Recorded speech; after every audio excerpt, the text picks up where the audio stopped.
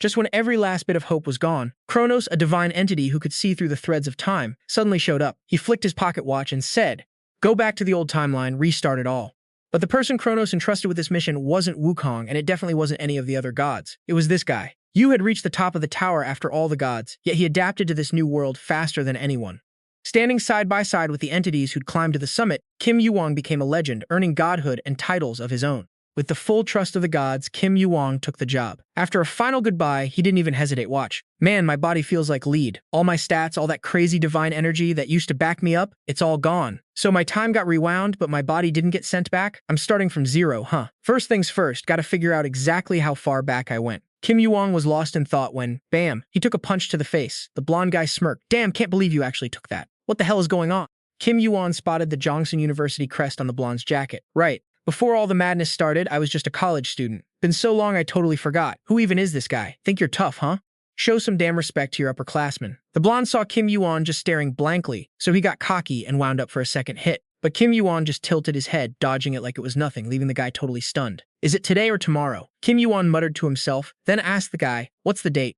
Answer me quick and I might let those punches slide, cause honestly, you hit like a little girl. The blonde went ballistic, screaming his head off. But before he could swing again, YuWon dropped him with a single clean hit. At that same moment, YuWon's phone buzzed in his pocket. The screen flashed, 3 p.m., December 31st. Exactly 9 hours before the tutorial started at 8 p.m., December 31st, 2019. The blonde guy, Kim Mi-hun, a physical education major at Jongsan University, adjusted his beanie and headed to a restaurant in the crowded Hana district to meet his crew. 1 hour late? That's a $50 fine, bro. Pay up.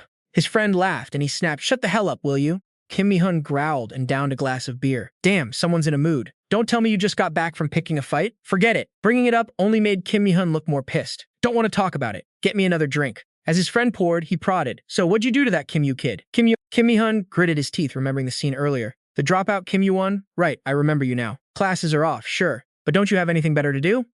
Honestly, if you're struggling, that's on you. Not like you've got much time left anyway. With that, Kim Yu-won had turned and walked away, leaving Kim Mi-hun with a bloody nose on the ground. Dude was just barking nonsense before he took off. I'm gonna beat him until he can't even stand, Kim Mi-hun thought, then started bluffing to his boys. I wrecked him. Hope he's still got enough juice to crawl to the hospital. One of them laughed. Hey, take it easy, man. If he does something stupid because of that, it's on you. Who cares? That loser doesn't even have parents, right? Exactly, nobody's looking out for him. Kim Mi-hun boasted. True, if he kicks the bucket after a few hits, that's his own fault. The whole crew laughed and cheered, clinking their glasses. 11:50 p.m. The New Year's countdown was drawing a massive crowd to the streets, Kim Mi-hun's group included. As they were walking, one guy yelled, "Hey, isn't that Kim Yu-won?" The whole group looked over to see Kim Yu-won dragging a suitcase, looking totally fine, like he hadn't just gotten the life beaten out of him. Why is he out here? Kim Mi-hun smirked. Even better. You're finished, kid. He threw his mask on the ground and signaled his friends to corner Kim Yu-won. Yo, Kim Yu-won, what the hell are you doing here? Kim Mi-hun shouted, drawing everyone's attention. 11:57 p.m. Kim Yu-won glanced at his watch and replied calmly, "It's almost midnight. You guys should enjoy these last 3 minutes, because after that, it's gonna be hell. You little, are you still talking trash?" Kim Mi-hun froze when he saw Kim Yu-won sit down and crack open his suitcase. Aside from a backpack, the thing was packed with weapons. One of Kim Mi-hun's friends saw him pull out a sword and an axe, and he panicked, grabbing Kim Mi-hun. Dude, how hard did you hit him? Apologize, quick, before this gets ugly. Another guy chimed in, yeah, Kim Mi-hun, you messed up. And you, man, this is too much. No matter how mad you are. Kim Yu-won didn't even acknowledge them. In his head, he was doing the math. This is the most densely populated spot in Seoul. Too many people here. Kim Yu-won slung the backpack over his shoulders, gripped the sword in his right hand and the axe in his left, then kicked the suitcase at Kim Mi-hun's crew. Right as the clock struck midnight, a deafening screech tore through the air and purple pillars of light erupted everywhere. Your 3 minutes are up. Kim Yu-won dropped that and walked right past the stunned group. Sector 2131. Population 1204. Tutorial starting now. Survive the zombie swarm. All zombies will vanish in 30 minutes. The moment the announcement ended, zombies flooded out of the purple portals like ants after a rainstorm. Kim Yu-won frowned at the sheer numbers. So many zombies, it's all based on the tutorial difficulty settings. The higher the population density, the harder the difficulty. That's how they balance the sectors. Hongdae's got a massive population for its size. The zones are locked in by the sectors. Doesn't matter where you run, there are zombies waiting. This place is going to turn into a bloodbath soon. You can check your stats by saying status window.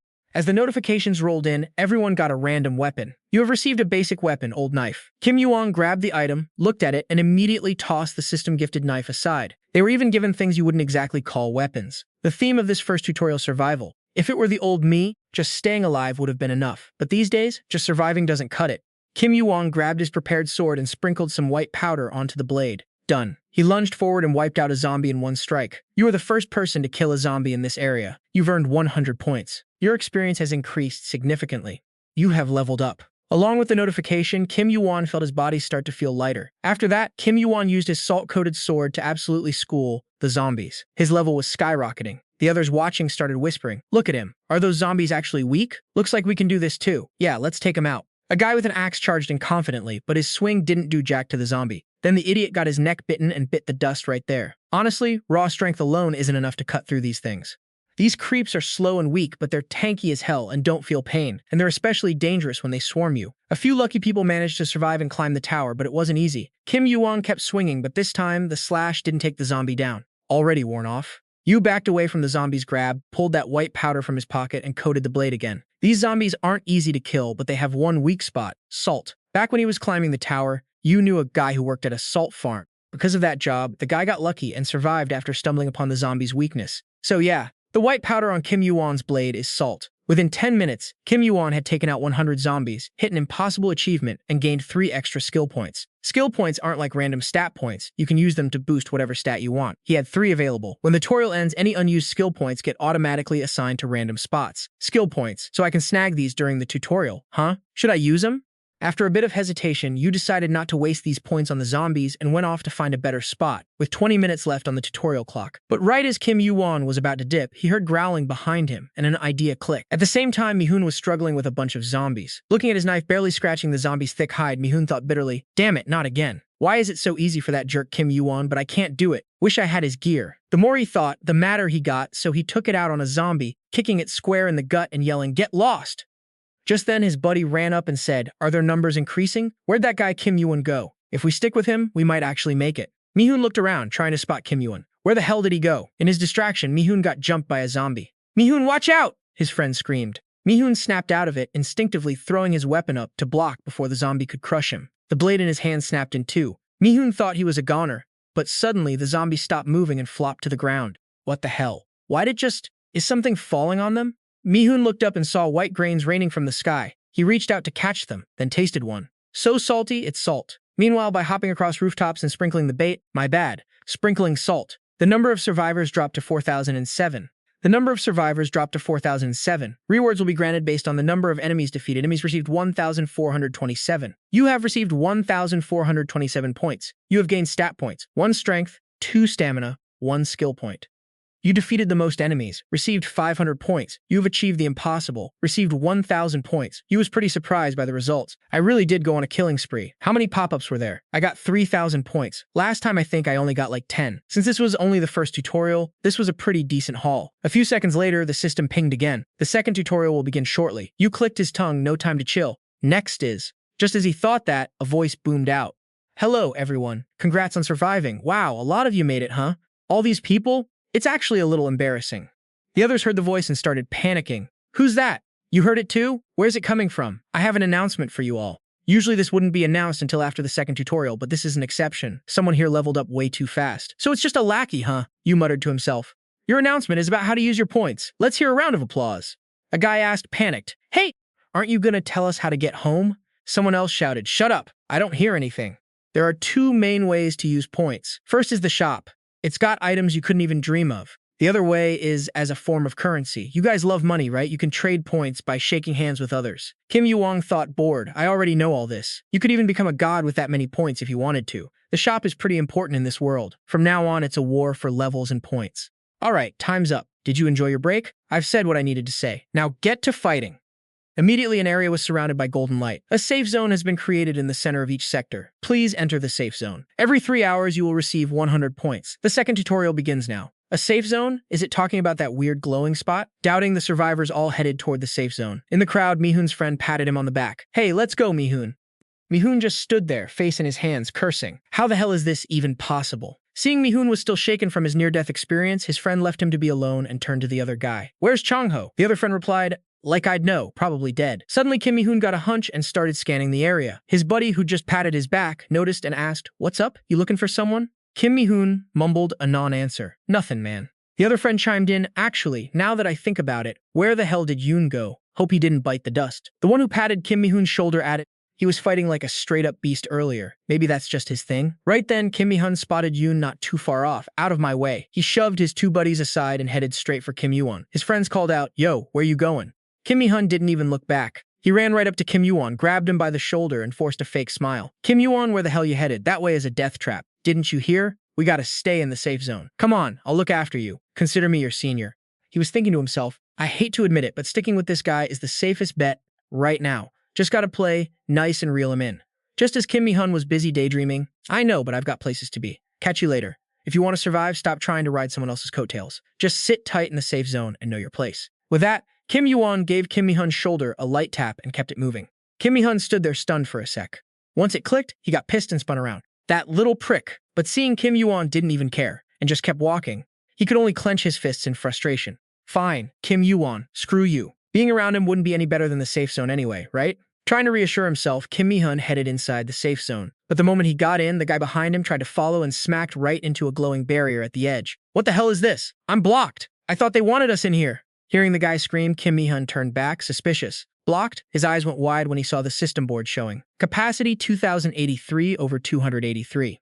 Capacity is 2000? That's like half the survivors. What about the people left outside? As soon as that thought hit Kim Mi-hun and everyone else in the safe zone, the answer played out right in front of them. Outside the safe zone, giant earthworms suddenly burst from the ground and snapped up the poor bastards nearby. "Help! Somebody help me! What the hell is that? Help! Save me!" Screams echoed everywhere. The people stuck outside scrambled in every direction looking for cover.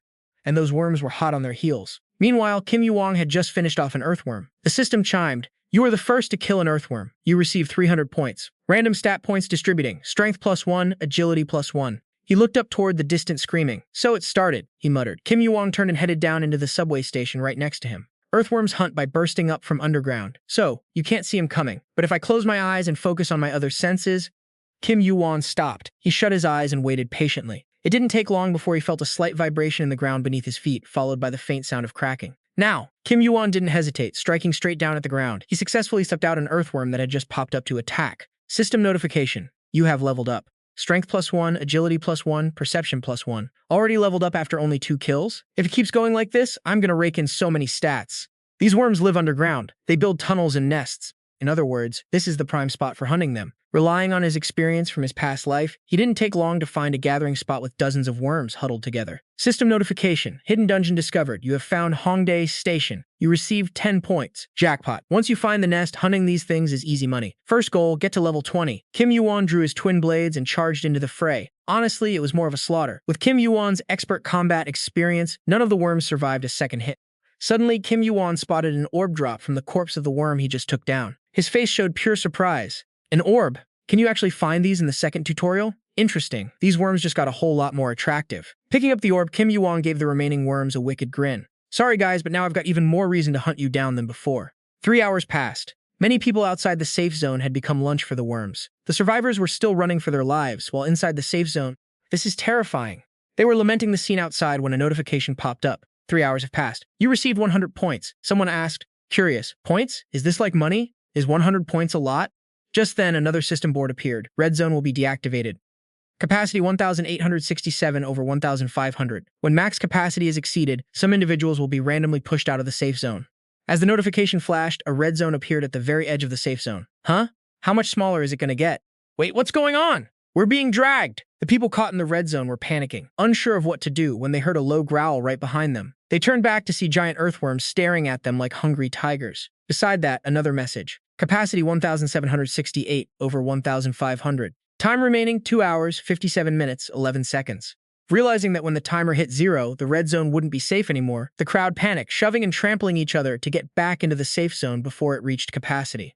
Get lost! Out of my way! You want a knuckle sandwich? Move it! I'm getting in there! Stop blocking my path! Suddenly, a loud roar cut through the chaos. Everyone went quiet, startled, and instinctively stopped to turn toward the person yelling. It was none other than Kim Mi-hun. He was standing there, teeth gritted, glaring at the crowd. From now on, we gotta decide who we're taking out if we want to survive. If we don't make a move, we're gonna end up getting kicked out ourselves.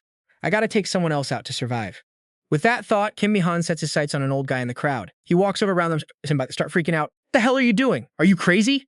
Kim Mi-hun doesn't even care. He grits out, I'm taking this old man out. Meanwhile, inside the Hongdae Station, Kim YuWon just finished off the last Earthworm from the nest he tracked down. System notification. You've leveled up. Agility +1, Stamina +1, Perception +1. You've reached level 20. A new stat, Mystical Ability, has been unlocked. Kim YuWon takes a quick look at his status window, then scoops up the marbles dropped by the worms, stuffing them into his backpack, he mutters. Took me 3 hours, I think. Not bad. But thanks to those stat boosts, my body feels way lighter now. I even snagged 3 random stat points from hunting those worms and a skill point too. Can't really ask for a better haul before taking on the big thing. System notification. You have 5 skill points remaining. Would you like to use them? Kim YuWon selects yes. System notification. Distributing skill points. Mystical ability +5. Mystical ability. 18. This stat is going to be the foundation for every bit of power I get from here on out. There's nothing more important than this. Even those ultra-rare people who supposedly got blessed by the tower only start with 12 points, so this is a solid start. Glad I saved those points. Now for the next step. Kim YuWon tilts his head up at a gap in the ceiling. Hey, you're watching, aren't you? After a few seconds of silence, a voice calls down from the gap. How'd you know? Kim YuWon smirks. Look, I'm a bit of an attention seeker, and it's gotta be boring watching from somewhere else, right? The voice from the gap rings out again. You got a point. And hey, thanks. You made this boring-ass job way more entertaining. Plus, you actually hit level 20 at the same time a doll-sized creature flies down and hovers next to Kim YuWon. Kim YuWon says, just got lucky. He's not fazed by the thing. It's clearly one of the administrator's minions. The minion speaks up. Lucky, huh? You know, the people who pin everything on luck are the scariest ones. So, why'd you call me? Kim YuWon answers quick. The shop. The minion asks, sounding surprised. Oh, you want to buy stuff? Kim YuWon replies, nah, I want to buy a skill. The minion pauses for a sec, then snaps at fingers, pulling up the shop interface right in front of Kim YuWon. I think you're the first person to actually buy a skill during the second tutorial. Go ahead, pick whatever you want. Kim YuWon doesn't hesitate and starts browsing. So much crap here, he thinks. I'd waste a lifetime just scrolling through all this. After a while, Kim YuWon turns and asks, is this really all the skills you've got? The minion answers, that's all there is for the tutorial phase.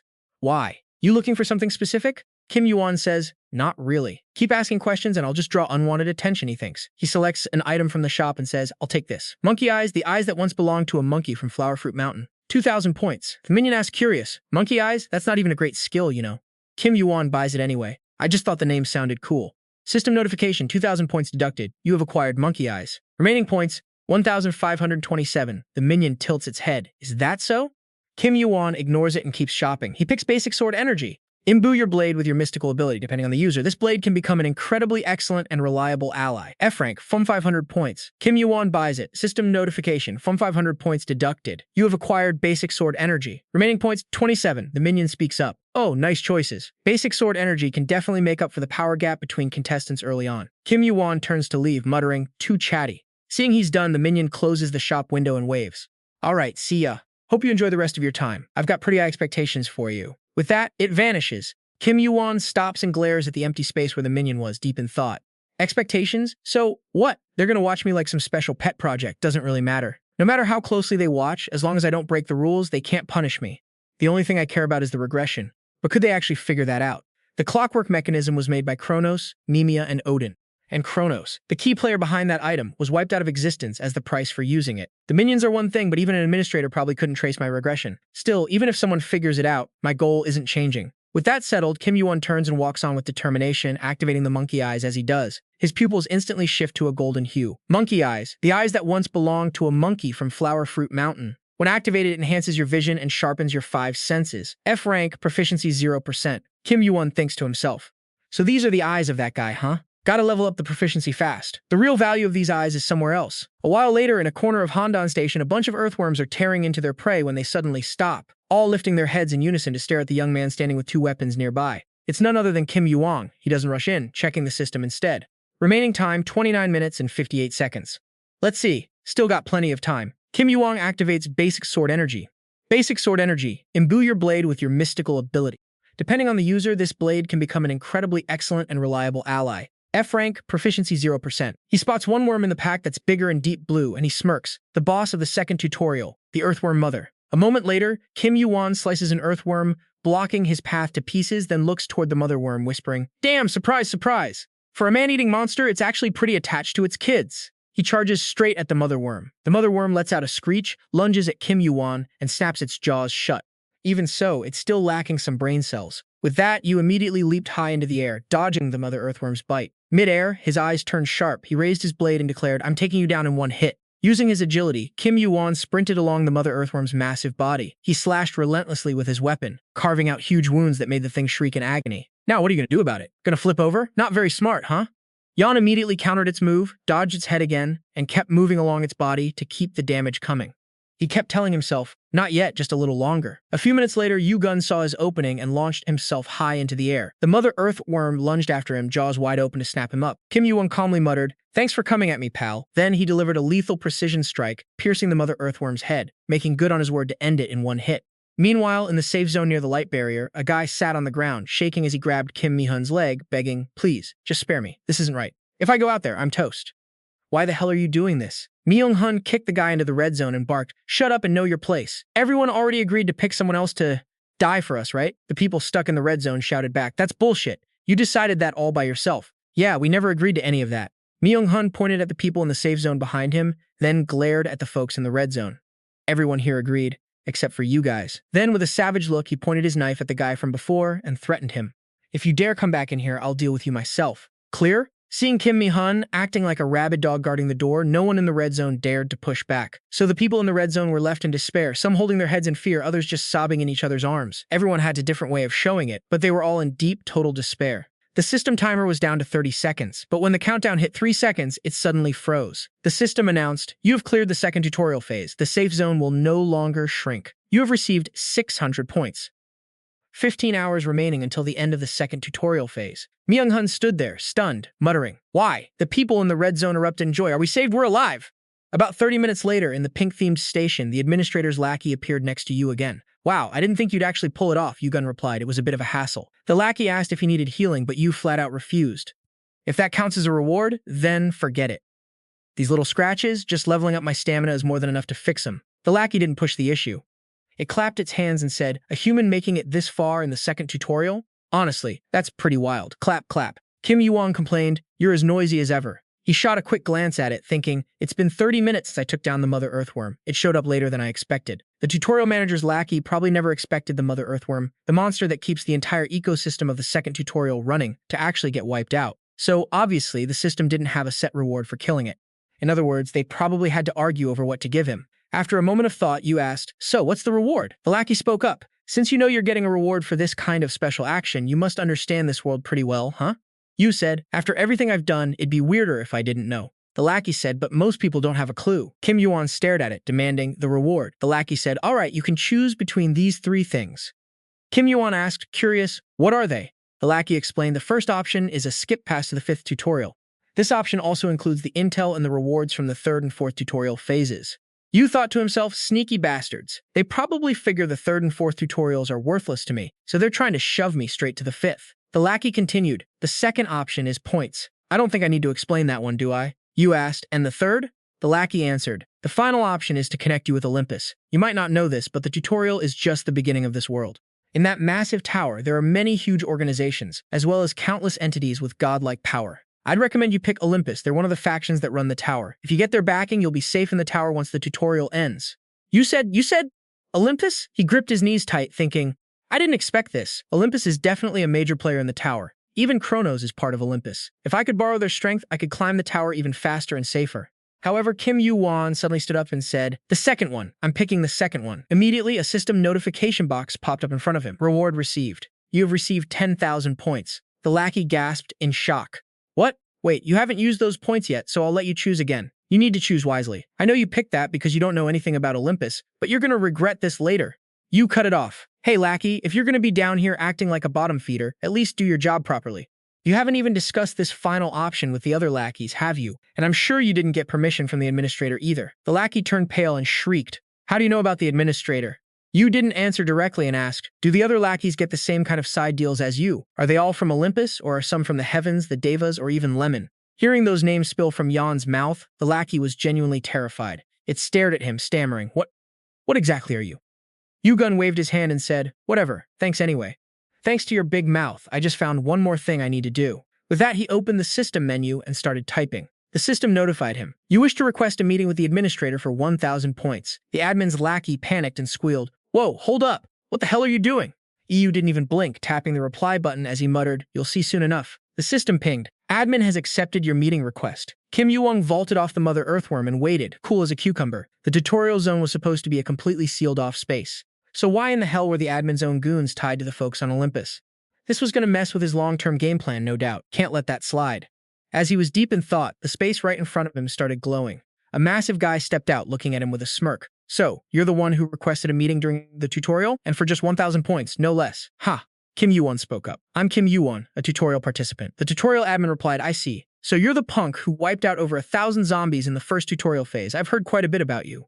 Kim YuWon, was it? The admin asked. How do you know I even exist, and how'd you figure out how to request this meeting? Kim YuWon shot back. Rule number 1 of the tutorial. Players aren't supposed to get info from the admin or the tower. They've got to dig it up on their own. A rule you wrote yourself, he thought to himself, meaning every bit of info has to be earned. The admin knew better than anyone he wasn't lying. The guy could sniff out a lie or the truth from anyone in his domain. The admin went quiet for a few seconds before speaking up.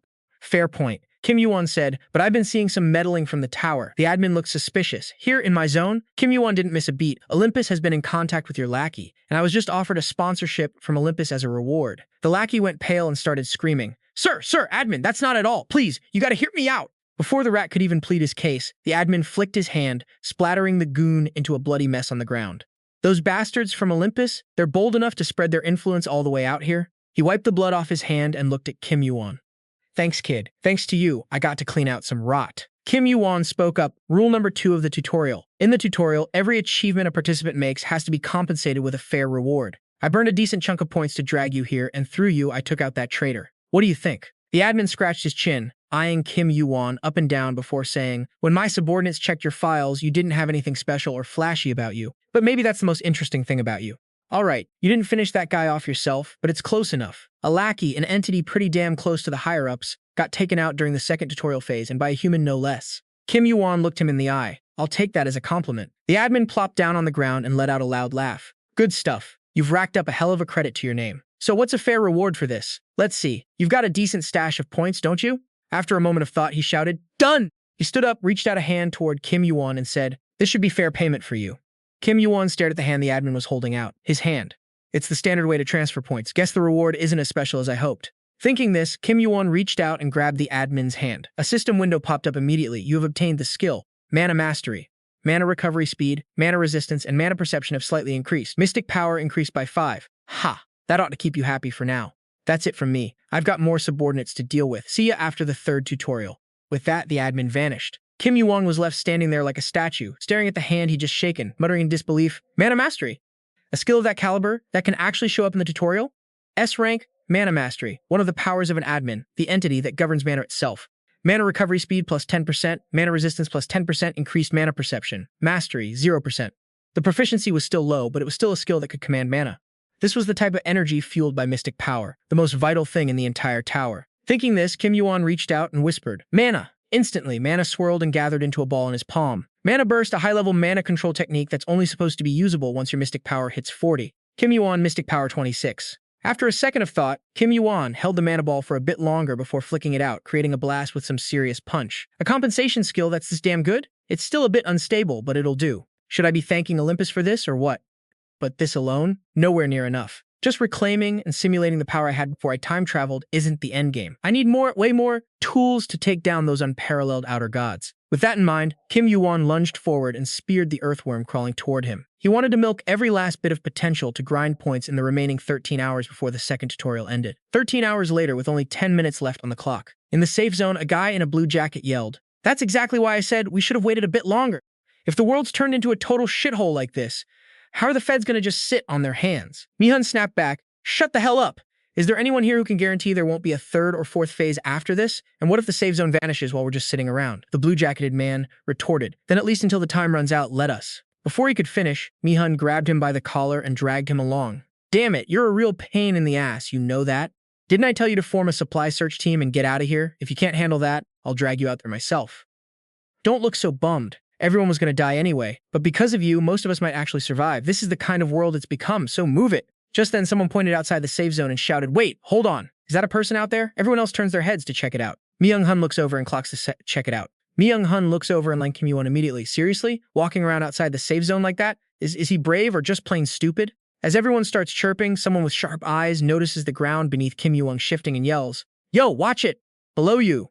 A split second later, a giant earthworm bursts out, jaws wide open, lunging straight for Kim YuWon. Kim YuWon doesn't even blink, dodging easily before stomping down hard, shutting that worm up for good. After cleaning up the mess, he walks into the safe zone and says, "Don't mind me. Go ahead, get back to your little debate." The second tutorial had only 5 minutes left, and Kim YuWon had already hit level 26. Kim YuWon thinks to himself, just swung by to grab my completion reward. But some clowns were already acting like they owned the place. Mi-hun walks over, acting like they're best buds, throwing an arm around his shoulder. "Yo, Kim YuWon, where the hell you been? I've been looking everywhere for you, man. You just ghosted like that. Got me worried sick. Come on, let's head inside." Everyone else eyes them nervously, whispering, "They know each other? Did you see him crush that monster with his foot?" Kim YuWon catches their vibe immediately and knows exactly what's going down. He shoves Mi-hun's arm off. "So you're the one forcing them to scavenge for supplies?" Mi-hun freezes for a second, then shrugs. "Yeah, they might get hurt, but this benefits everyone, right?" Kim YuWon asks, "So you're making them risk their lives just to find snacks? Something's definitely twisted here." Mi-hun snaps. "Listen close, Kim YuWon. If you want to survive, you gotta get dirty. You think world that's gone to total hell, you have to be selfish. You have to be ruthless. How do you not get that?" Kim YuWon gives him a cold, mocking smile. Whatever. Just then, the second tutorial timer hits 0. The system chimes in. The second tutorial has ended. Each person in the safe zone loses 500 points and receives a supply pouch. If you die, the items in your pouch will be wiped. On cue, pouches drop onto everyone's heads. Kim YuWon catches his adding, "If that's how you want to survive, fine. I'm not joining in, and I ain't telling you what to do, either. Just do me a favor, don't cross the line." Mi-hun watches Kim YuWon walk away and spits out, "Crossing the line? Who the hell is this guy trying to scare?" The announcement keeps going. The third tutorial begins now. Eliminate 50 monsters in the sector and collect 50 cores. Wait, the previous line was part of the instruction. Eliminate 50 monsters in the sector and collect 50 cores. You have 72 hours remaining. The sector will be destroyed when time runs out. The gate will activate in 70 hours. The moment the notification ends, a portal appears with a scoreboard floating above it reading 0/5. At the same time, monsters of every shape and size start crawling out of the streets and buildings. Everyone starts panicking. Damn it, more monsters? When does this nightmare end? At least the safe zone is still holding up. Yeah, true. Wait, is that an exit? This feels like a damn game. Mi-hun frowns, muttering to himself, "Hunt monsters and collect cores? I have to collect 50 of these things myself?" He hisses at the people around him. "You guys heard the rules, right? You know what you need to do."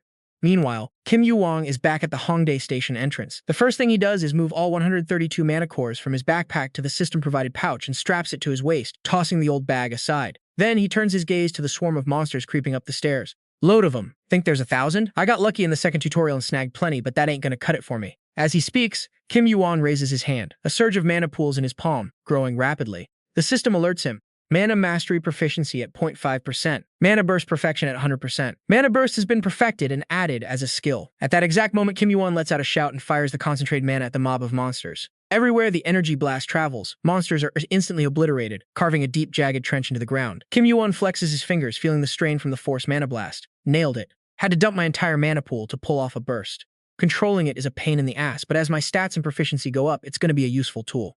He starts picking up the mana cores from the wreckage, stuffing them into his pouch with a sigh. I mean, Mana Burst is the foundation of regulating and controlling energy, but it's not really my style. Kim YuWon stands up, pulls out a knife, and stares at the monsters that are trembling and backing away. "What's wrong? Why are you scared? Come on. Let's go again. I'm not wasting any more time." The next day, with 22 hours and 43 minutes left, a group of 3, 2 guys and a girl, all level 10, are carefully scouting a spot in Hongdae Station. They're looking around, whispering to each other. "We've gone way too deep, haven't we? Yeah, this place feels cursed. What else are we supposed to do? We started with 400 people, now there's only 400 left. We gotta hide wherever we can. Is Hongdae Station always this huge? Who knows? The world's in the gutter. Nothing's gonna be normal." Suddenly, June points ahead and yells, "Wait guys, look at that." Junho and Seongchan look over, their eyes widening in shock. "What is that? Is that a convenience store?" June smiles. "Thank God we can finally fill our bags with some food." Junho bolts toward the store, laughing. "Let's go, I'm starving. Think they've got any ramen left?" Seongchan snaps back. "We don't even have water to boil, you idiot." "Whatever, screw it, I'll eat it raw." Right as he says that, a spider-like monster drops from the ceiling and bites Junho's head off in one shot. The other two turn pale as ghosts. June screams, covering her mouth. More monsters crawl out of the shadows. Seongchan quickly draws his weapon. June pulls hers out too, but she's panicking. "Can we even win this? I've tried so hard to survive, leveled up pretty high too. Why can't I move?" Seongchan sees a monster about to pounce on June and yells, "June!" She snaps back to reality. She starts swinging blindly, managing to block one monster but getting bitten on the arm by another. "Son of a!" Seongchan curses. He swings his weapon with everything he's got, smashing the monster's head to the side. But the creature's head snaps right back into place, and it lunges, biting into his arm. June thought in pure desperation, "No way. I've been through hell just to stay alive. Why the hell am I going to kick the bucket here?"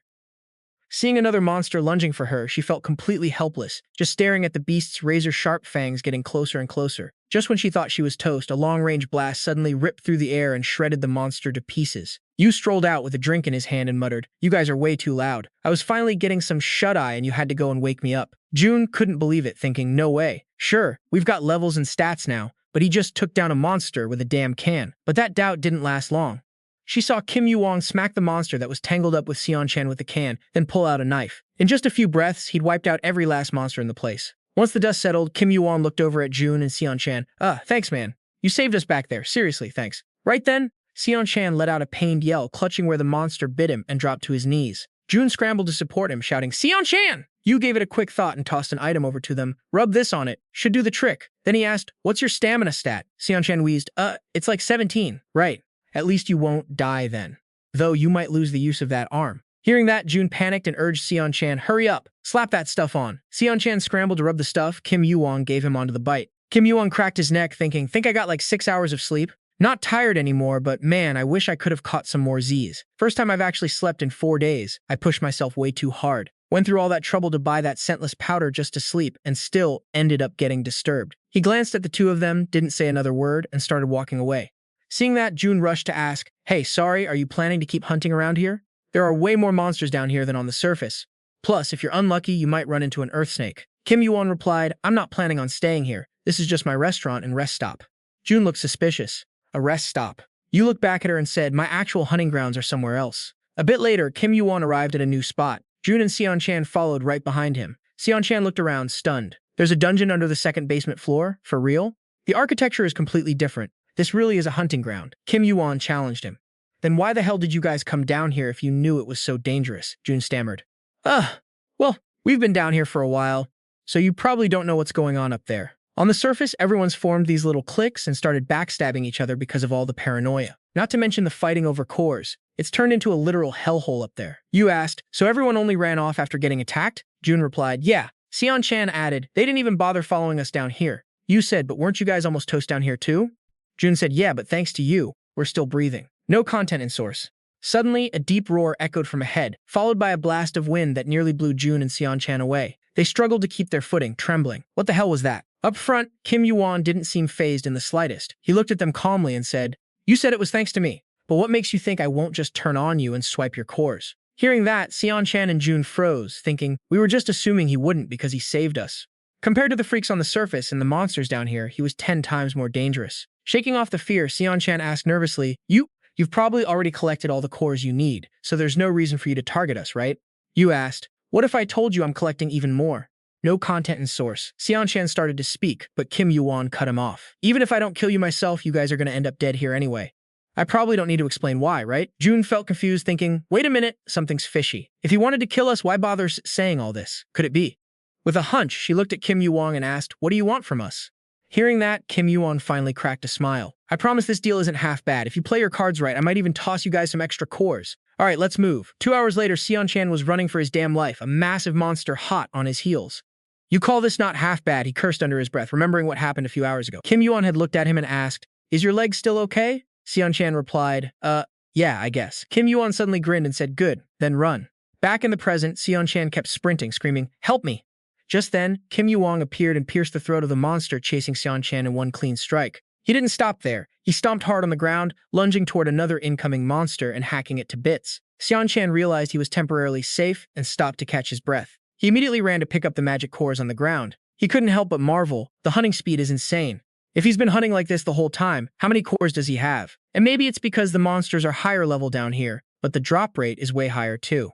He got 50 cores in just 2 hours. This guy isn't just strong, he's in a completely different league. How many was that just now? Seon-chan was spaced out until Kim YuWon's question snapped him back. There was one more, so 6 total. Here, take 1. Keep it." Seon-chan handed the 5 cores to Kim YuWon while thinking, our speed luring the monsters can't even keep up with his clearing speed. What does he even need that many cores for? Thinking about that made him nervous. "June's back a bit late, isn't she?" "She'll be back soon," Yu reassured him. While they waited, Seon-chan asked out of curiosity, "What level are you anyway?" "You must be leveling up like crazy with that hunting speed. It's slowed down a ton. If I want to level up properly, I've got to wait for the next tutorial phase."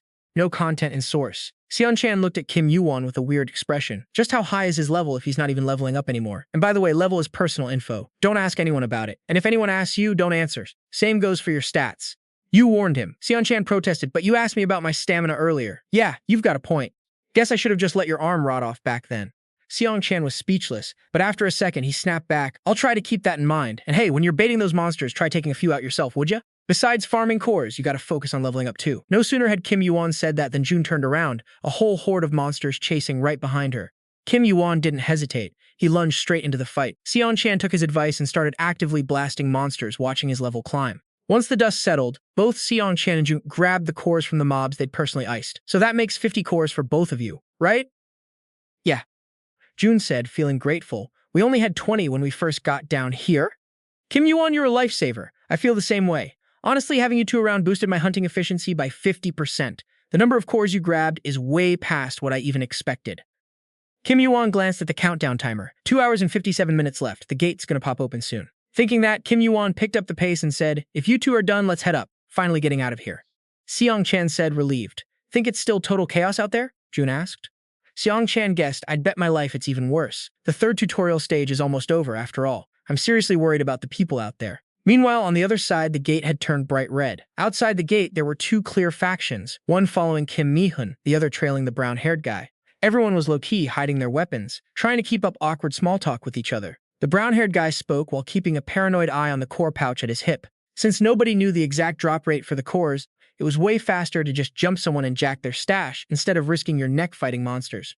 The bald guy standing nearby muttered, but it doesn't look like anyone wants to throw the first punch. Once that gate opens, though, all bets are off. The brown-haired guy gritted his teeth, thinking, the second that gate opens, I'm grabbing the cores and bailing. As it turned out, things were about to escalate way faster than he thought. Before the gate even opened, Kim Mi-hun walked up to greet them. Long time no see. How long's it been? 2 days, right? I don't think we're close enough for all this pleasantry. You already know what's going down, but you're still acting all high and mighty. You know the situation, don't you? Once the gate drops, it's going to be a bloodbath. This guy, he's already rallying his crew, getting ready for the moment of truth. Brown hair was seething, but for the sake of the big picture, he had to ask, how many cores do you need? Kim Mi-hun laughed. Well, unlike you, we've got a lot of mouths to feed, so about 700. Brown hair's face went pale. They only had a little over 300. This demand was pure insanity. They were definitely going to have to clash with Kim Mi-hun's group. Then Kim Mi-hun made a counteroffer. Just give us 400 and we'll leave you guys alone. We'll handle the rest ourselves. Damn it, if I refuse, it's all-out war, 50 versus 20. We're totally outnumbered. Should I actually be grateful he's only asking for 400? No way. I'd rather fight. Just as the brown-haired guy was about to go kamikaze, Kim YuWon's group of 3 appeared out of nowhere, grabbing everyone's attention. Kim YuWon, I haven't seen you in days. Where the hell have you been? Kim Mi-hun ditched the brown-haired guy and marched over to Kim YuWon. I had stuff to do. Kim YuWon dropped the crate he was carrying and answered, so you get enough cores yet? Obviously. Kim YuWon opened the box and dumped all the cores from his crossbody bag into it, leaving the crowd completely shook. Oh my god, how many cores does he have total? At least 1,000, easy. How the hell did that guy farm so many? Wait a minute. Wasn't I supposed to be the one with the big crew? I've got 50 people on my side. No matter how strong he is, he can't take all of us at once. While Kim Mi-hun was busy calculating, Kim YuWon cut him off. The ground. Look closely at the ground. Kim Mi-hun looked down and saw a line drawn right at his feet. You all need these, right? I don't. I've got more than enough. Seeing Kim YuWon's mountain of cores, the crowd started losing their minds. Hey, me too, Kim YuWon kept going. But nothing's free here. 100 points each. If you want to buy, you ask me first, then you step into the circle. 100 points? That's highway robbery. How many points do I even have? The store doesn't sell cores. If we want them, we have to deal with him. As people hesitated, Kim Mi-hun stepped up to stir the pot. Are you selfish prick? You could hand these out and save hundreds of lives, and you're choosing to sell them? What a joke. What are we supposed to do if we don't have the points? Kim YuWon replied, totally unbothered. That's a stupid question. Buy if you want. I'm not forcing anyone. Come over here if you're buying. Pay the points first. Get the items. Trade the stats. I don't care how you get your points. People started whispering in a panic. Selling gear? Can you even do that? Seeing his plan fall apart, Kim Mi-hun gritted his teeth in pure rage. He started playing dirty. You bastard. I bet you killed other people to steal those cores. And now you've got the nerve to sell them for profit? You think people are actually going to go for this? Kim YuWon didn't even blink. And if I didn't steal them? Kim Mi-hun doubled down. Who's going to believe that? Right then, June came sprinting over from the distance. You don't have the right to accuse anyone of being a thief. You killed my friend. Do you have any idea how hard we had to run to get away from you guys? Seong Chan stood up too. If he was a thief like you say, we'd already be dead. We've been with him the whole time. You're just projecting your own crap onto others. What the hell do you even know about him? Kim Mi-hun's teeth were chattering with rage. This is absolute garbage. So what? What are you three gonna do about it? Think you're safe just because you're hiding behind this guy? No sooner had he finished than he screamed at his crew, "Kill 'em all!" In a heartbeat, the whole mob rushed forward, weapons swinging. A figure flashed like lightning, moving so fast nobody could even track him. But the two guys leading the charge with swords were instantly decapitated by a single swing from Kim YuWon. Kim YuWon glared at them. "You guys crossed the line. You guys crossed the line." The guy standing closest to the bodies froze as blood started spraying everywhere. Not just Kim Mi-hoon, but all his cronies felt a chill run down their spines. Only now did Kim Mi-hoon remember what Kim YuWon said. Wait, was the line he meant? He remembered Kim YuWon had already laid down the ground rules. Kim YuWon continued, "Like I said, if you can pay, I'll sell you the cores. Anyone who wants to buy, step inside the circle once I give the green light. Whether you buy or not is your call. I ain't forcing nobody. But if any of you try to cross this line with other intentions," he pauses, glaring aggressively at Mi-hun's crew as a warning, "you're gonna die." A system notification pops up, activating the basic combat skill. Mi-hun doesn't give a damn about his words and screams, "Damn it, get him! Take him out!" The whole crew decides to gang up on him, but Kim YuWon doesn't even flinch. Every bastard that charges at him gets their head lopped off in one shot. He glides through a few moves and they're all dropped on the ground like straw. Mi-hun is terrified, can't believe his eyes, and instinctively backs away. How is this possible? In this moment, he's absolutely shook to his core. Am I the one who forgot the true nature of this world? I gotta run. Yeah, that's it. That line. It said only those who cross it die. I can do this. I'll be fine. I'm gonna survive. Yu stares him down, cold. You think just standing there makes you safe?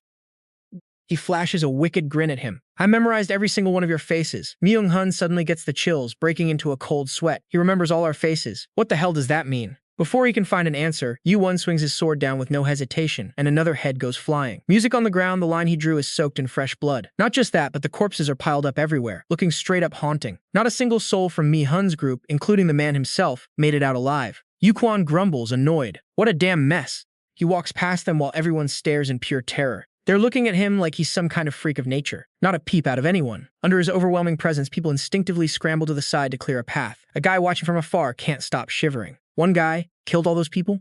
A single person with enough raw power to crush an entire gang? So this is the world of these kinds of stories. I thought I'd adapted, but I was dead wrong. Thinking that, and who knows what he's planning, he raises his hand and shouts, "Oh, buy your cores!" A lackey looks confused. "Hey, boss." He asks, "Where are we going to get the points?" The other guy speaks up, "I already checked with those guys. Cores like this can sell for 500 points. The lackey is still stammering, but he explains, "Think about it. All of his cores had to come from straight-up monster hunting." The lackey is stunned. "How do you know?" He says patiently, "He's this strong man. How many monsters do you think he's killed? He didn't even bother taking cores from the people he just wiped out. That proves these cores aren't stolen, and this is a legit transaction." Yu turns his head back, and the guy is already approaching him, eager to buy. "Sell me 7. He thinks to himself, the rules and the law of this world are set by strong players like him. They shake hands fast, sealing the deal, and he gets 700 points added to his balance. Everyone starts buzzing. Right, if we buy cores, we can move on to the next training gate. Wait, how many points do I have? I've only got 200. Watching him successfully vanish past the training gate, the crowd finally loses it. "Me too, I want to buy. I'll take 7. I'll take 10. Anyone got spare points? I promise to pay you back in the next round." Over here, the admin stooge is busy checking items. "This item's a bit busted. I'll buy it for 300. Take it or leave it." The guy refuses. "That's price gouging." The next guy comes up and he does it again. "This item isn't common. I'll pay 200. Everyone's pissed. "You crook! You sold it to me for 1,000 points and now you're buying it back for that much?" Another one comes up. "Each stat is only worth 100 points, so 3 perception stats should get me 300. Right? YuWorld keeps getting thousands of points added to his account. He thinks helplessly, that's some shady business. There should be a limit to how hard you squeeze people. He thinks, well, better that than dying here, but they're going to regret losing those stats later when they climb the tower. His total points have blown past his initial goal, sitting at 167,400. He does the math. It's working in his favor anyway. I thought 100,000 would be great, but with this, getting that much is easy as pie, and I can grab that thing too. June calls out from afar, "Are you leaving already?" He wonders why they aren't gone yet. She walks up close, "We want to go with you." He rejects her flat out. "I ain't looking to form an alliance." So Chan says sincerely, "You can just treat us like cannon fodder like before. If we're no longer useful, just dump us." Hearing that, his face darkens and he stays silent for a long time. Finally, Yan speaks up. "Unfortunately, this is where we say goodbye." He continues, "Don't rely on anyone or you two won't survive. Besides, I'm not planning on going." So Chan is shocked. "Huh? You're not going?" Hearing that, both of them just stare at him, blank and speechless. Kim YuWon holds up his empty bag. "You guys see this? I don't have a single core left." Right after saying that, he tosses the empty bag onto the ground. So Chan is so stunned he can't even speak. "Why would you do that? What are you going to do now? You should have kept 50 for yourself, you idiot." Kim YuWon acts like it's no big deal. "I ain't going nowhere. Hurry up and get lost. This place is about to turn into a war zone." June runs after him, calling out, "Kim YuWon!" He doesn't turn back. She watches Kim YuWon's back, looking like she's about to cry. So Chan doesn't know what to say, so he just pulls her arm and whispers, "Let's go, Joy." And just like that, the two finally head down the path they were meant to take. Kim YuWon has his own business to attend to. He talks to himself. The next training rounds are defensive. 4 stages: survival, competition, hunting, and finally, defense. A man rushes up and asks, "Wait, did you sell all your cores already?" He replies coldly and shortly, "Yeah, sold them all." Then he drops to his knees in despair. Yu doesn't care. He thinks he needs to move fast. This spot is about to become a battlefield for core grabbing. And just like that, he wanders the streets alone, leaving behind the crowd in agony and despair. Kim YuWon calculates there's only an hour left when he suddenly spots a shop nearby. The whole city suddenly gets covered in a purple streak across the sky.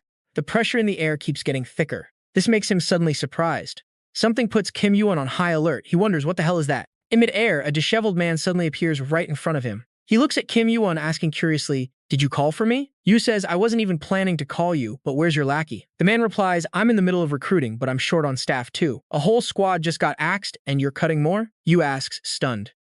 "You already narrowed down the scope?" The guy explains that 1 out of every 3 gets linked. Kids these days are straight up lazy. And thanks to you, most of my subordinates are wasting time here, so progress in other sectors is lagging. When asked why it's his fault, the guy snaps, frustrated that over 100 people use the shop to buy items through him. Yu coolly asks, "Isn't it better to have that kind of trade going on? Do you really need that much manpower just to run a single shop? Is that why you came?" The guy is annoyed. "A single shop? It's not just about the shop, kid. Do you have any idea what's actually going on?"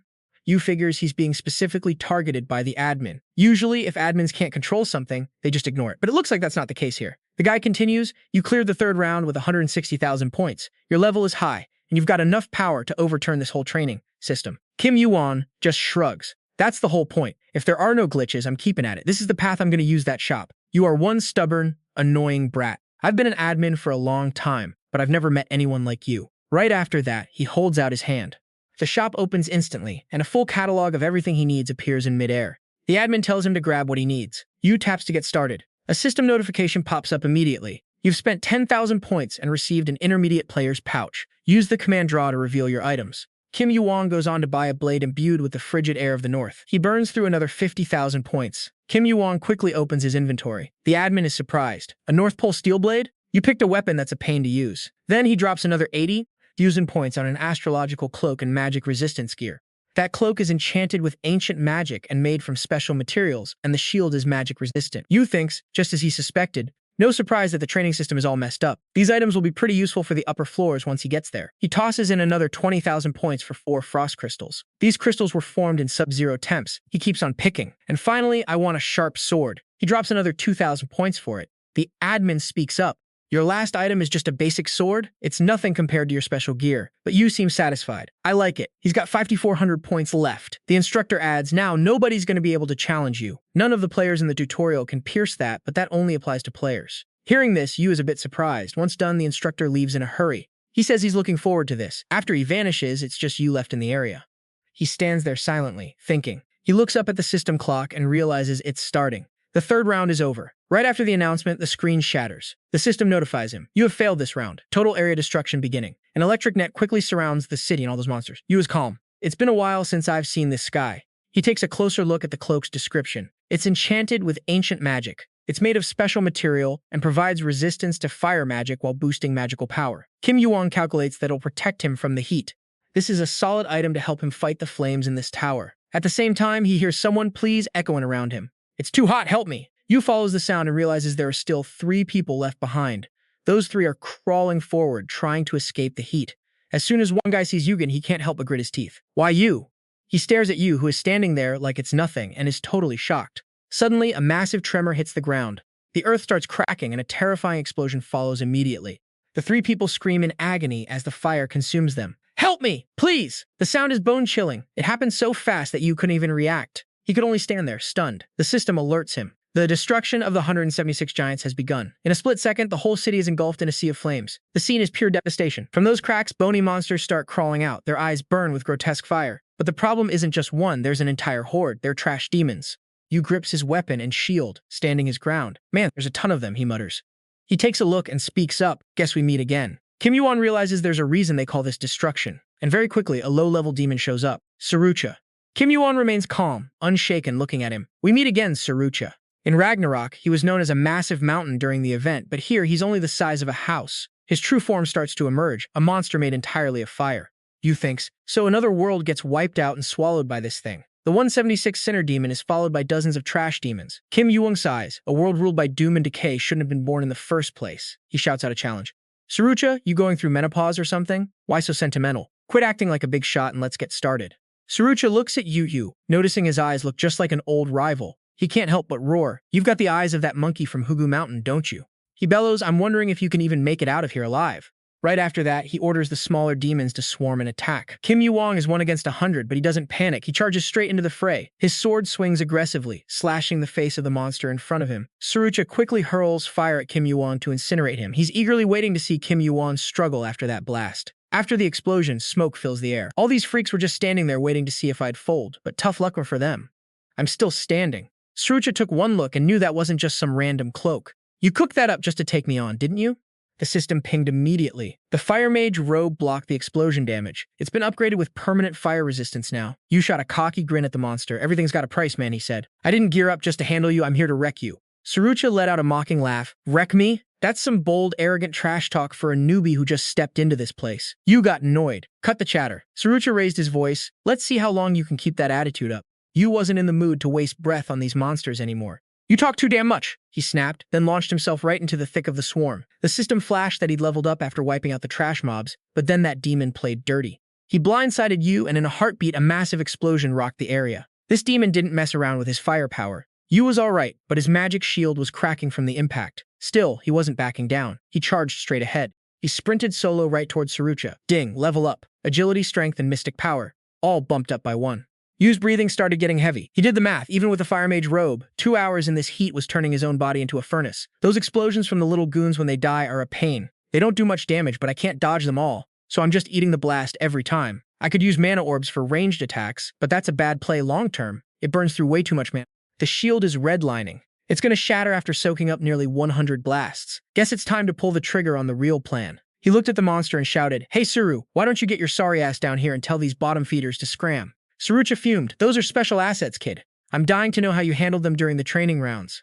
Surucha growled, then lunged at him with a savage attack. You caught him off guard but didn't stop the trash talk. What about you? Didn't you see the Great Sage just sitting around chilling during the training?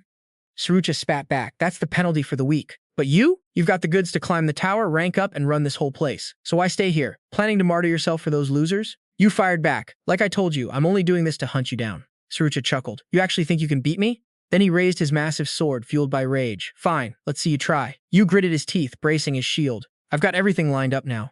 He knew he'd pull it off. The shield groaned, cracks spreading deeper after that last hit. The giant sword came crashing down. Little Kim stood his ground, and by some miracle he was still in one piece. His eyes, intense and sharp, reminded Surucha of someone he'd met before. Kim Jong recalled the voice of the Great Sage. You want to know how I got these eyes? There's a trick to it. I failed the 3rd round, but not because I was weak. There was a specific reason. But that's whatever. The real question is, after the dust settles, do you even know what kind of destruction that training round brings? Listen up. Kim Yuwon held his gaze, leaving Surucha stunned. The monster looked at the rubble and thought, this is weird. I felt him take that blast head-on without moving, so why isn't he dead yet? Surucha was floored to see the kid pull himself up again. He couldn't wrap his head around it. Thought I was toast in that heat. You thought about the Great Sage. That battle junkie had challenged him 100 times, and he'd only managed to win a handful. There were a few reasons for that. Between the Rui Jingu Bang that stretches forever, the flying nimbus that travels at the speed of light, and the immortality he got from those heaven-sent peaches. But the biggest reason he was so strong, the system pinged again. Hidden item unlocked. Monkey eyes. Hidden items are buffs that appear as gear or skills. The monkey eyes sync up with fire-based monsters. They can see through lies, detect good and evil, and give you a massive boost in fire resistance. Stats: 12.14% resistance, reducing the pain of fire attributes. You grabbed the monkey eyes. Back to the grind, he let out a breath. Even with this gear, it felt like I was being burned alive. Don't tell me that guy endured this hell for so long just to get these eyes without any special help. He really is a monster. Surucha looked shocked. Those eyes, you thought. Never thought I'd actually respect that monkey. Kim Yuwon stood tall. Thanks for the power-up, Surucha. Now I'm actually ready to kill you. Surucha sneered. What a joke. You think you can do anything in that pathetic state? Kim Yuwon popped the frost crystal. The temperature dropped instantly, the burn effect cleared, and ice properties were added to his mystic powers. The heat that had been suffocating him finally faded. Kim Yuwon bit his lip. He was freezing, but he was loving every second of it.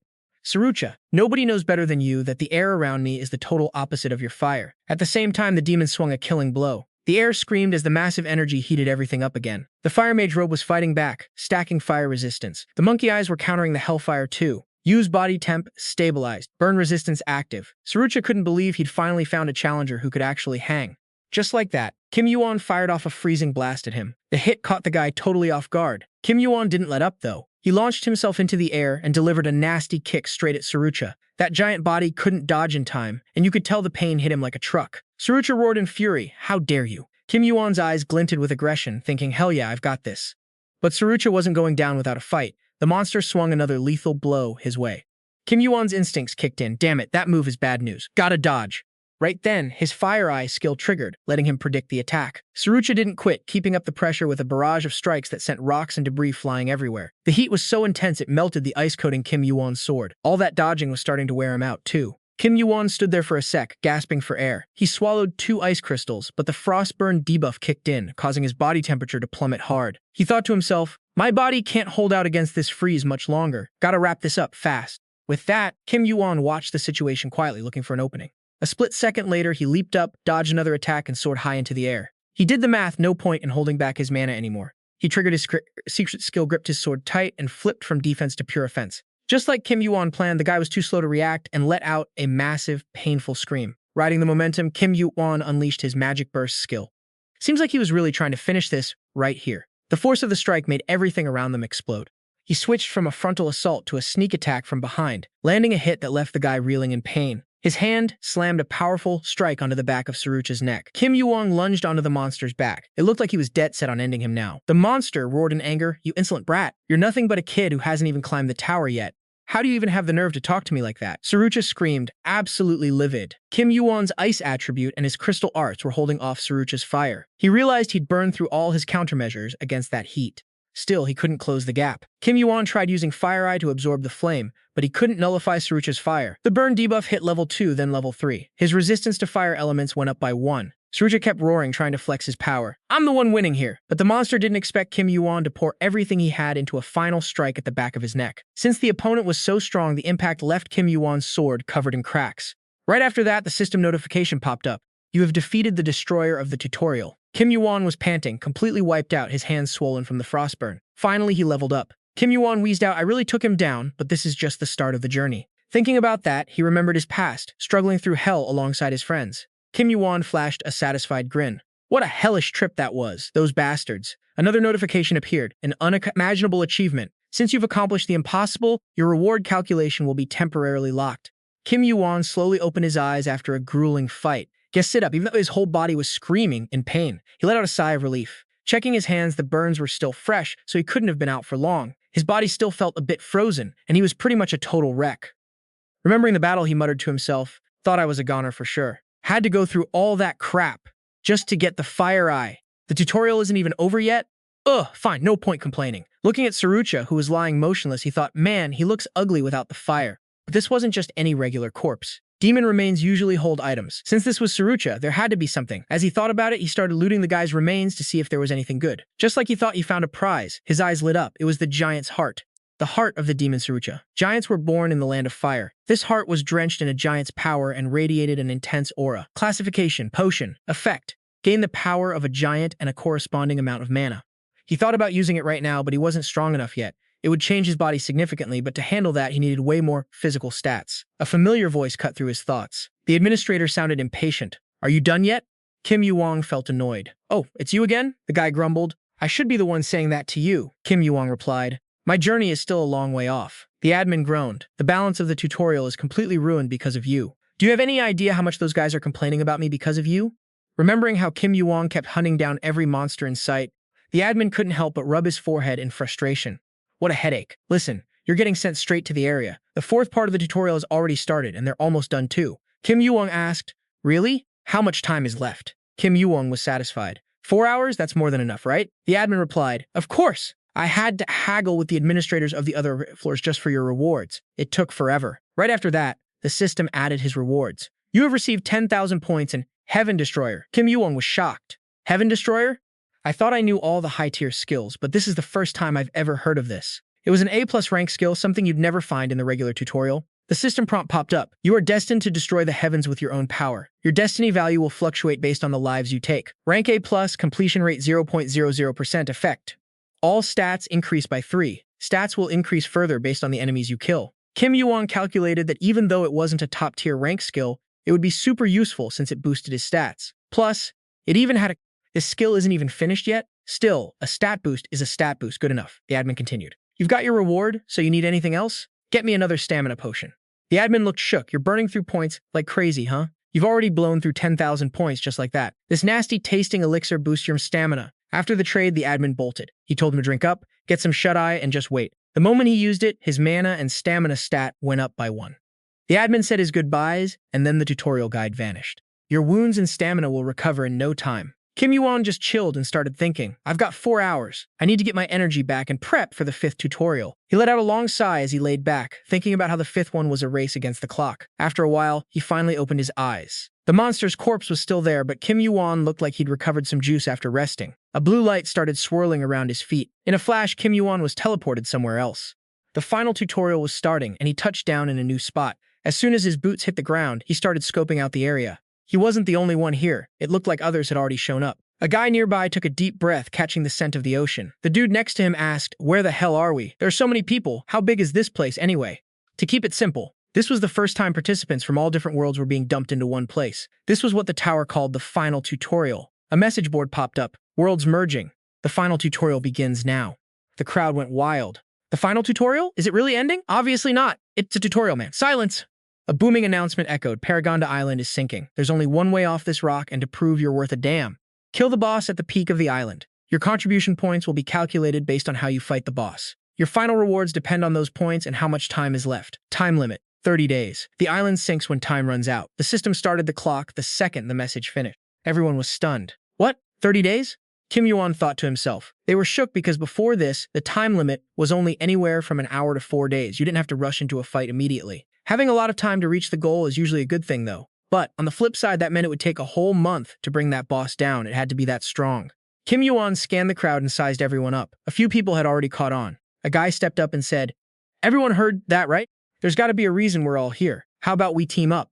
People were hesitant, wondering if they should. He quickly pushed, fine, let's introduce ourselves now. A cold voice cut through the crowd. I refuse. The whole place went dead silent. He said arrogantly, who said you guys are my teammates? A teammate should be someone I can trust to have my back, so I'll be the one picking them. Just looking at you lot, I can tell you ain't worth it. One of the guys looked shocked. What did you say? It seemed Kim YuWon knew him.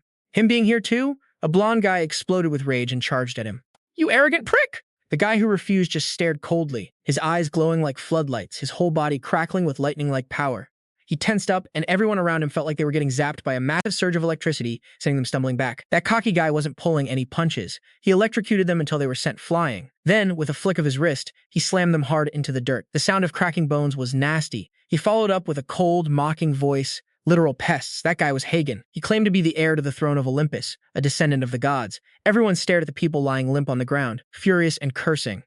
Crazy bastard? Someone whispered, is that a skill?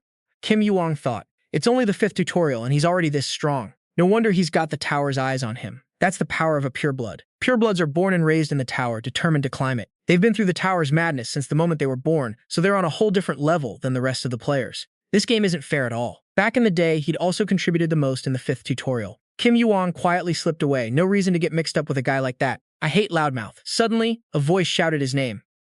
Talk about bad luck, running into him again. Kim YuWon glanced over, confused as to why Hagen had walked right up to him. He asked, you looking for something? Kim YuWon asked back casually, you talking to me? He wondered to himself when he looked him dead in the eye. Yeah, you. Then he pointed right at Kim YuWon's cloak. That's an astrologer's robe, right? That's not an item you can just get in the tutorial. How'd you get your hands on it? Kim YuWon didn't waste any time and cut straight to it. I bought it with points. That blew Hagen's mind, he muttered in disbelief. He was actually able to buy something that expensive. He couldn't hide his curiosity. Hagen asked him straight up, what level are you? Kim YuWon didn't mind asking back, isn't it a bit rude to ask stuff like that? Hagen scratched his head, feeling awkward. Yeah, you got a point. Is that stuff just common knowledge in the tutorial now? Seeing Kim YuWon wasn't going to spill, he waved it off. All right, fine, I won't press it. Instead, you want to form a party with me? Kim YuWon shut him down instantly. Nah, I'm good. Pass. As a guy with a massive ego, Hagen couldn't believe he'd been rejected so bluntly. He looked a bit stunned. Seeing Kim YuWon walking away, he shouted after him. Kim YuWon cut him off without even looking back. Not interested. See ya. Getting shut down like that, especially for a guy with his ego, had Hagen fuming. He was speechless. This guy, the ground where he stood cracked and buckled under his feet. Maybe that was Hagen's rage talking. A shout echoed through the deep woods. You get back here! A while later, everyone was already going at it with the monsters. Hagen was soloing those massive beasts like he didn't give a damn. His strikes were brutal and precise, like in no time, the massive monsters were dead, corpses scattered all over the place. Still, Hagen looked a little tired, and he couldn't help but feel a chill. How is that bastard so fast in a blink? Those oversized monsters were slaughtered, their carcasses lying all over the ground. But Hagen was still feeling pretty drained, and deep down, he couldn't help but panic. How is that bastard so damn fast? It doesn't look like he's using a skill to speed up, so just how high are his stats? Could he be a pure blood too? Guess there's a few fast ones, huh? Is he from Alfredo? Or maybe a martial arts master from the fighting world? Could he be a descendant of the moon god? A ton of thoughts and questions raced through Han's head about the kid. For a second, he actually felt a rush. He thought this would be a total drag, but looks like things are getting interesting now. Meanwhile, Jan was hauling ass, rushing forward. Seems like he'd put some serious distance behind him. He stopped to glance back. Did he lose him? Man, that guy is fast. Even though Min was pretty sure the guy's specialty wasn't speed, but pure power fueled by lightning. After a moment, Jan nimbly launched himself down from a tree. He remembered being told that the balance of this tutorial was totally screwed. You figured the admin didn't say that just because of him, but whatever, doesn't really matter. While he was lost in thought, he reached a huge cave entrance. Some time passed, and the inside of the cave was covered in blood. A notification popped up. You have defeated a Glon. Destruction star completion increased by 0.001%. Every time a monster went down, Kim YuWon got another 0.001%. That number is pretty measly. No idea where they're crawling out from, but Kim YuWon just kept taking them down one after another. The system board flashed. His destruction star level had reached A+ rank, 0.01% complete. He looked at the pile of monster corpses and felt a bit disappointed. He'd killed a dozen Glons and only hit 0.01%. If he wants to rank this up properly, he's got to take down stronger monsters. But his goal here isn't just to go hunting. He thought to himself while sprinkling odorless powder all over the area. You figured his body had recovered more than enough. The freezing effects inside him had finally faded away too. I'm ready. He quickly opened the system and tapped the air in front of him. He pulled out the giant's heart and a familiar voice echoed. Listen up, Kim YuWon. The giant's heart must be absorbed before the tutorial ends. At the same time, he jammed the heart into his mouth and bit down hard. He felt his heart and blood vessels undergoing a massive change right after he swallowed it. The system quickly notified him. You have absorbed the fresh blood of a demon and a giant. The giant's blood is beginning to course through you. The demon's blood is beginning to course through you. Kim YuWon felt like his chest was being crushed. It was incredibly painful. Right then, a war between the human, demon, and giant blood began inside his body. You wheezed, breathing becoming a real struggle. He felt a heat trying to incinerate his internal organs. He gritted his teeth and held on. Because the fire was coming from inside his own body, the astral heat shield couldn't block it.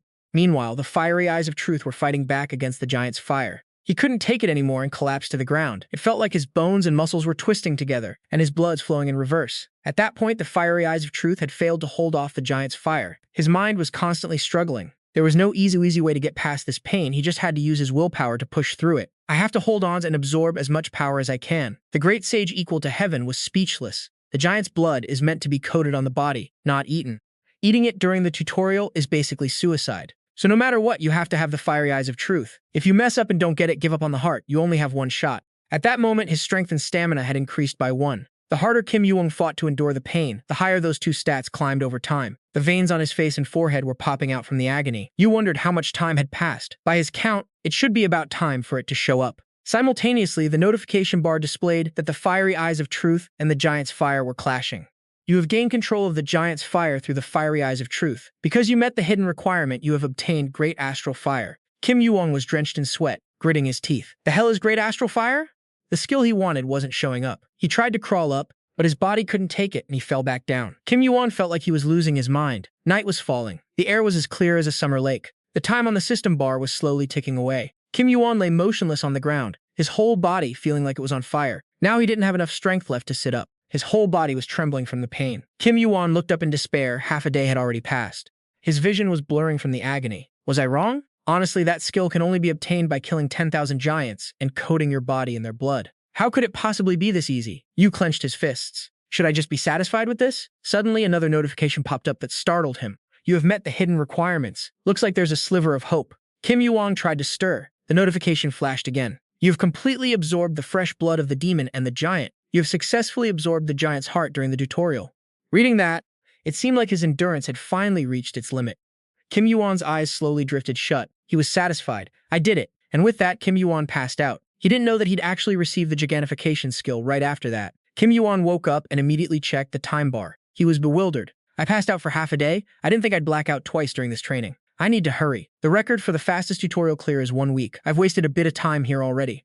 The one who set that record was the greatest magic warrior, the head of the Asla Odin sect. As soon as Kim YuWon woke up, he checked the system and made a silent vow that he wouldn't lose to that guy. Just as he thought, Han was at the top, miles ahead of everyone else. Elidor and Paladin were the Jan sisters from the world of Pantomim, where magic and swordsmanship were super advanced. If he remembered correctly, they'd participated in the training for 2 worlds. Maybe even more. Is G a pure blood? I've never heard that name before. And as for this person, judging by the name, maybe he's from the same world as me, but I've never heard of him either. Maybe the people I don't know never make it into the tower and just die here. Forget it. Even if I think about it now, nothing's gonna change. I've wasted too much time already. Let's check my status and get moving. Thanks to absorbing the giant's heart, my constitution has increased a bit too much. I need to be more careful and keep my stats balanced. And thinking of that, the info popped up. Great fire disaster fireborn containing fire within. The small flames inside them will never go out, even after. If the death effect lingers for a while and passes down to future generations, the skill's power will scale up alongside its efficiency and secret move potency. The IU calculation isn't super high, but I'm guessing it's usable. I need an AoE skill for a specific zone. With that thought, he didn't stick around. By the time Kim YuWon stepped out of the cave, the sun was already up. He wasted no time testing the new skill as soon as he cleared his head. The labeling skill immediately proved its worth for its new owner. In his vision, an image popped up like a tiny TV screen. Kim YuWon could see things from way off in the distance, a place that looked totally deserted. Not far from there, Kim YuWon spotted a pack of monsters hanging out. He rushed over to them, and the second they saw him, they started screeching. A human! A humans! Pray! Yu raised a hand and mused, the Great Fireball. Moments later, the brains were engulfed in a raging inferno. They were freaking out, running in circles. Burning, the heat, that human. It's all that human's fault. Right then, Yu lunged at them, sword in hand, acting like a total savage. Between the scorching flames and his head-on assault, the brain monsters were scrambling like headless chickens. Kim YuWon was like a demon god, soloing the whole damn pack. He fought while keeping an eye on the time. Just a few seconds left, he mentally locked in, determined to finish this training session even faster. Over on Han's side, he was checking the rankings. That name, it's him. I don't know his name, but it's definitely him. Han smirked deviously. Interesting. I thought he was just some guy with fast feet since he's never stood out before, but he's climbed all the way up here in no time. A young guy walked up. What's got you all hyped up? Hagen didn't hide it. There's this one guy I want to recruit for the squad no matter what. The guy chuckled, guessing, is it Kim YuWon? That's Lee Sung-jon, a participant from the Earth Circuit. His talent for controlling mana is insane. Hagen was surprised. You know him? Sung-jon replied, maybe we share the same nationality. I don't know him personally, just guessing by his name, but he's blowing up on the leaderboard. Sung-jon figured at this rate he'd probably take Hagen's spot, so he wondered about the score. Hagen made an excuse, claiming he was just too busy rounding everyone up. Hagen figured he'd already built a pretty beefy squad, but there was still one slot open. His name is Kim YuWon, right? Hagen suddenly felt full of confidence. Now let the real hunt begin. Switching scenes. Someone spoke up. Is that the place, Ajusi? I found it. This was Paladin, a contestant from the Elf vs. Dark Elf match from Pantomim. Snapped, I told you, I'm not an Ajusi. Well, good job. Let's see. Han warned everyone, back off, unless you want to get fried by the electricity. Then he channeled his internal energy. In a flash, Hagen's whole body was wrapped in a massive surge of electricity. He instantly unleashed a brutal, heavy blow to the front. The earth and stone were blown to bits by his power. Sung-jon was stunned. Is this the place you spent all day trying to find? Hagen spoke up. Without Paladin, it would have taken us days more to find it, you know? Anyway, let's head in. As soon as they entered, someone marveled. It's pretty huge in here, like a cavern. Paladin said cautiously, scan the area before we do anything. Seeing the look on Hagen's face as they entered, Paladin asked worriedly, what's wrong? Ajusi? He was thinking something was off. The notification for finding the dungeon should have popped up by now. Why hasn't it? Han walked in, curious. Did someone already beat us to it? Sung-jon shouted in a panic. Captain, check the leaderboard. Hagen wasn't sure why, but he did it anyway.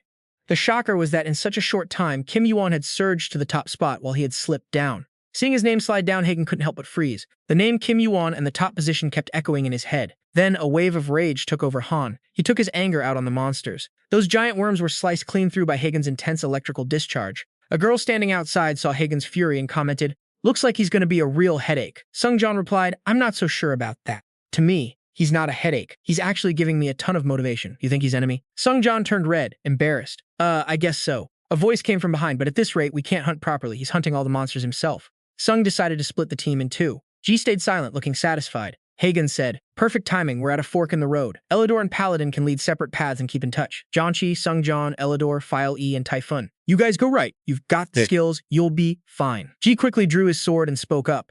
Understood. Then they said their quick goodbyes. See you all later. Right after, Sung-jon used a Manosphere skill on the monsters. His internal power was strong. One blast sent the monsters flying. Ji wasn't to be outdone. He flew in to engage them directly, a single light swipe of his sword cutting them all down in a row. Pretty quickly, Hagen's squad wiped out all the monsters there. The guy with dark skin in the back looked exhausted. Hunting for hours without a break is exhausting, man. Sungjan replied, I feel you. I think I've only got enough juice for like 2 more mana spheres. Gotta save my mana now. But what's that door? It's huge. One of them said, I'm not sure. Maybe it's like a boss room? Elidor wondered, a boss room? Sungjan explained, like in a video game. I mean, back in the world I used to live in. I've been to places like this, and usually there's a boss behind that door. Ji warned, don't lower your guard just because the hunt's over. When you're distracted and relaxed is when you're closest to death. Sungjan laughed, blabbering, yeah. Then he raised his hand to check the leaderboard. For some reason, his face went pale, his expression turning totally blank. Ji saw his reaction and stepped up. The leaderboard. Suddenly, a violent tremor shook the place, making everyone lose their footing. Everyone started clamoring. What the hell is happening? I think it's coming from behind the door, Ji screamed. Everyone, stay sharp. Sung, get back to your spot in the back. She suspected this massive tremor and her top-tier contribution points were definitely linked. As the door creaked open, Zouchi got on edge. Don't tell me he's in there.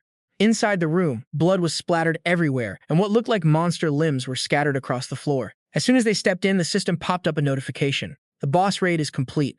Sung Johan took one look at the guy standing there and recognized him right away. He remembered the dude who'd been crushing them on the top of the leaderboards. Kim YuWon with a 6 score of 10,149. Kim YuWon was just sitting there, his eyes dark and gloomy, staring down the group. Beside him lay the boss's carcass. The raid was totally done. Kim YuWon still had this fierce, murderous vibe radiating off him that hadn't faded yet.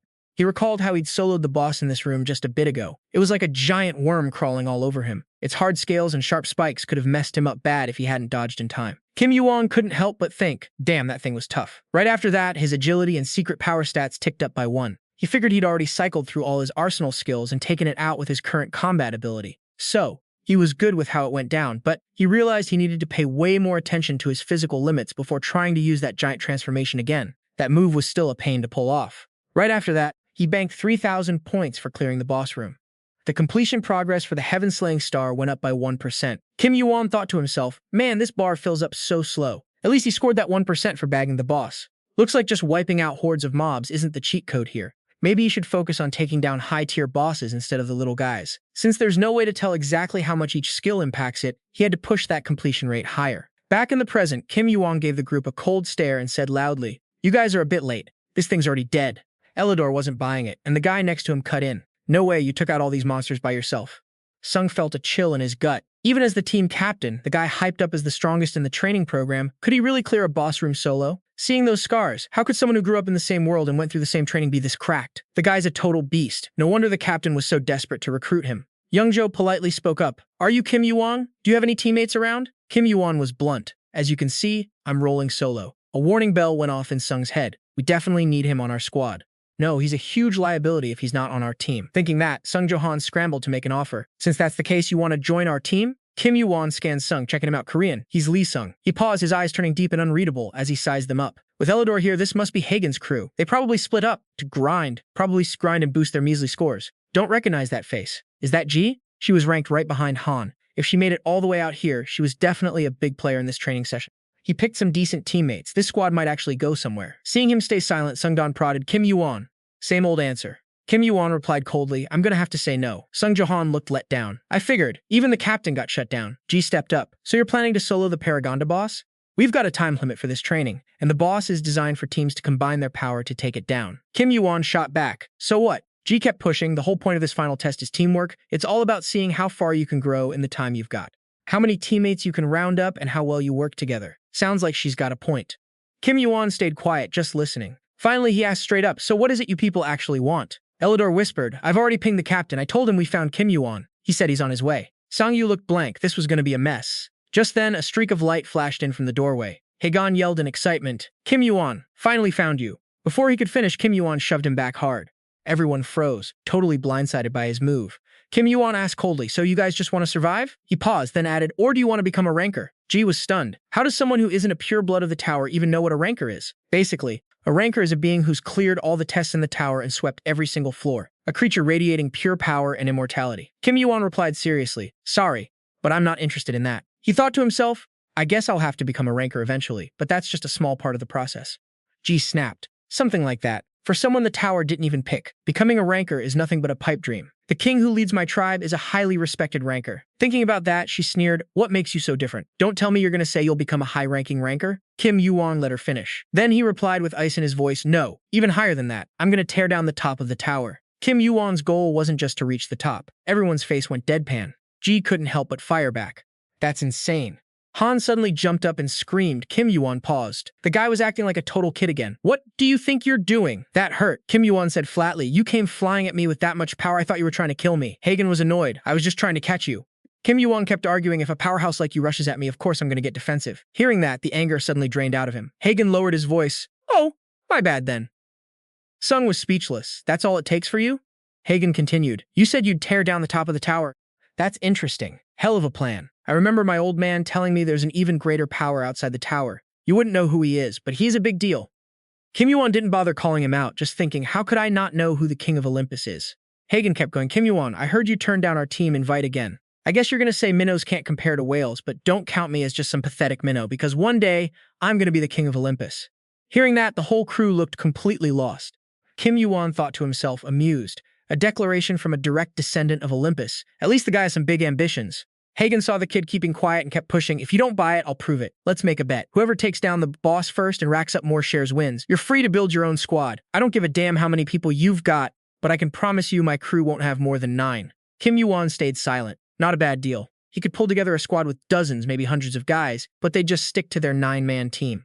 Hagen kept going. Of course, if I win, you're joining my squad. Kim YuWon countered, and if I win, Hagen was blunt. I'll work for you under the human banner. Hearing that, Kim YuWon felt a spark of interest. He broke into a satisfied grin. For real? He rested his chin on his hand. You can drop the whole Hungman act. I don't need a bro like you.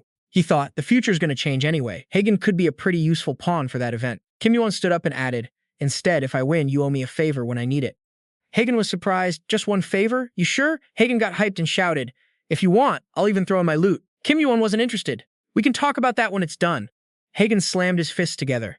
All right, it's on then. I'll catch you on the first floor later. And don't try acting like you don't know me then. Kim YuWon darkened. Every time he met this guy, he felt the intensity, but the dude was just too extra. Still, he guessed that was how he'd blitz through the training session in just 9 days. Hagen was vibrating with energy, and everyone could feel it. Right? We're gonna be super busy. Let's roll.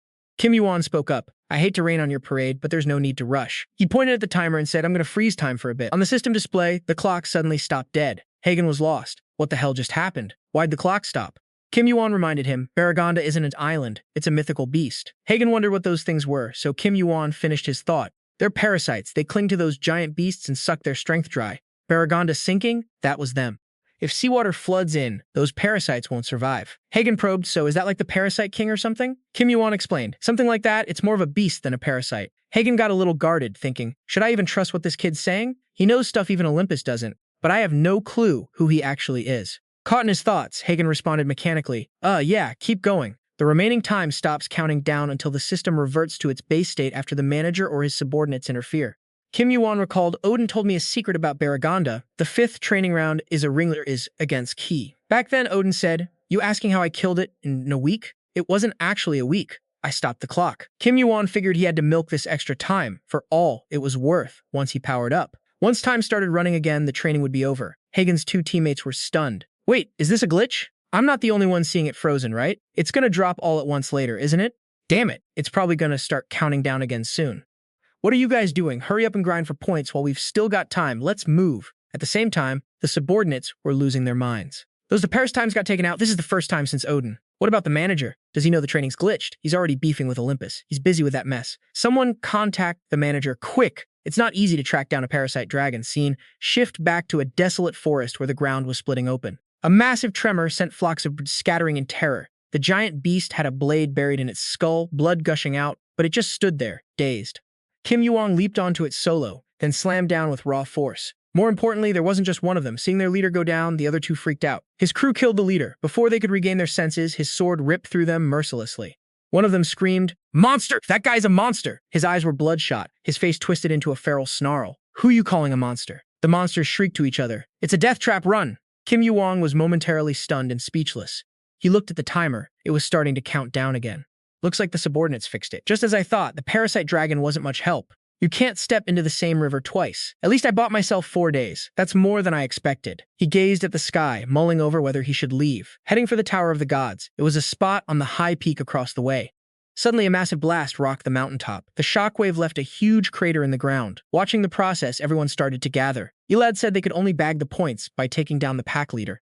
So the high-level players were all trying to get in on it. He stammered, judging by the mana, I think most of them are over level 20. Zochi was casual, fine, they'll get here however they can. They at least have to be at that level if they want into the tower. Shengzhou wondered, doesn't every player know how to use mana? Ji spoke up, only the players who aren't tower residents. He was surprised. Residents? Ji explained. Those born and raised in the tower, like us or the leader, if they're chosen by the tower, they get the system's blessing and become pure-blooded. Hearing that, Zhengzhou quickly caught on. He felt a wave of anxiety. Down the pack leader? Zochi said, I don't know. I don't think there's any way. Just then, Hagen slid in near the group. Ji looked at him, then continued, but I can't even guess how strong our leader really is anymore. Right after that, she addressed Hagen. You're late. We were supposed to maximize our time as much as possible, remember? Zhengzhou looked around. Kim YuWon isn't coming. Elidor said he was already here. He walked toward the group, draped in a blindingly red cloak. He was silently calculating, looking like he planned to take these monsters down all by himself. Kim YuWon gauged Elidor and Longjohn. The mana running through them was different than before. They must ranked up quite a bit. Then you glance over at Hagen, that total jerk. As soon as he spots you, he gets all hyped up. Kim YuWon, he's putting on an act. You here? Where's your squad? You planning on taking on the floor boss solo again? Kim YuWon, keep it real. Yeah, I get more points if I do it alone. Hagen sighs and rubs his forehead. Everyone says I'm a psycho, but you're way worse than me. He's doing the math. The kid's got 7,000 points on him, so he's gonna smoke that boss before Kim YuWon and his team can touch it. Just then, someone walks up to say hi. Are you Kim YuWon? Looks like to take down the boss. So if you don't have a... Before the guy can even finish, Hagen gets triggered and zaps him with a bolt of electricity. He's acting like someone just swiped his girl, glaring at the guy with pure aggression. You maggots! Everyone freaks out and scrambles away as fast as they can. It's Hagen's crew. Kim YuWon thinks to himself, sweet, guess I can just stand here and chill. Hagen looks at him all smug. I did a good job, right? Wait, you're leaving already? Kim YuWon doesn't even look back. Time is of the essence in this training loop. Hagen laughs, satisfied. It's supposed to last a month, but you're clearing the whole thing in under 5 days. You're actually insane. Hagen shouts after him. Yo, Kim YuWon! Wait up! Suddenly, Kim YuWon slams on the brakes right at the edge of a cliff. Without missing a beat, he just dives straight off. As soon as he lands, a system notification pops up. You have entered the first boss room. The place is crawling with monsters. A quest appears. Complete the mission to find the first boss. Rows of sharp spears stand tall, waiting for anyone to step up. The monsters quickly lock shields, forming an impenetrable wall. Facing such a small group, the sheer number of them is overwhelming, blocking the path like a massive beast. 2 of Hagen's guys are breaking a sweat. What even is all this? So many? Kim YuWon thinks, we gotta clear all these mobs before we even see the boss? Seems like every monster in the place showed up for the fight. Probably impossible, but you guys might be able to handle them. Kim YuWon whips out his sword, figuring he already knows where the boss is hiding. Gotta move fast. A window pops up. Skill, combination. Great fireball plus magic sword. The 2 of them watch him, thinking the same thing. So, we're finally gonna see him fight? He's a monster with a rank higher than the leader. We'll see, but only if his ranking is actually that strong as they say. Hagen stands behind him, watching in silence. He's itching to see the kid go off. He's practically screaming inside, yeah, show me what you got. Kim YuWon. Kim YuWon bolts forward, so fast the others can barely track his movements. The guy from before is totally lost. He just vanished. Where'd he go? Sungjun stammers. A massive, wild flame erupts from where Kim YuWon moved, engulfing the whole area. Sungjun is staring, jaw on the floor. What the hell? He's breaking through the horde of monsters all by himself, and they can't even get a scratch on him. Kim YuWon's tearing through them like a demon from hell, driving his blade straight into the red demon. Everyone's stunned. He's a bigger monster than the leader. Sungjun realizes he slipped up and looks over at Hagen. He quickly clamps his hand over his mouth. Hagen gets fired up, exactly as expected. I can't let him win, right? Then he yells, wait for me. Kim YuWon. The monster spears circle around Hagen, but he doesn't flinch. If anything, it just fuels his fire. He leaps off the spears, vaulting over them.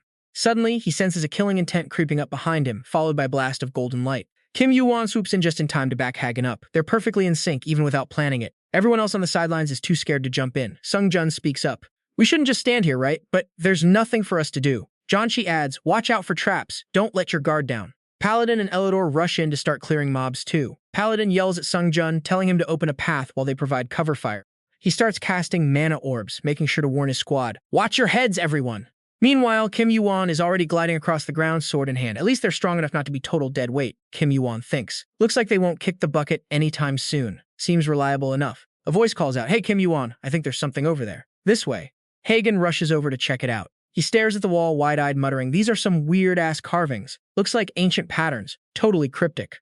Everyone starts whispering. Is this about the war? Pretty much. Kim YuWon thinks to himself, first time I've seen this in real life too. He reaches out to touch the wall, sensing something behind the door. Hagen sees him messing around and yells, "Hey, you planning on breaking in without saying anything again?" Kim YuWon shrugs. I was gonna go in solo anyway. Hagen gets annoyed. That's not the point. We're a team, aren't we? Would it kill you to wait a second? Suddenly, a blood-curdling screech echoes through the room, making the air feel heavy and dark. Sungjun trembles. What? Is that the boss? One of them chimes in. Just hearing it cry is enough to make me freeze up. What even is that thing? Hagen stays on guard, thinking, I've got the info on this boss, but damn, it really is a nightmare. He clears his throat. All right, let's go. Inside the chamber, everything is dead silent, no sign of the boss yet. Hagen starts channeling power into his hands, and everyone backs off. The whole crew panics when they see a dragon chained up, thrashing around wildly. It glares at the people invading its space with pure hate.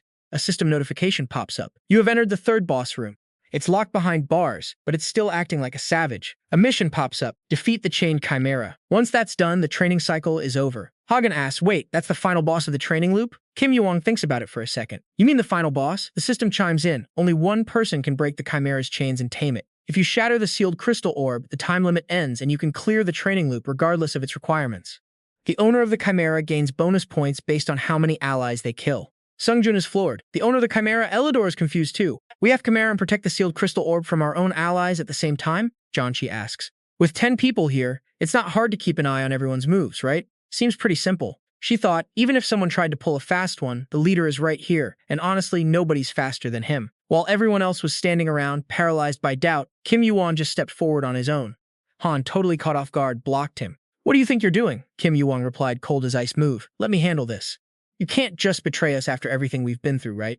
Han snapped back, frustrated. Did you forget our rules? You're not supposed to solo the boss. We're supposed to do this together and finish the training phase as a team. You, his face unreadable, shot back. I'm gonna win that bet, and I'm gonna be the only one who clears this training round. Hearing that, Han was absolutely fuming. What the hell is wrong with you? Why the hell would you even need to do that? You didn't answer, just whipped out his sword from the system inventory. A massive blast erupted, sending dirt and rocks flying everywhere where he stood. Needless to say, Han was losing his mind. He screamed, the system alert. The crystal sealing orb is destroyed. The Chimera boss has been unchained. The Chimera boss has been unchained, and the master of the Chimera is Kim YuWon. The dragon was instantly and fade away. The containment barrier started to flicker and fade away. The monster's eyes flared with a wild light, and another assist the unleashed Chimera. It was a massive three-headed dragon. The sheer shockwaves from its release were shaking the entire place to its core.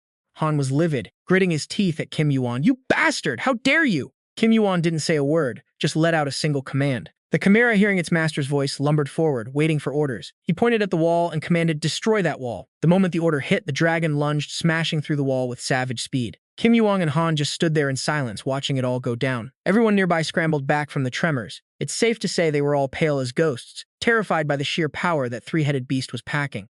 Kim YuWon looked at them. I'm controlling the Chimera, so it won't attack you guys. I've got a different enemy to deal with now. Hearing that, Han was totally baffled. What? You kept going. The Chimera is a monster created by stitching together countless other beasts from this island. Who do you think made it? Look at the dragon. It changed from green to purple. Han was left completely stunned. Wait, if the Chimera isn't the actual boss, then who is? You didn't miss a beat. Doesn't matter if you fight with me or not, you need to make a choice. With that, he and his dragon charged ahead, leading the way toward the cave entrance. Shang, looking lost, stepped up. What should we do? Leader. Han gritted his teeth. We go check it out first. And just like that, his crew followed them deep in the cave. As they pushed further in, they found grotesque, twisted corpses everywhere. Everyone was shaking with fear. What the hell is all this? Han thought, staying on high alert. I didn't think this tunnel went on forever. Where the hell are we? Kim YuWon was calculating things in his head. The system hadn't given them any info on room 4 of the 5th training round. He was damn sure this was where the rat was hiding. The system chimed in. You have entered the 4th boss room. Kim YuWon let out a surprised, huh. The notification said the boss had been upgraded. Kim YuWon pushed forward, sleeping on the job. Across the way, a skinny, withered hand was busy stitching together dragon hides, and that guy was none other than the creator of the Chimera. Defeat the boss, creator of the Chimera. His dragon spotted the guy and went instantly feral. He spoke up, well, it's not exactly my first time dealing with this. The creator stepped up, even if you control the Chimera, you didn't betray them. You came straight from my room.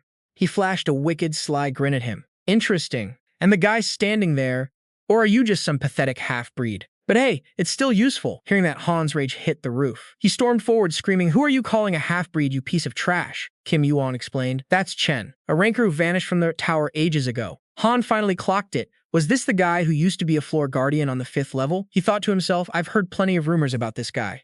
He'd used thousands of players as lab rats to build the Chimera by mashing together endless monsters. How is someone like him in the training round? You spoke up. Don't look so shocked. He ended up getting humiliated by a player, and since he broke the tower's rules, he lost almost all his power. That's why he's been forced to serve as a training ground boss for the last 1,000 years. And after a millennium, he's never getting that power back. Hearing that, the guy jumped. How do you know about me? YuWon pointed at his own face. Maybe this looks familiar? His face was pure provocation, and those red eyes, just like the Great Sage's, appeared again. The boss didn't get what he meant, but he just went berserk, screaming, "You little rat!" Han was startled. What kind of mana is that? I thought you said he was powerless, YuWon explained. This is him without his full power. If he still had his strength as a ranker, we'd have been wiped out in one hit. Chen kept screaming. Where did you get those eyes? Are you some relative of that monkey? He coolly taunted him. Why so mad? You're the one who trapped and experimented on participants while you were supposed to be a floor guardian. The guy was losing his mind. Answer me. Now, YuWon wasn't about to play along. Sorry, but I didn't come here to satisfy your curiosity. I came here because I can't stand the fact that a trash human like you is still breathing. The guy let out a frustrated roar. Damn it! What is this? Sheng stepped up. I don't know what that is, but we just need to take these things out, right, leader? Han glared at everyone, pure fire in his eyes. Wipe them out! The second the command was given, his squad charged in to fight the swarm of corpses. Even if they were just stitched-together corpses, their strength was no joke. Everyone was struggling hard, fighting tooth and nail against the chaos. YuWon calculated, these things, the Chimera can level up. They'll start appearing in the tower within a year. Seems like there are plenty more, but it looks like his experiments aren't even finished yet. Thanks to the combat skills of Han's team, things were getting a whole lot easier for him. But just as he was deep in thought, a wicked killing intent slammed right in front of him, putting UW on high alert. It was a purple stone coffin, straight up out of nowhere, and the system flashed. Dark Coffin skill activated. He lets out a wicked grin. This casket is unbreakable, you know? Even a Chimera couldn't bust out of this thing once it's trapped. Sure, I might have lost my power and taken a fall, but what gives a pathetic trainee like you the right to look down on me? He keeps running his mouth. I was planning on turning you into a Chimera, too. Before he can even finish, a weird noise echoes from inside the coffin. Cracks start creeping across the surface. In the blink of an eye, the casket is spiderwebbed with fractures. YuWon charges in, smashing it to pieces with his bare hands, debris flying everywhere. Chen screams. What the hell is that? How? What kind of trick did you pull? At that moment, his arm bulges, becoming massive. Chen grits his teeth in a panic. Wait, that arm? No way, that's impossible. Suddenly, his face looks just like the enemy Chen faced back in the day. Chen bellows in rage. You bastard. What kind of connection do you have to Olympus, huh? Olympus. They were the main players in the Gigantomachy, the war against the giants, the son of the hero of the 12 Labors, the man who held the title of Giant Killer, a guy who didn't hesitate to punish monsters and was always kind to the weak. A hero with power greater than anyone else, truly legendary. As the boy uses his gigantification skill, the system UI power of the giant. Proficiency low. Strength temporarily adjusted based on stamina. Stamina too low. Gigantification dispersal process initiated. YuWon grinds his teeth, thinking to himself, damn it. Even after eating the giant's heart and buffing my strength and stamina, this is still my weak point? Whatever. This should be enough. Chen looks annoyed. Fine then. I'll listen to your answer once I've crushed you. Even if you're a descendant of Olympus, you're still just a little punk. YuWon seems genuinely pissed off now. He says coldly, shut it. As soon as he speaks, the surrounding boulders start levitating, caught in the wake of YuWon's fury. The system pings with the Dark Coffin triple stack skill. Once again, he brutally shatters the coffin with his bare hands. Chen strikes back. That's it. You're not dead yet. I've still got plenty of questions for you. He fires his Dark Venom skill at YuWon. YuWon recalls a past conversation. What I want is gigantic properly. I might as well give up on beating the creator of the Chimera. Even if he lost his power and got exiled to the training grounds, he's still dangerous. The plan is too rushed. Hey, Hercules, you think you can master gigantification, but it's not impossible. Thinking of that, he channels his internal energy and fiercely slashes through the poison smoke.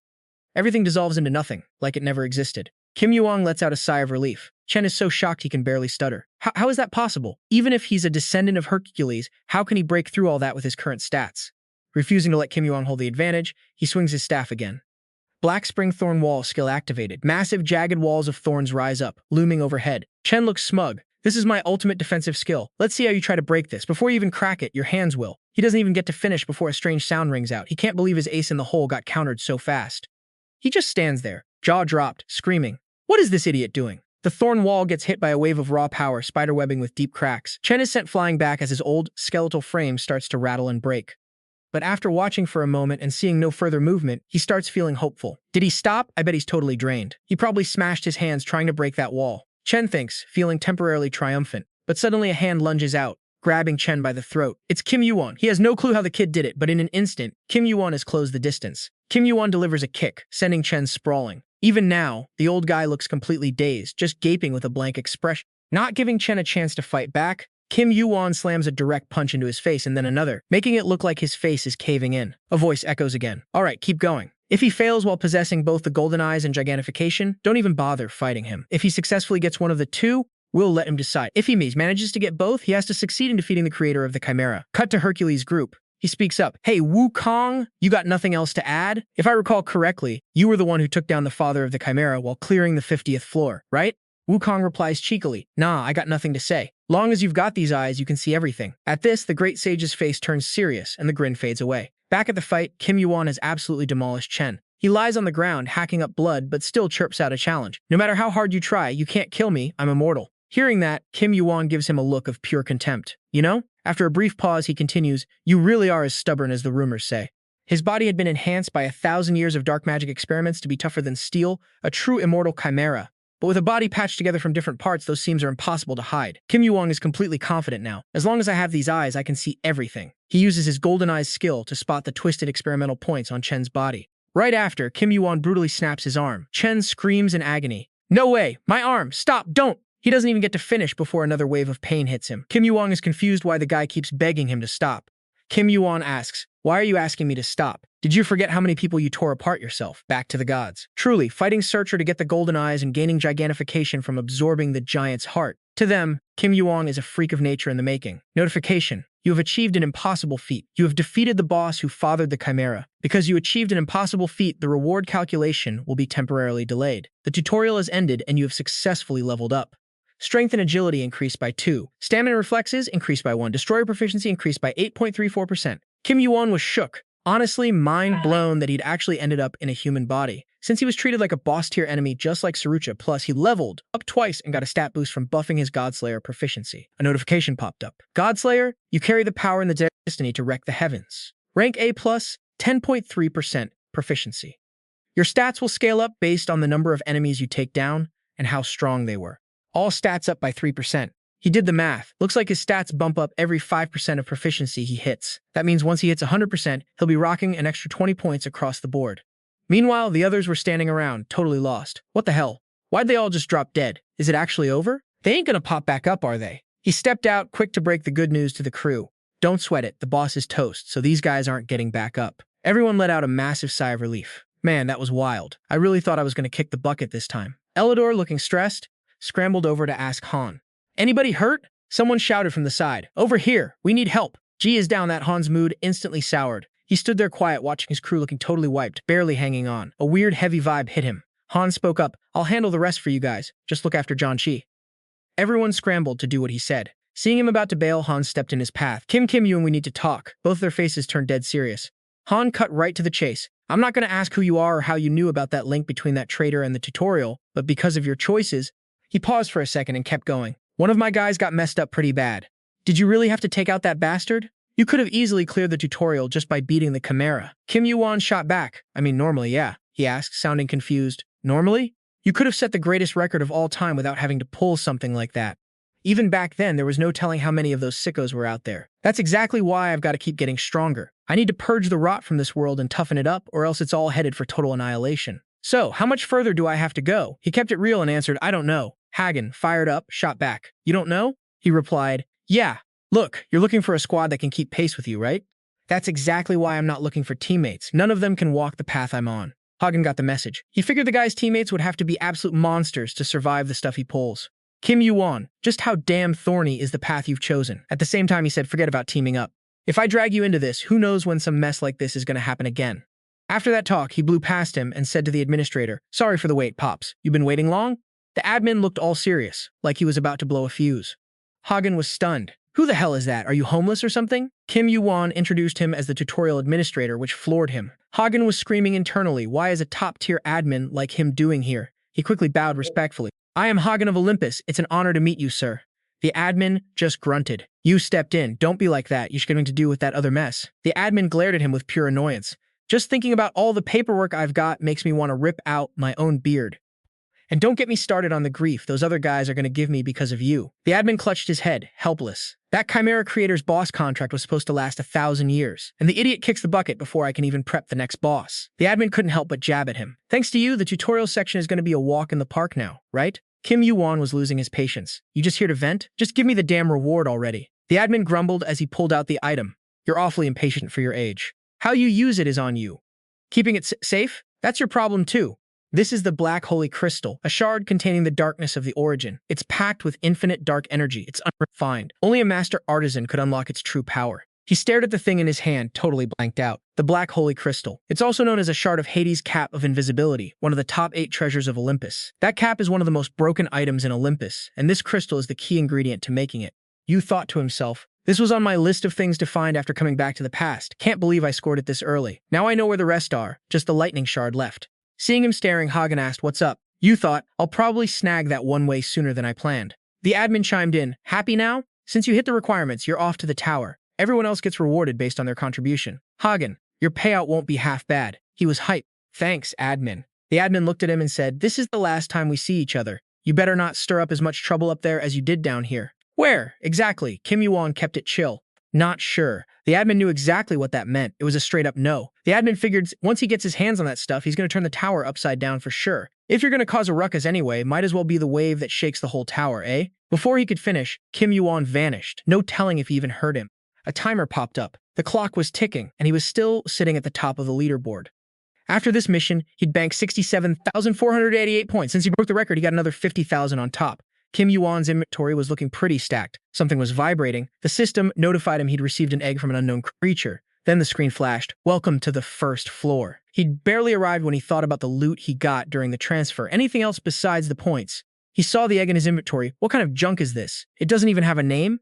What kind of junk is this? At the same time, Hagen landed just a bit behind him. Outside the first floor's starting zone, 2 guys were talking. What the? Newbies? Doesn't the tutorial have way more time left? How are they here already? Kim YuWon checked out the scene. Not contestants anymore. They were players now. Probably a bunch of guilds here to scout the fresh meat. Hagen looked around, confused by what everyone was wearing. Did Olympus send people here too? I recognize a few faces.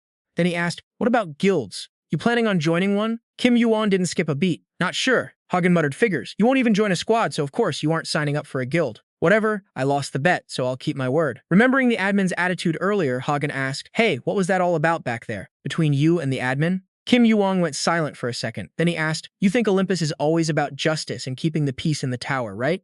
Hagen didn't get it and asked, what's that supposed to mean? But Kim YuWon didn't want to spill. Better if you find out the truth about people for yourself, man. I don't think you'd believe me even if I told you. Hagen yelled after him, yo, you really just gonna bounce like that? You need to register as a player the second you step into town, man. At least that way they could keep in touch. It sounded like the guy was genuinely worried about him, even throwing in that last bit of advice. And one more thing, watch out for those jackals.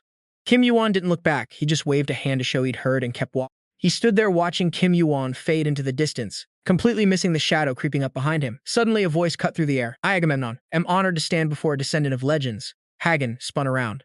He continued, I feel like I've met you somewhere before. Agamemnon bowed respectfully. I'm touched you remember me, sir, Hagen went on. You're one of Ares' apostles, right? Heard he just leveled up to a high-ranking player. Give him my regards, will ya, he said, voice dripping with attitude. Agamemnon replied. However, Lord Ares values lineage above everything else. He's strictly forbidden me from passing on any of your messages until you find your birth mother. Hagen's eyes widened. What? His tone immediately shifted to mockery. You know damn well the god of the sky doesn't give a crap about kids.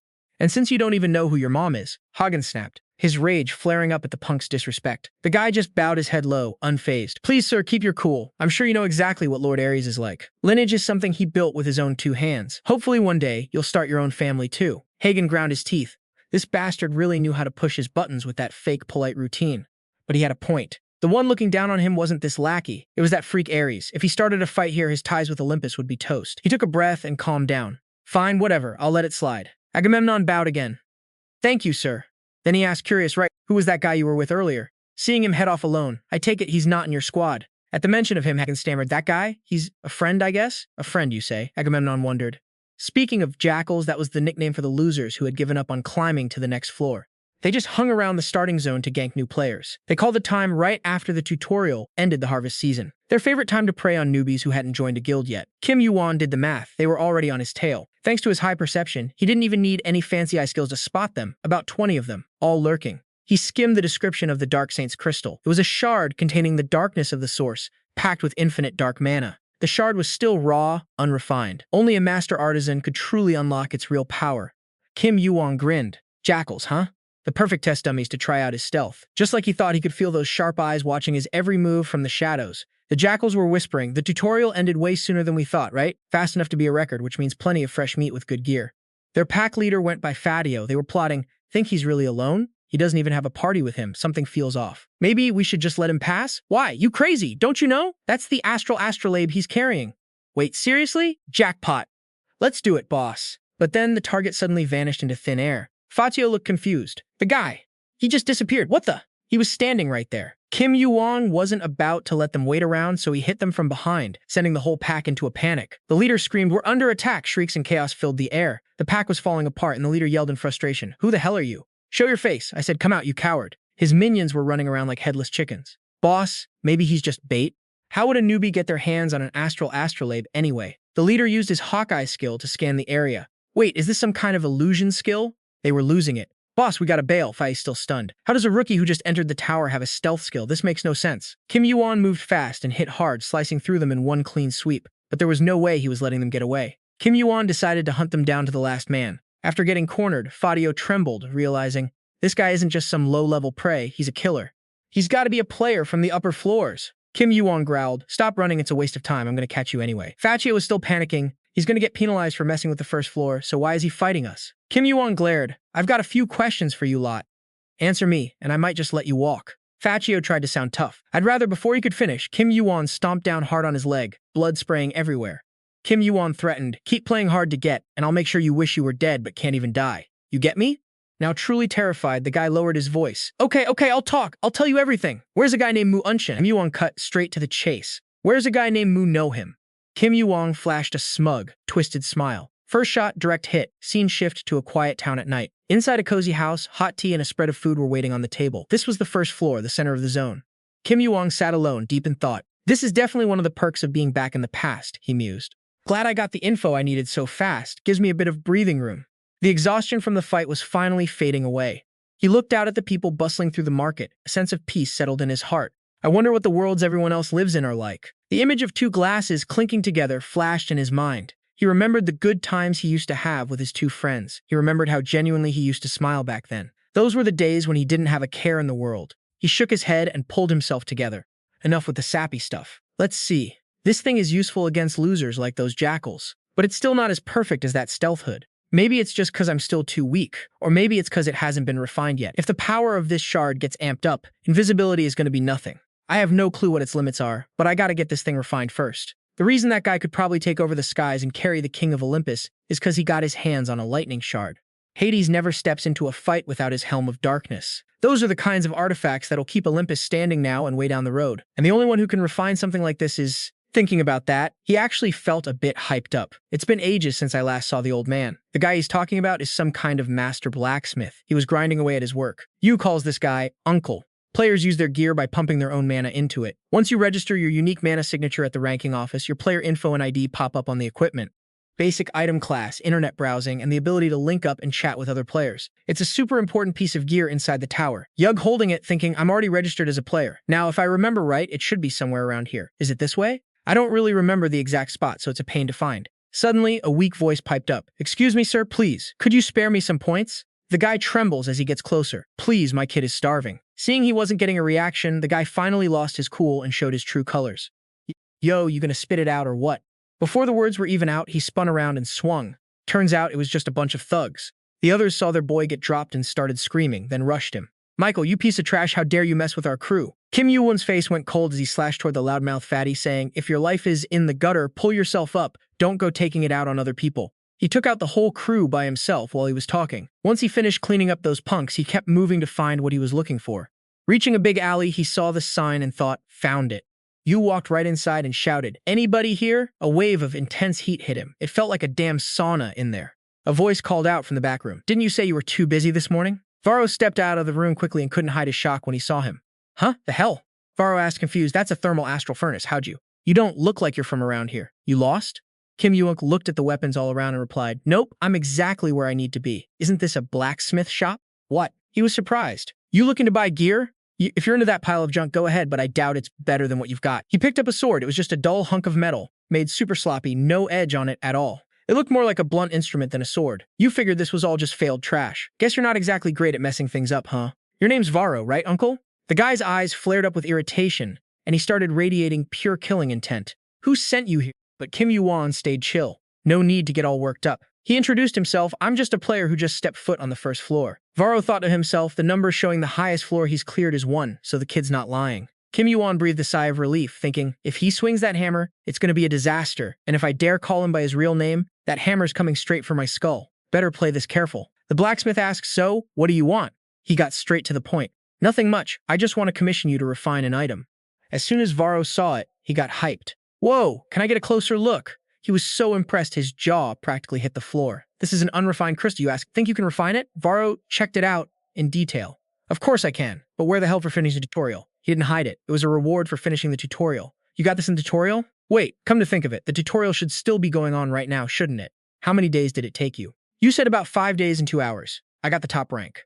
As soon as Varro heard that, he knew it was a new record. He thought, no wonder a guy only on the first floor has such expensive gear. This kid is definitely not a normal human. Then he added, at best, I can only refine it. Using cheap materials is just going to ruin this thing. You need materials that can actually handle the power of this crystal. But you've seen the state of my shop. You really trust me with this? You just shrugged. Yeah. Varro clenched his fist and cursed. You're a damn lunatic. Not worried I'll just run off with the goods? You said, half joking. I'm a pretty good judge of character. If you really wanted the crystal, I would have seen the greed in your eyes. Right now, I only see excitement, and I don't think you're capable of screwing this up. Don't let the look fool you. I'm picky. While the old man was busy, you picked up that dull sword and gave it a few swings. Perfect balance. You can't pull that off just with good time and materials. That only comes from the experience and skill of a legendary smith. A smith this talented just rotting away in a dump like this. You thought about that and spoke up. You can dull the edge and make a trashy handle, but habits are hard to break. You forgot to mess up the balance of the blade. Hearing that, Varro went blank for a second. Then he burst out laughing. You're a real piece of work, aren't you? You a pure blood. Which guild are you with? You. I don't have a guild, and I guess I do talk a bit like a pure blood. He laughed. What's with that, I guess? Whatever, fine. I'll take the job because you actually trust me. I'll refine this with everything I've got, but I have one condition. His face turned dead serious. You gotta keep it a secret that this was refined and where it was done. Can you do that? A slight smile played on his lips. Of course! Cut to a restaurant in the city. A hot, hearty meal was set on the table. Kim YuWon spent 3 points on this breakfast for 1. He ate while thinking, I gave him my number. Now, I just gotta wait. The old guy said it'd take about 10 days or so. I gotta stick around this floor for a while anyway, so waiting that long is whatever. Based on the intel I grabbed while taking out those jackals, their meeting is going down in 2 days would be the easiest way to handle it. But since I can't do that just yet, before I could even take a bite, a familiar figure slid into the seat across from me. Kim YuWon was caught off guard. How'd you find this place? Han kept it casual. I just walked around the inn asking for a guy named Kim YuWon. I've got connections, you know? Just abusing my influence a little bit, no biggie. I figured since Olympus has the most pull on the first floor, and since he's Zeus's kid, this kind of stuff wouldn't be too hard for him. Han pressed on. So, you registered your player device, right? Give me your digits. I jokingly punched in my number. Who would have thought I'd be handing out my number to some dude? Han barked out a laugh. So you do know how to joke around. I thought you were just dry as hell from start to finish. I guess I was in a decent mood today, so I shot back a few more lines. I wouldn't call myself the funny type, though. Anyway, when are you planning to climb the tower? In like 5 days, maybe. I'm thinking of grinding levels in the outer zones first. I want to work on my team's synergy, so I need a little time. Kim YuWon gave him a canned answer. Oh, really? Kim YuWon threw out an offer. In that case, do me a favor. Han was curious. A favor? Like what? I went on. I want to wipe out those jackals for good. Han answered nonchalantly. Jackals? Dealing with them is a pain on its own. But even with my crew, I don't think 10 people is going to cut it. Kim YuWon cut him off, not 10, just 2, me and you. Hearing that, he froze up for a second. Han got anxious. Kim YuWon stayed cool. It's a bit early. Come back here the night after tomorrow, and I'll spill the details. If you can't make it, I'll just do it solo. Han tried to hide how stoked he was. No, let's do it together. The night after tomorrow it is. He shot up from his seat. All right then. Catch you later. Kim YuWon was surprised. Leaving already, Han seemed dead serious. If I want to make time, I gotta hustle. I'm gonna head out now. He really cares about the team he built back in the tutorial. Guess he's gonna level them up and climb the tower together? That's some serious dedication. I kept doing the math in my head. Looks like I kept you waiting, old man, I added. I'm done with my business. Why don't you tell me what you wanted with me? The man spoke up honestly. Seeing Han pop up out of nowhere took me by surprise too. He walked over and started the pleasantries. First time we've officially met, right? Nice to meet you. Got a minute to chat? Kim YuWon was puzzled. Han is a descendant of the Sky Ruler, right? Shouldn't you at least show some respect? Agamemnon just sat down without waiting. I came here specifically to find you, so you can't blame me for the intrusion. He heard I took first place in the tutorial, while Lord Han only hit second. Word is, there's a massive gap between first and second place. People are whispering that a real monster just entered the tower. Kim YuWon gave a polite reply. That's a real compliment. Much obliged. He took a sip of tea. Lord Han said you two are like friends. Friends, huh? Sounds weird, doesn't it? Kim YuWon answered flatly. Not exactly. Does he want to be friends? Trying to get on my good side, are we? Whatever, nothing to lose. Agamemnon continued. And yet, you still didn't form a team with Han. Gotta say, that's a smart move. The bonds you build in the tutorial don't usually last. Not many people actually want to climb the tower, and even fewer make it as players. But you're different. You've got the potential to go way beyond being a player and become a high ranker, a legendary entity in this tower. So don't you think you should find someone worthy to climb with? Join Olympus, sign up under Lord Ares' protection, and we can hook you up with whatever you need. Lord Ares isn't like those lowlifes who don't even know their own mother. He's the son of Lady Hera and Lord Zeus. Great entities who became high rankers long ago. Become one of Ares' men. That's way better than tagging along with some half-breed. Kim YuWon's mood soured. Cut it out. He didn't say anything else, just downed his tea and thought to himself. Olympus really does put a lot of sweat into recruiting rookies, huh? But with that thought in mind, I put the cup down and said, thanks for the tea, but I'm heading out. Agamemnon was stunned by the attitude. He couldn't help but ask, are you turning down an offer from Olympus? Kim YuWon replied coldly, yup, I'm not joining. I turned down a personal request from Zeus's own kid, Han. Why would I ever say yes to you? And who are you calling a lowlife who doesn't know his mother? A half-breed? Zeus and Hera are Ares' parents, does it? Doesn't make them your parents, does it? Agamemnon didn't think I'd have such a sharp tongue. Veins were popping out on his face. What did you? Before he could finish, I cut him off. I've only got one answer for you. I'm not teaming up with a bunch of losers like you. Then I just walked away, leaving him sitting there alone. He was absolutely fuming. Seeing him stay silent for so long, a nervous voice piped up. Are you all right, Lord Agamemnon? He asked in a dark tone. How many jackals can we round up? The voice sounded shocked. Jackals? My lord, you don't mean, the person stammered a report. The jackals are already gathering. I'd need to wait until that's finished to mobilize that many. He snapped. We have to go to all this trouble just to kill one rookie? The guy spoke up. Please, sir, reconsider. He's the one who set the new record and beat Lord Han. Do you really think a few jackals are going to be enough to take him down? Agamemnon sighed as he stood up. Fine, get me 100 of them. He ordered cruelly. As soon as this harvest is over, we're going to kill Kim YuWon. 2 days later, it was time for Kim YuWon and Han to meet. He was eager to hear the plan. So how are you planning to take out those jackals? I replied. First, we gotta meet someone. Took me a while to track down where he's hiding. Han hurried after me, asking, who are we meeting? I answered, just follow me for now. For some reason, my eyes started turning red. Han thought to himself, those eyes again. He remembered what Chen said back in that room. You mixed-blood brat. Are you of the same kin as that monkey? He was clearly talking about the Great Sage, Sun Wukong. Han knew he was the most talented fighter in the history of the tower. Since he started climbing the tower, it took him less than 100 years to hit high ranker status. But Kim YuWon ain't just slinging fire like Wukong, he's got that Apollo vibe too. Watching his back, Hagen can't help but wonder who this guy really is. Could the reason he didn't join Olympus be because he's already rolling with another crew? Glancing at his arm, Hagen remembers, oh yeah, he's got the gigantification skill too. That's something only a Herculean, someone who's wiped out thousands of giants, could have. But wait, don't all giants have that skill? Is Kim YuWon actually part of the giant tribe? Just as he's wondering if that's why he skipped Olympus, a voice cuts through his thoughts. Hagen was so zoned out he didn't even realize they'd reached a door. Before opening it, Kim YuWon tells him to watch his manners. Hagen is confused. Manners? What are you talking us about? Kim YuWon doesn't explain. He just yells for the shop owner and walks right in. The guy inside calls out, my bad, we're closed. If you're looking for something, leave your name and number. I'll hit you up tomorrow. Kim YuWon just drops one word. Moonshine. The guy's hands freeze. Kim YuWon adds, I'm looking for... Curse the guy named Moonshines. Suddenly, the dude bolts for the exit, cursing under his breath. Damn it! Kim YuWon takes off after him. Where do you think you're going? Even though the guy had a head start, Kim YuWon grabs him by the back of the neck in a heartbeat. The guy tries to break free, quickly pulling a knife from his clothes, ready to stab him. But Kim YuWon doesn't give him a second to breathe. He plants a kick that sends the guy flying to the floor. Kim YuWon's eyes turn blood red, radiating pure malice, and he coldly commands, stay down. As soon as he says it, the floor where the guy landed gets blasted into a giant hole. The guy, Moonshine, is absolutely terrified, scrambling to think. Damn it, how is he this strong? Kim YuWon confirms his identity. Real name, Moonshine, alias Namgun, a player from the martial arts realm who quit climbing the tower. Kim YuWon stares at him, eyes full of threats. This is the king of the jackals? Moonshine screams, why the hell are you doing this to me? You got the wrong guy. Kim YuWon shuts him down. Wrong guy, my ass. Then why were you trying to run just now? The guy trembles, painfully explaining, it's just, your eyes look terrifying. Hagen steps up. Are you sure this is the guy we're looking for? Just because he ran doesn't mean he's the king of the jackals. That feels like a stretch. He looks so weak, Hagen says. Kim YuWon quickly clarifies, does this look like a normal knife to you? Look closely at the ground where he dropped it. Hagen is shocked. It melted. Is that poison? Kim YuWon nods. Yeah, top tier, heavy-duty poison from the upper floors. Using this on other players is strictly forbidden. It's hard enough to get, let alone getting the official association permit for it. Do you really think a regular shop owner could get his hands on this? Not to mention he's been keeping it tucked in his sleeve the whole time. Only then does the guy drop the act. Where'd you get your info? How do you know who I really am? And more importantly, how do you know my name? Hagen is a bit rattled by the guy's shift in face and voice, going from a young-looking dude to someone old and withered. Kim YuWon just shrugs. Who knows? Why'd I figure it out? Anyway, the guy gets irritated. You're really playing with fire, kid. You have any idea who's backing me? He stops, looking closely at Hagen's face. Your hair, those eyes, could you be? Hagen remembers Kim YuWon telling him to mind his manners. Hagen realizes, is this what he meant by behaving? Hagen starts channeling his internal energy, yellow lightning crackling all around him. Moonshon realizes the situation. Olympus, so they betrayed me? Hagen is totally blindsided by that. Kim YuWon chimes in, saying they betrayed you is a bit much. We're just here to ask for a favor. You just took a job from Agamemnon, right? The guy admits it. Yes, so what? Kim YuWon continues. The ruler of the sky is getting interested in a few things on the first floor. His son just finished the tutorial. How much longer are you going to be Agamemnon's lapdog down here?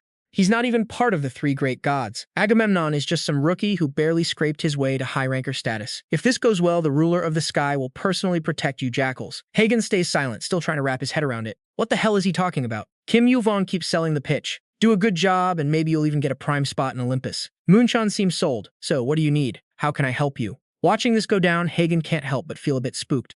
Kim YuWon starts the interrogation. How many jackals do you have in total? Moonshon says, about 1,000. Gather all of them at this spot by midnight tomorrow. Kim YuWon adds, don't let Agamemnon's or Ares's people know about this. It'll be better for you that way. Can you handle that? Pats Hagen, who's still frozen in shock, on the shoulder and says, let's go. Hagen looks like he's got a million questions he needs answered. They head to a nearby spot. Hagen speaks up. You're pretty good at pretending to be close to other people's dads, aren't you? He yells, frustrated, explain! And don't leave out a single detail. Kim YuWon is calm. What you heard is exactly what it is. The jackals and Olympus are working together. Hagen is shaking with rage. You think I'm just gonna buy that? No way. They're definitely just using the Olympus name for their own gain. Olympus, seeing him so worked up, speaks up. Hagen, I don't know what kind of place your Olympus is, but it's time you looked at the real face of it and stop seeing everything through those rose-colored glasses. At that, Hagen's face turns dark. He starts piecing things together, recalling what the administrator said. Thinking about all this extra work I just dragged home, I just want to rip that old guy's beard out. Moonshon also quietly confirmed his connection. Did Olympus betray me? Kim YuWon had said, if you want to know the true nature of people, you gotta find it out yourself. You wouldn't believe me even if I told you. Hagen mumbles about the true face of Olympus. 2 days later, Kim YuWon is sitting alone, deep in thought. Looks like he's waiting for someone. Footsteps approach, making him frown. If you were any later, I would have bounced. So, you think it through? Hagen replies, I was born and raised in Olympus. Olympus is my home and my family, and my father is a hero. I don't have many memories of my mom. Honestly, I can't even remember her face. But I still remember that voice and something she told me. My son, never lose your pride in Olympus. The name Olympus itself is my greatest source of pride. I've thought this through. Even if this is wrong, even if I'm betraying Olympus, Kim YuWon interrupted. Is that your final call? Hagen didn't answer, just kept talking. Kim YuWon, I don't know if you're right or wrong, but these jackals have gotta go. They're just parasites on this first floor. And if they're a shameful secret of Olympus, I'll wipe them out with my own hands. As he said that, Hagen's face turned vicious, and a wave of pure rage radiated off him. The two of them headed into a massive dark cave. It was lit up by little torches mounted on the walls. Countless yellow eyes were staring back at them. It looked like all the jackals had gathered here. They were whispering among themselves, damn, this place is huge, right? It's big, but it's super damp and the floor is nothing but mud. I had no idea there were so many of us jackals. There's at least 1,000 people here, but that's only because we're usually spread out everywhere. This is the first time the whole crew's been together. I heard that squad over there scored some flog venom. For real? That's worth 10,000 points, man. That's insane. Our squad didn't get jack this time. After a while, the Jackal King finally showed up. He shouted, is everyone here? Just like that, they cut the chatter, lined up properly, and bowed in respect. YuWon looked them over, nodded, satisfied, and continued, lift your heads. The crowd started whispering again. Whoa, is that actually Moonshon? I've never seen him show his face before. Why now? Right after that, he aggressively drew his sword, held it high, and declared with authority. The leader drew his blade and roared, shut your traps! YuWon continued, we've got a mission to finish. They're demanding full participation, so I'm betting this won't be easy. But I can promise you one thing. After today, we jackals are going to reach for the skies. The whole crowd erupted in cheers. YuWon kept going. Let me introduce the ones backing us for this. As soon as he finished, 2 tall, masked figures walked in. YuWon turned around, bowed deeply, and thanked them for coming all the way out here. It's just a small gift, but I hope you two accept it. It's Asga money, lords. Just so you know, Asga money is a currency created from Asga ore. You can use it to buy points and trade it just like real cash, YuWon added. Each bill is worth 1,000 points, and it's the result of this latest harvest. One of them was Kim YuWon. He thought about it. Since it's controlled by Asga, the value is legit. Then he spoke up, you sure this is everything? YuWon quickly answered, "Yes, my lords." Yu smiled, satisfied. Just a glance was enough to know this stack was worth at least 100,000 points. So he's really switching sides, huh? Agamemnon is probably waiting for this cash. He quickly stashed it in his system and said, "Got it. Thanks for the gift." YuWon bowed. "It's nothing, my lord." Then he asked, "Now, what do you want us to do?" Yu didn't beat around the bush. He played his hand. It was time to say goodbye. He flicked his finger, and the whole place was swallowed by a sea of flames. This was his greater heat flare skill. The jackals were caught in the intense heat and screamed in panic. "Ah, what the hell is this?" YuWon didn't see it coming. He shouted, terrified, his mind racing. "How is the fire spreading this fast? Is the liquid on the ground actually oil and not water? But I don't smell anything." They kept on screaming, "It's too hot! Move, everyone get out!" That's when he realized the stuff on the floor was odorless powder. YuWon looked at him, his eyes burning with pure hatred. "Damn it! What do you think you're doing?" Yu answered coldly, "Look at us, what does it look like we're doing? Taking out the trash." YuWon stammered. You guys aren't from Olympus." Hagen viciously stabbed a jackal standing nearby. "No, I'm from Olympus." YuWon was confused. "Then why the hell are you attacking us?" Hagen roared. "Because you were staying on with my own hands." YuWon jumped into the slaughter too. He charged with his sword like a god of war, wiping out dozens at once. Unshan screamed, "You bastards, I'll kill you." Then he barked orders. "Boys, take them down, there's only 2 of them." But obviously, the 2 of them had so much aura that he started to freak out. "Damn it, this is bad. They're trying to wipe us all out. I gotta get in touch with Agamemnon." Thinking that, he pulled out his communication orb. But things didn't go as planned, his message wouldn't go through, and he was totally confused. YuWon yelled in despair, "The message won't send." "Why? Why isn't it working?" YuWon explained, "You really think it'd work in a mess like this? Player devices send messages by encoding text into mana. So, in an area flooded with this much mana, that thing's useless." That info stopped his heart for a second. YuWon just stood there watching his crew get swallowed by the fire. He had nowhere left to run, so he made a desperate final move. YuWon lunged at him, cursing the whole way. "You damn bastard! Die!" His withered old face twisted into a demonic, desperate snarl. YuWon stood his ground and stared straight at him, his red eyes widening. YuWon froze in terror, his body wouldn't move. YuWon swung his blade, looking at the Jackal King, and said coldly, "Unshan, time to say your goodbyes."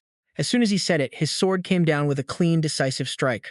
Once it was over, he walked over to Hagen and asked, "You good?" Hagen let out a breath. "What about you? We just killed 1,000 people together." Yoon was surprised. "So he's not tired, just feeling guilty?" He replied calmly, "I'm fine." Yoon figured he didn't look like he'd been through many battles. It was natural not to be used to killing. Hagen wondered, "How can you be so indifferent?" YuWon answered, "Murder, theft, kidnapping, slavery. By killing one of them, I'm saving dozens, maybe hundreds. So why should I hesitate?" Hagen continued, "You've got a point, but..." YuWon cut him off. "Sure, for some people it's easier to just ignore that stuff and sit in their own half-baked guilt." Hearing that, Hagen went blank for a second, caught off guard. He stood up slowly. "You've got quite the sharp tongue for someone who looks like a total pushover, YuWon. Taking jabs at people isn't exactly your strong suit either, you know."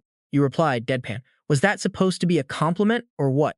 Han clutched his head and laughed. "Yeah, take it as a compliment. I've been watching you for a while, and honestly, your mental fortitude is insane. You just heard what I had to say and already managed to pull yourself together." You couldn't help but chuckle. "You're really built for this miserable life, aren't you?" Han smirked, teasing back. "You're the one who's not what you seem, kid." "You don't exactly scream, 'I love doing good deeds' either," you replied, nonchalantly. "I'll take that as a compliment too, then." Han went on, "It is a compliment. It ain't easy going through all that trouble for something that gives you zero payoff. Just like during the tutorial. You were always looking at the bigger picture while I was stuck in the weeds. I was taught that stuff back home for the sake of the greater good." Yu frowned. He couldn't believe this guy was just spitting out such embarrassing stuff without a second thought. "But you're wrong about one thing. Of course, there's a payoff." You said, pulling out a bag stuffed with cash. Hagen blinked, stumbling over his words. "That?" You continued, "You played a pretty big role in this. So what do you think? You in? If you're too high and mighty for dirty money, you can just say no." The moment Han saw the cash, his eyes glazed over and he answered like a robot. Guess he couldn't resist the temptation of those banknotes after all. "I'll take a little something then." "That's what I'm talking about. Now, I've got a question for you. You were ranked 2nd in the tutorial, right?" Hagen looked confused. "Yeah, so what?" Your face suddenly turned serious. "What was your reward?" Elsewhere, a fist slammed against a desk with pure rage. Why can't I reach him?" Agamemnon roared. His underling stammered, terrified. I'm not sure, sir. I tried messaging Unshan, but..." Agamemnon thought to himself, "Damn it. Unless that bastard's gone insane, how could he dare to run off with my treasure?" Just then, another underling burst in, panting. "Sir Agamemnon, we found the wild dog pack, but I think you need to see this for yourself." They rushed to the scene immediately. Bodies were scattered everywhere, charred beyond recognition. Agamemnon trembled. "What the hell is this?" He broke into a cold sweat, whispering to himself, "Don't tell me, even Unshan." The underling reported quickly. "Yes, sir. He's in the pile too." Agamemnon panicked. "What about the money? Where's the loot?"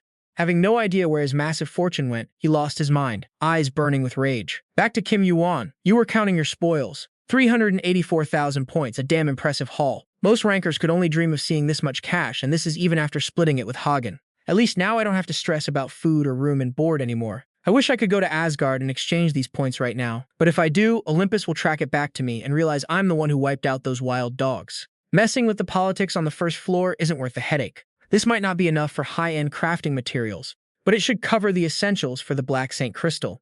This means I can start crafting earlier than planned. The Black Saint Crystal is the highest-ranked item I own right now. At this hour, it's probably taking shape in the hands of the greatest blacksmith in the tower. Thinking of that, you held out your hand, channeling your internal energy to check your power. You looked at the unknown egg. There's no way to tell what it is, what's going to crawl out of it, or how to even hatch it. It's only at 0%. You muttered, "This description is a riddle. What am I even supposed to do with this thing?" A half-finished item might have a vague description, but I've never seen a status like this on an egg before. Hagen got the Lightning Emperor gloves for coming in second. Those are high-tier gear, used even by rankers. If that's the benchmark, then this thing can't be average. It's highly likely it could rival or even surpass the Black Saint Crystal. You frustratedly raked your hair and sighed. You couldn't figure it out. Suddenly, you looked closer at the egg and jumped. Wait a minute. What are these markings? They weren't there when I checked before. You turned it over, examining it again. I've seen these somewhere. The Outer Gods. At that moment, a notification popped up. The egg welcomes you. YuWon was still confused. What even is me? After taking a quick break, you headed over to the blacksmith place. It was quiet, no one around. YuWon sighed. These past few days have been way too much to process. I have no idea if whatever hatches from this will be an ally, or some entity that's going to wipe out the world all over again.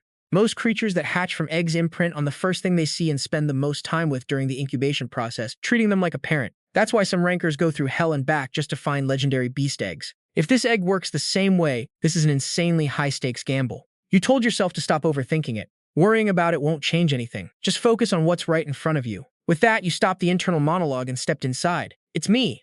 The old man smiled as soon as he saw you. You're here? Varro's hands never stopped working. He set the crystal on the table. I'm telling you, this thing is insanely hard. I called you here because I've got a question. Show me the weapons and armor you're using. If you're using a sword, what kind is it? How long? How thick? What about the armor? How heavy is it? You wondered why he was asking all that. Varro explained, I've got some byproducts from this crystal. I want to use them to create something. This crystal is so powerful that even the dust from it is worth more than most crystals in this world. Right, you thought. Wasn't Hades' scythe also forged from the dust left over during the refining of the Helmet of Invisibility's shards?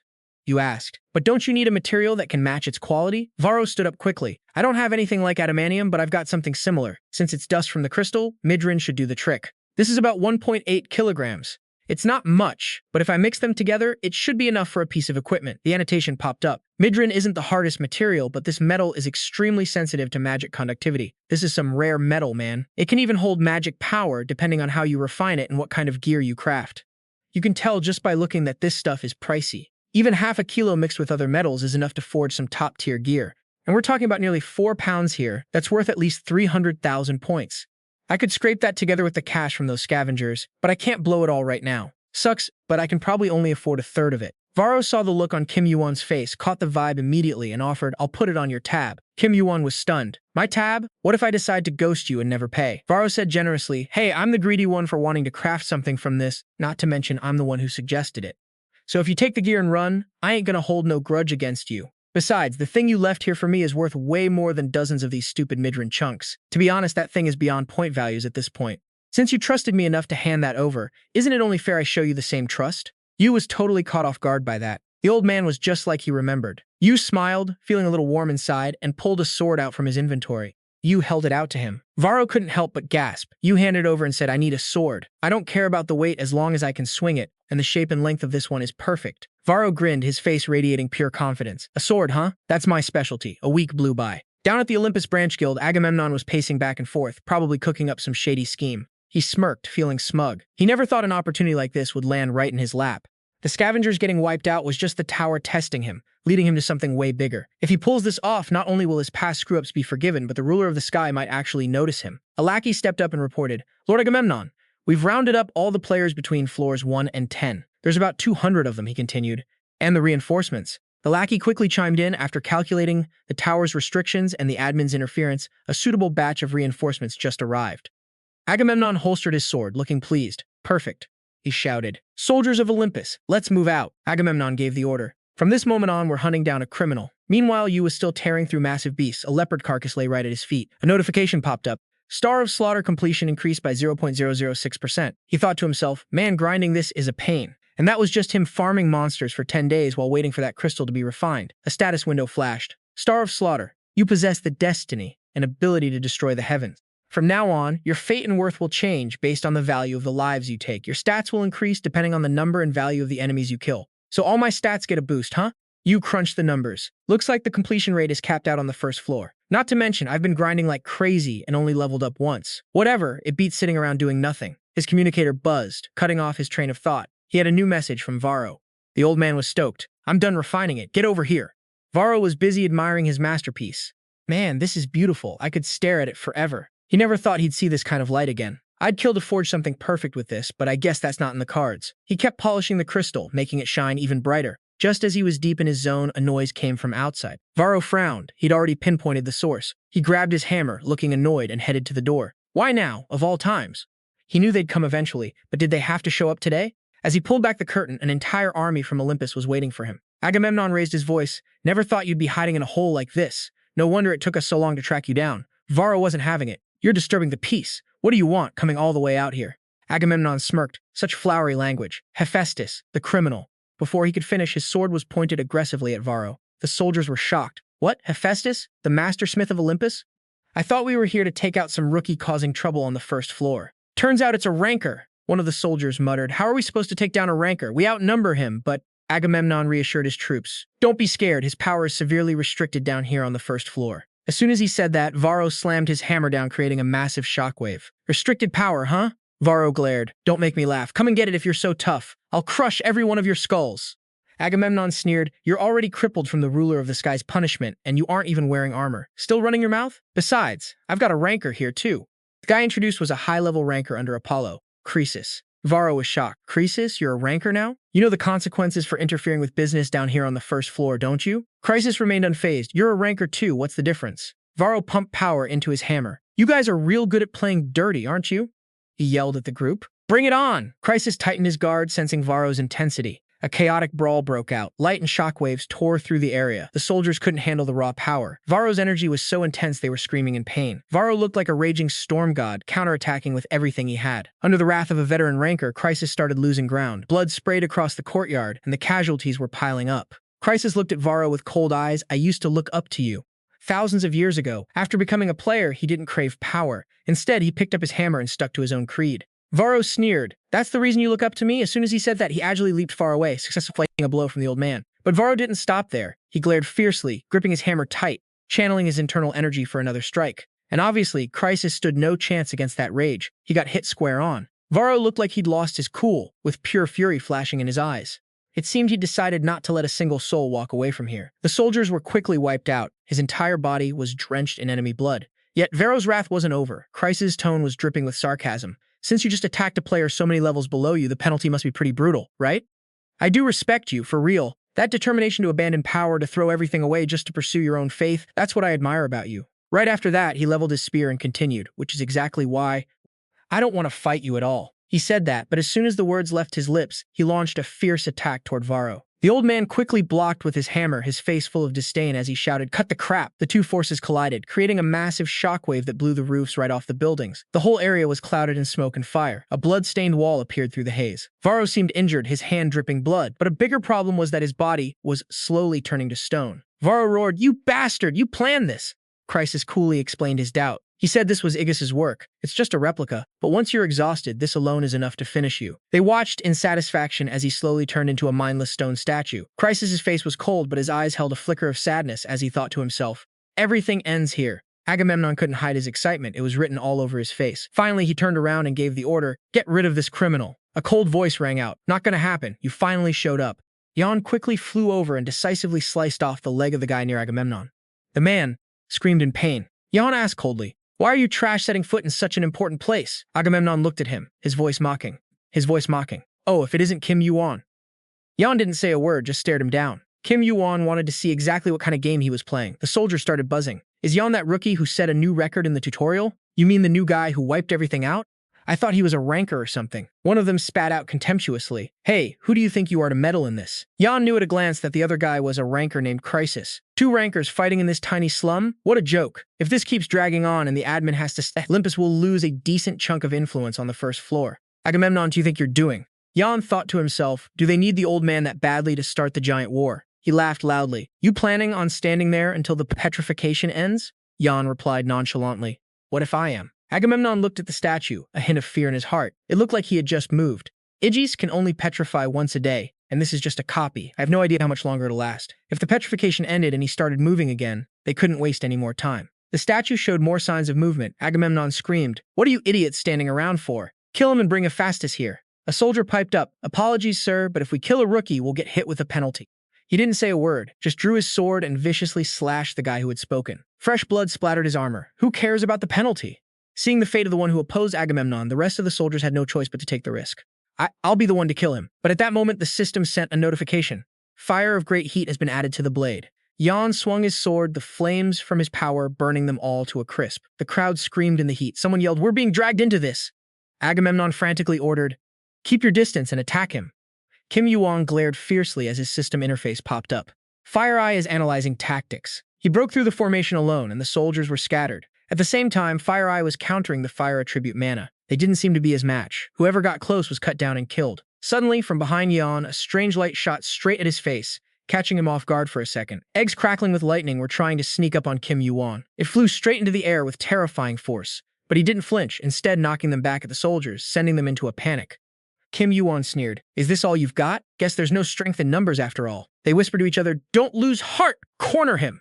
Agamemnon was shaking. What the hell? Some of these guys are on the 10th floor. I knew he was ranked first and even beat Hagen. But seeing YuWon's spirit and power, he couldn't help but be shocked. Is this really just a rookie? He used his skill, Great Heat Fire Pillar, sweeping it fiercely toward the enemy. YuWon gritted his teeth, looking at the statue behind him, shouting impatiently, Old man, how much longer are you going to sleep? It seemed the statue wasn't showing any signs of waking up. He kept holding them off so the old man could come to his senses. A system notification popped up. Fire Eye is resisting the Sun Fragment. Heat Control is resisting the Sun Fragment. Crisis couldn't help but ask, What is your relationship with Hephaestus? YuWon wiped the sweat off his face and replied coolly, I'm a customer. Crisis couldn't believe it. A customer? You're interfering in this fight just for some stupid relationship? YuWon thought, typical rancor. Even though his body is wrecked by the penalties, the pressure he's putting out is no joke. My opponent is Apollo's right-hand man who controls fire. If I slip up for even a second, I'm getting burnt to a crisp. Counting my injuries and the penalty for attacking me, this punk can't hit me more than 5 more times. I quickly fired up my gigantification skill. Lucky for me, the matchup was actually pretty balanced. My fire resistance from the Fire Eye and the astrological heat bubble is holding up solid. I've survived way worse, like when I took a beating from Sarucha's Hellfire back in the day. Crisis chimed in. You've got skills even Jang hasn't touched yet, huh? Then he sneered. But what's a fresh meat rookie like you gonna do in this tower anyway? YuWon gritted his teeth, struggling to stay on his feet while bracing against the scorching heat, gigantification slamming against the solar shard, Fire Eye holding the line, and the astrological heat bubble putting up a fight. A massive explosion ripped through the air, echoing across the whole floor. System notification, solar shard resistance failed. Burn effect triggered. You thought, figures, just brute force. Ain't gonna cut it. Should have grabbed those frost crystals to boost my fire resistance, I grumbled. The guy isn't giving me a single second to breathe. YuWon immediately triggered his burst skill. 3 weird blue rings erupted from the flames. Crisis fire was so wild it could level the whole neighborhood. The surrounding houses were getting wrecked by the crossfire. Dust and debris filled the air in seconds. The system pinged again. Astrological heat bubble resisting solar shard. Resistance failed. Burn effect upgraded to level 2. YuWon was gasping for air. Damn it, at this rate I'm gonna be roasted alive. But since he's burning through this much power, the tower's penalty must be hitting him hard too, right? Just like I thought, the penalty hit him like a truck. He started trembling in pain and couldn't help but let out a shout. YuWon did some quick mental math, if I could just stall him a bit longer. But before I could even catch my breath, he blitzed me with another hit that caught me off guard. My whole body was engulfed in his ruthless flames. I couldn't hold it back and spat out a mouthful of blood. Crisis's hit sent me flying. Looks like I left a mark on him too. He coughed up blood, his face looking totally shocked. Crisis was covered in blood now. Guess he wasn't doing much better than me. My whole body was screaming in pain, and I kept puking blood. I thought, did I really underestimate him just because we're only on the first floor? Even with the tower's penalty tearing him apart, this guy is a beast. I can keep fighting, but I'm not sure if I can actually take him down. If I have to tank 2 more hits, I stood up and looked around, wondering where I'd flown off to. Turns out it was the uncle's workshop. That black crystal I just finished crafting was still on the table. It gave off a glittering glow that snagged my attention.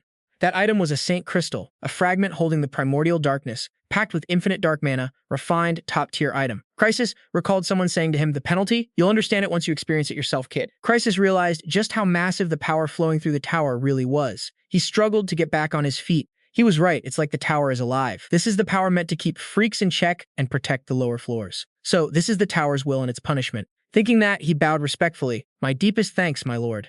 Agamemnon was losing his patience. Just grab the traitor already and check the casualty count, the soldiers barked. Yes, sir, Agamemnon, Chrysis said, flying. What about Kim YuWon? What? Agamemnon was shocked, but Chrysis cut him off. The mission's done. We already broke the tower's rules by causing this much chaos on the first floor. I don't want to kill anyone for no reason, Agamemnon started to say, but before he could finish, the MFF sound echoed from the wall. Agamemnon panicked. That little cockroach is still alive? Chrysis stepped in to stop him, annoyed. Hold it. You want me to let him off the hook? Chrysis took a look and replied, no, he's dangerous. He's putting off negative attribute mana that changes everything. Even if he looks like he's out cold, that mana is… Agamemnon ignored him. It's fine, sir. You're exhausted. Just rest. We'll handle him. Suddenly, to everyone's shock, he just vanished into thin air. Agamemnon freaked out, spinning around, screaming his lungs out. Where did he go? I quickly dashed toward Varro's statue and snatched it back. Agamemnon panicked. Damn it! The petrification didn't freeze his consciousness? He's gonna shatter it, he barked orders desperately. What are you idiots doing? Just standing there! Agamemnon was damn near losing his mind. Kill him! I channeled my internal energy, a blue surge gathering into a powerful wave of aura. Then I slammed it into the ground, sending the shockwave ripping toward my enemies. Once they got hit, their world started spinning and they could barely breathe. Chrysis smirked. That thing he's holding is bad news. Looks like the tower invited a real monster in. Agamemnon was frantic. This isn't the time to be impressed, sir. Chrysis just shrugged. What? Didn't you just say you'd handle him yourself? My only mission was to bring Hephaestus back. Agamemnon gritted his teeth. You serious right now? Seeing how rattled he was, Chrysis calmed him down. Relax, I've got eyes on everything. Then a ruthless look flickered across his face as he stared at me. Back to the fight, Kim YuWon was tearing the place apart, leaving a trail of bodies in his wake. I kept a sharp eye out while I fought. A massive wave of energy was closing in. Chrysis, you hear? Amidst the smoke and flames, two heavy hitters stood locked in a standoff. Chrysis raised his hand, channeling energy, black smoke curling around him. He thought, impressive. Controlling two types of mana at once? Even Jang couldn't pull that off. If this guy joined Olympus, he'd be a crown jewel. I need to get my hands on him. Chrysis finally spoke up. You're Kim YuWon, right? Why not join our crew? If it's gear you're after, I promise I'll get you something better than whatever that guy made. I kept it cold. This isn't even everything I need. Besides, I already gave that guy my answer. Chrysis began to power up. You're rejecting me? What a shame. He lunged at me like a starving beast going for the kill. I didn't back down. You think you've still got fight left in you? Chrysis sneered, mocking me. Listen to this rookie talking. Chrysis thought to himself, I bet 100 years from now I'll be able to puff out my chest and brag about today. He was rambling about the fight with Kim YuWon. The guy only reached the first floor and was already throwing hands with someone who would eventually become stronger than the gods themselves. But he'd have to survive this mess first to even tell the story. Seeing his vibe, the kid figured, damn it, Chrysis. He's actually ready to throw his life away. You're that desperate to have an old man around? If that old man hadn't joined Olympus, the next great war could have been prevented. To stop that disaster, I've got to hang in there. With that thought, he planted his feet firmly on the ground. Meanwhile, Chrysis charged at him aggressively with terrifying force. The very next moment, they clashed in a fierce confrontation. He quickly launched an attack directly at Kim YuWon. The kid was shocked. The guy could still throw a strike that powerful? Kim YuWon spoke up. You know what? You're actually impressive. Chrysis was caught off guard by his remark. Right then, a massive shockwave exploded. You could say this was the most heated battle between a contractor and a first-floor player ever. Agamemnon was stunned. What kind of insanity is this? No contractor has ever dared to go all out like this on the first floor. He should be grateful he hasn't been wiped out by the system's penalties yet. How's the fight going? Agamemnon saw the kid lying motionless and laughed in excitement. It's over. Even Kim YuWon can't take a hit like that. Suddenly, someone hit him from behind so hard he started puking blood. Agamemnon was shocked to see it was Volcano. The old man screamed aggressively. The hell you say it's over? His eyes were burning with rage. It's not over yet, you little brats! Agamemnon cursed back loudly. Are you nuts? The hammer swung down violently. I don't give a damn. Agamemnon vomited more blood. Volcano declared proudly, I don't care about the others, but I'm definitely going to kill you. Agamemnon was shaking all over. He started pathetically begging when he saw the old man's feral look. Somebody help! Suddenly, a tall man appeared out of nowhere to block Volcano's lethal strike. A booming voice echoed out. You've gone too far. Volcano was annoyed. Why does it have to be right now of all times? Agamemnon was so terrified he couldn't even speak, stuttering as he looked at the man who had just saved his skin. It was none other than the first-floor administrator. The admin looked annoyed. What do you mean by that? Are you saying I should just let a big guild run wild on the first floor like this? If you want to fight properly, go up a floor. Agamemnon's voice was shaky and soft. There seems to be some kind of misunderstanding here. I wasn't planning on fighting. The administrator asked him irritably. So you scrubs are from Olympus then? Agamemnon was terrified. Yes, that's right. The admin pointed at his forehead and shouted, Go back and tell that master of yours.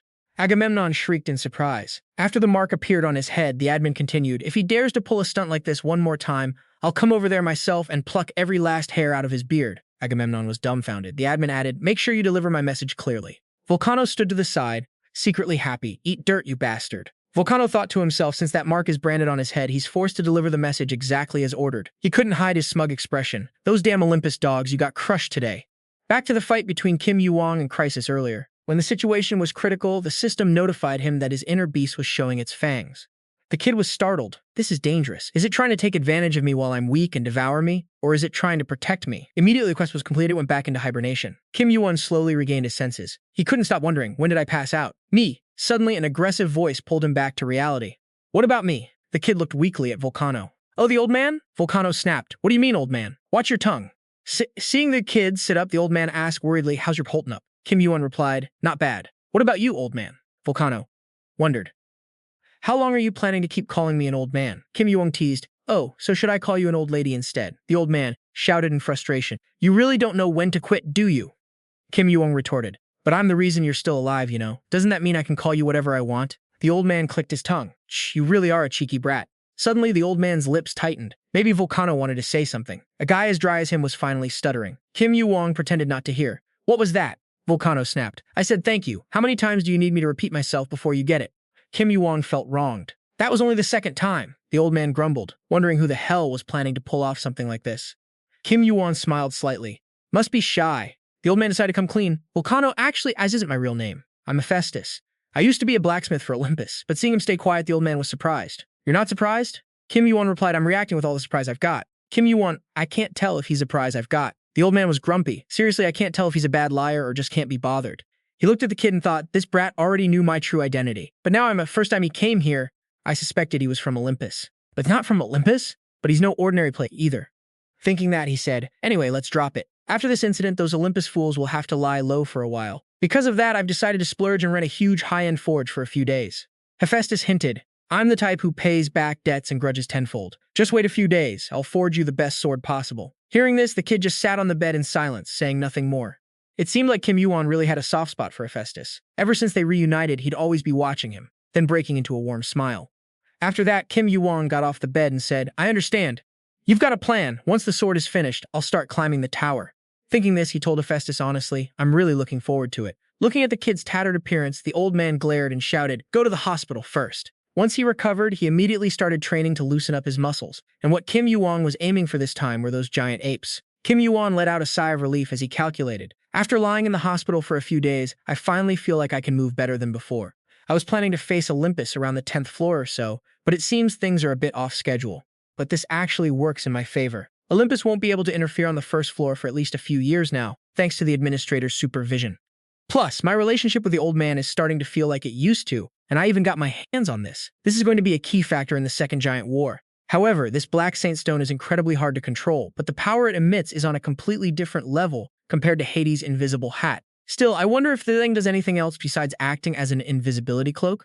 I found 3 major differences after refining it. The Holy Black Crystal Fragment is basically the core of pure darkness. It's packed with an undefined supply of dark mana. All those messy, unrefined descriptions are gone. Resistance, amplification, consumption, it's all been buffed. And finally, there's the Hell Summoning ability. Hell is pretty much synonymous with Hades, which fits perfectly with the kind of power he's got. Looking at the limitations, I guess I can't tap into its full potential just yet.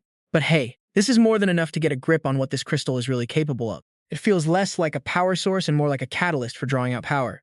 After messing with it for a whole day, I'm finally getting the hang of it. I let out a sigh, guess it's time to head back. Just then, a message pops up from Hephaestus. Get over here. Kim YuWon was shook. Talk about perfect timing. Cut to a bustling street and he's already tracking the address. Kim YuWon stepped inside, totally blown away. Man, this forge is massive. Must have cost a fortune. Whatever he crafts is worth at least 100 grand. Plus, with a cut of those Olympus profits hitting his pocket, he's probably one of the richest guys in the underworld. Man, I'm kinda jealous, Kim YuWon muttered as he walked in. Quiet in here? Guess he's done? You're finally here, huh? Hephaestus tossed him something, acting all generous. Catch. Kim YuWon thought, straight to the point as always. I get that you're obsessed with the sword, but what's this? Just open it, the old man urged. Kim YuWon popped the box open.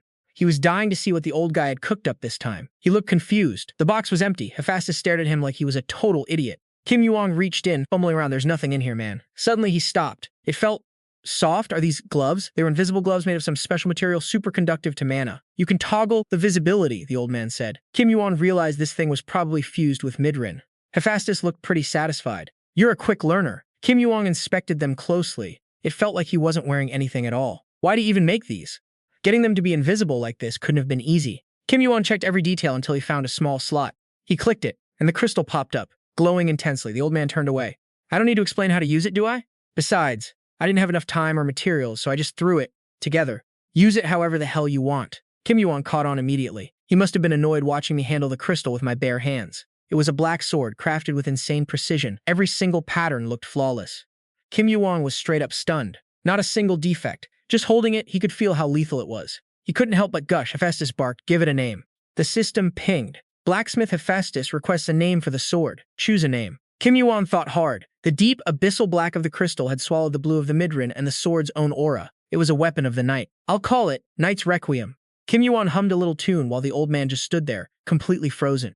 The hell? Your taste in names is trash, kid. A notification popped up. You have obtained Knight's Requiem. Knight's Requiem is now bound to you, as Hephaestus intended. A blade with that calm, dark aesthetic, just like the knight itself. The name wasn't just for show, it matched the sword's abilities. Made from midrin and the remnants of that special crystal by Hephaestus himself, it accumulates dark mana and boosts stamina recovery by up to 200% in the dark. It also amps up mana amplification by 100% and mana recovery by 100% in the dark.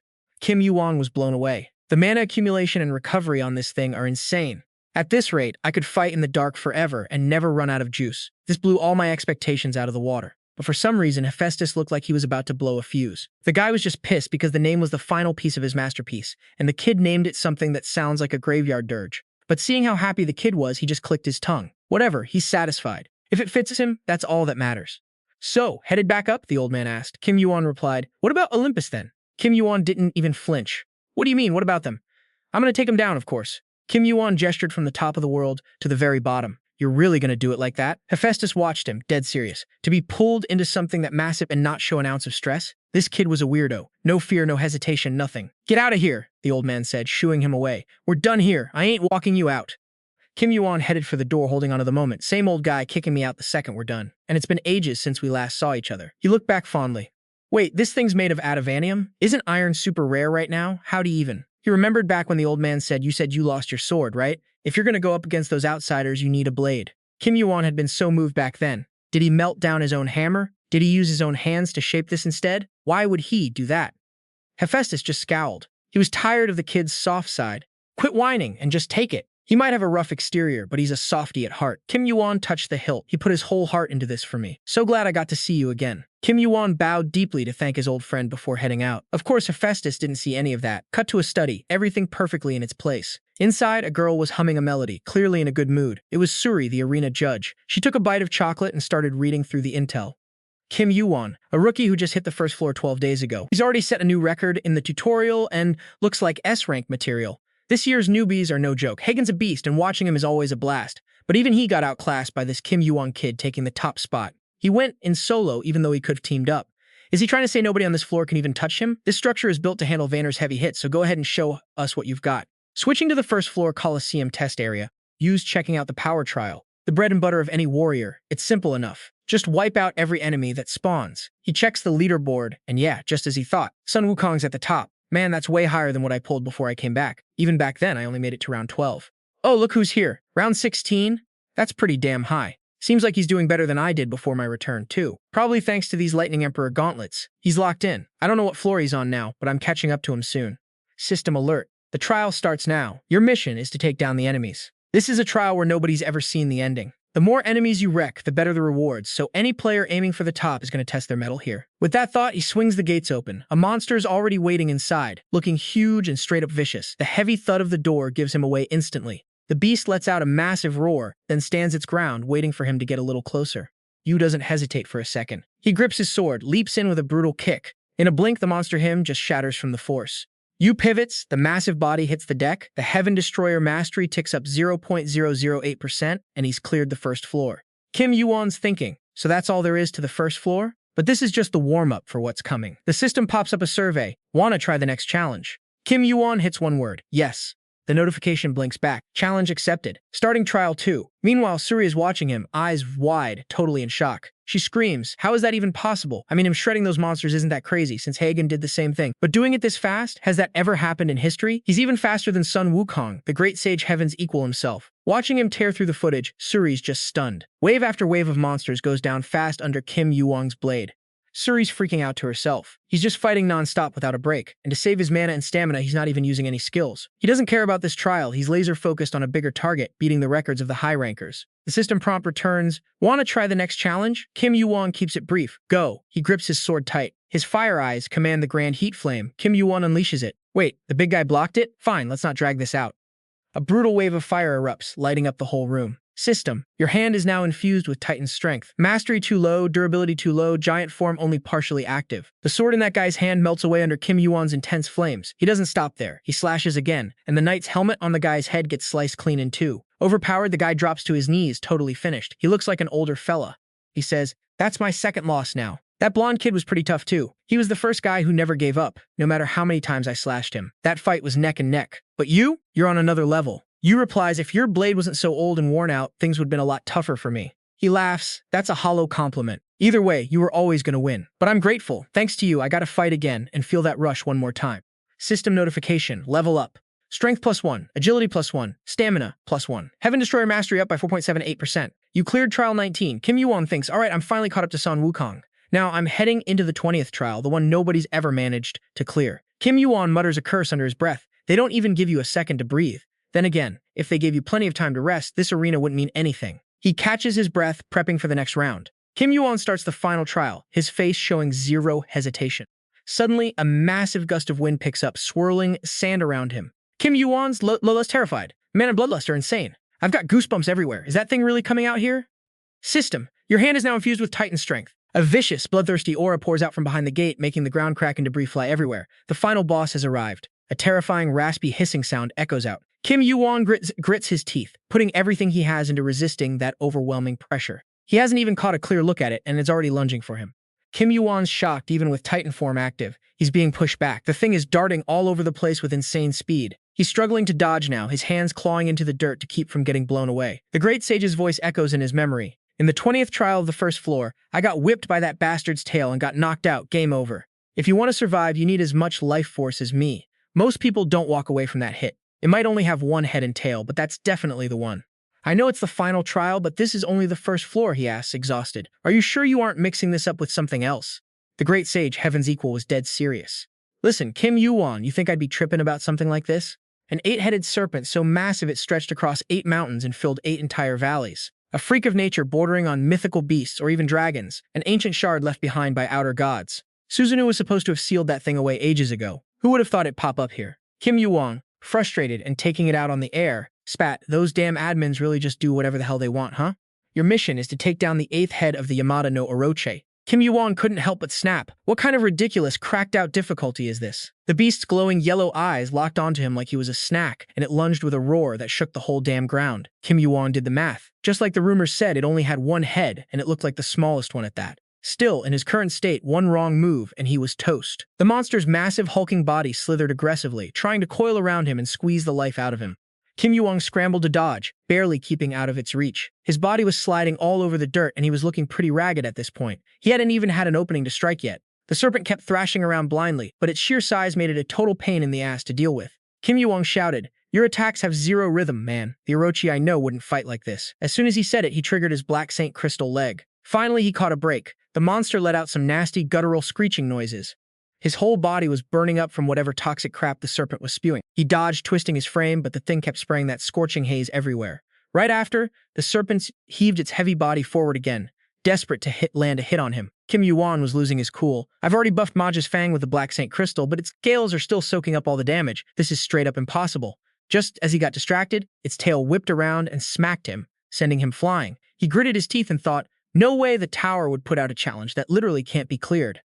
I just need to find it. It's gotta still be on that thing's body somewhere. High above, Suri was watching the whole show go down. She wondered why he'd stopped attacking. Had he finally realized how reckless he was being? Then again, he's already pulled off something insane. Just quit already. You actually managed to hurt the Orochi. Before she could even finish that thought, he found it. Suri couldn't believe he'd actually sniffed out the serpent's weak spot. Without hesitation, he put every ounce of strength into a savage blow.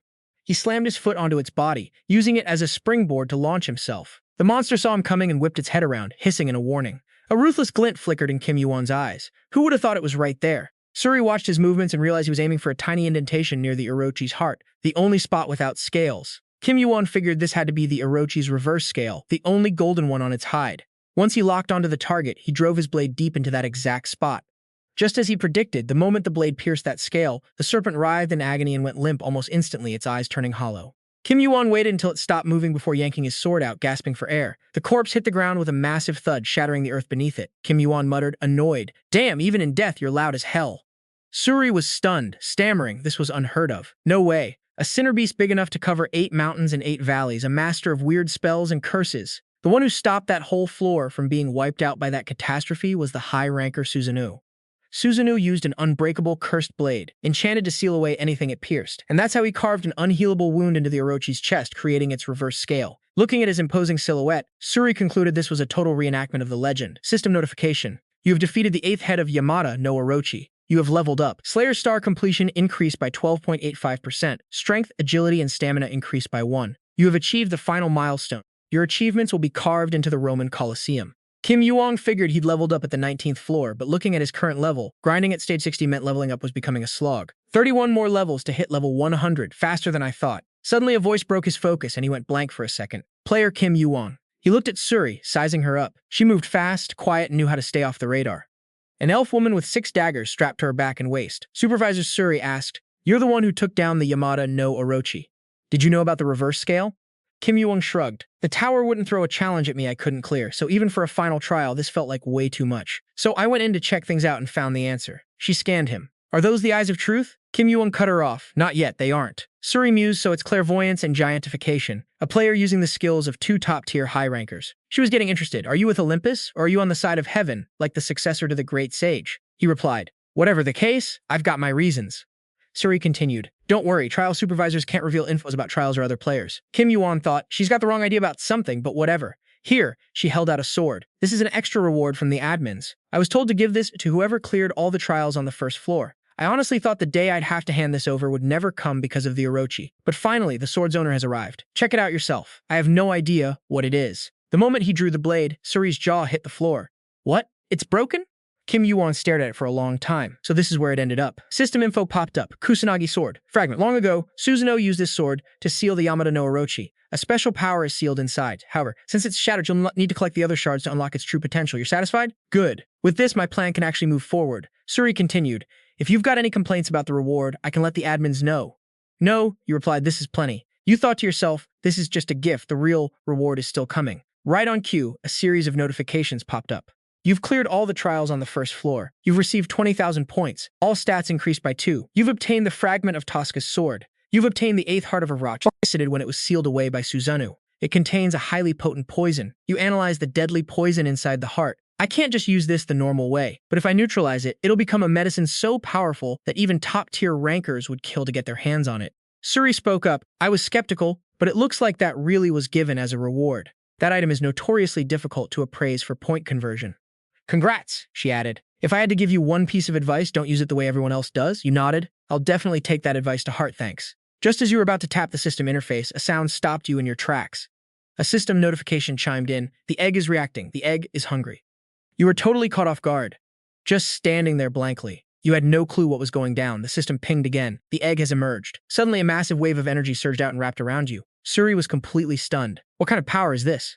You were thinking. The egg didn't hatch, turned into a mess of confusion. Suddenly, spikes like a scorpion's tail sprouted out all around. Suri wondered, how did it get into a place protected by the tower's power? The Orochi's corpse started moving on its own. You panicked and shouted, wait, hold on a second. Before you could finish, the system blared again. The egg is devouring the 8th head of the Orochi. Those sharp spikes were literally tearing into the Orochi corpse. Suri watched the whole scene, eyes wide with shock. A chill ran down her spine as she shrieked, It's eating the carcass?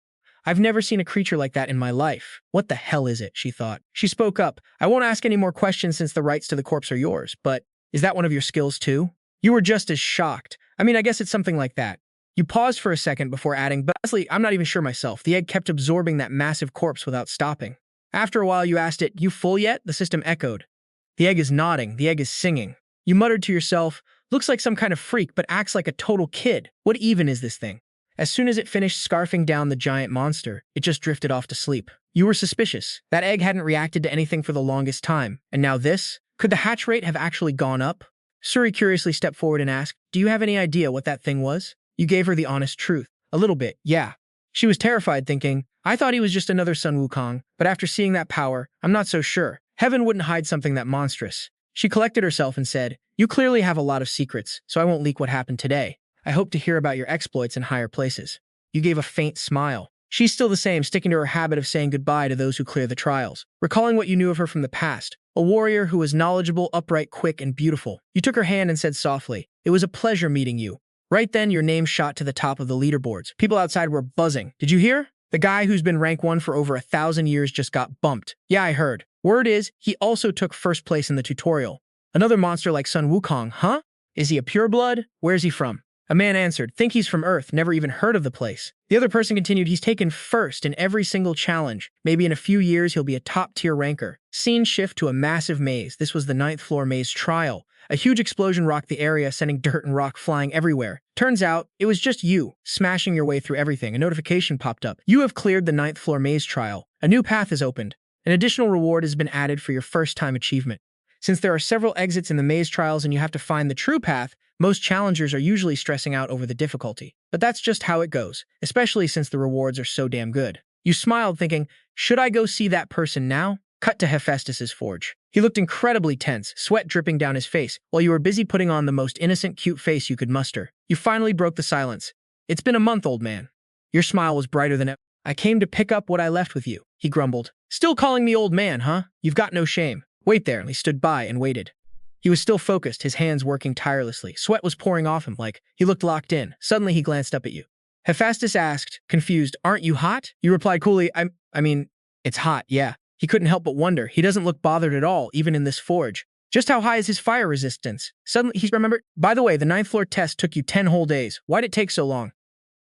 What were you doing? You asked. Hephaestus got annoyed and threatened. Tell me. Or do you not want what you ordered? You obediently spilled the beans. The maze doesn't just have one exit. I had to spend some time creating new paths. Hephaestus thought, not the path, but paths? He went and did something crazy just to get more rewards again. He was speechless. Why can't you do anything the normal way? I'm starting to get curious about what you're going to do in the next test. You laughed. I'll come back and tell you all about it later. Hephaestus figured, Is this what you needed for the next test? I've never made a weapon like this before. Instead of high mana conductivity, this was the nameless sword, a sword forged from various raw materials. The mana conductivity is trash, but the blade is insanely sharp. You could use it to slice through anything, he explained. The mana rating on this is the worst of the worst. But that low mana conductivity also means its magic resistance is off the charts. So, I mostly built it using armor crafting materials. You guessed they were made from minerals like philta and obsidian. Hephaestus said it was his worst failure with terrible mana conductivity, but since it fit the kid's request, he could vouch for it.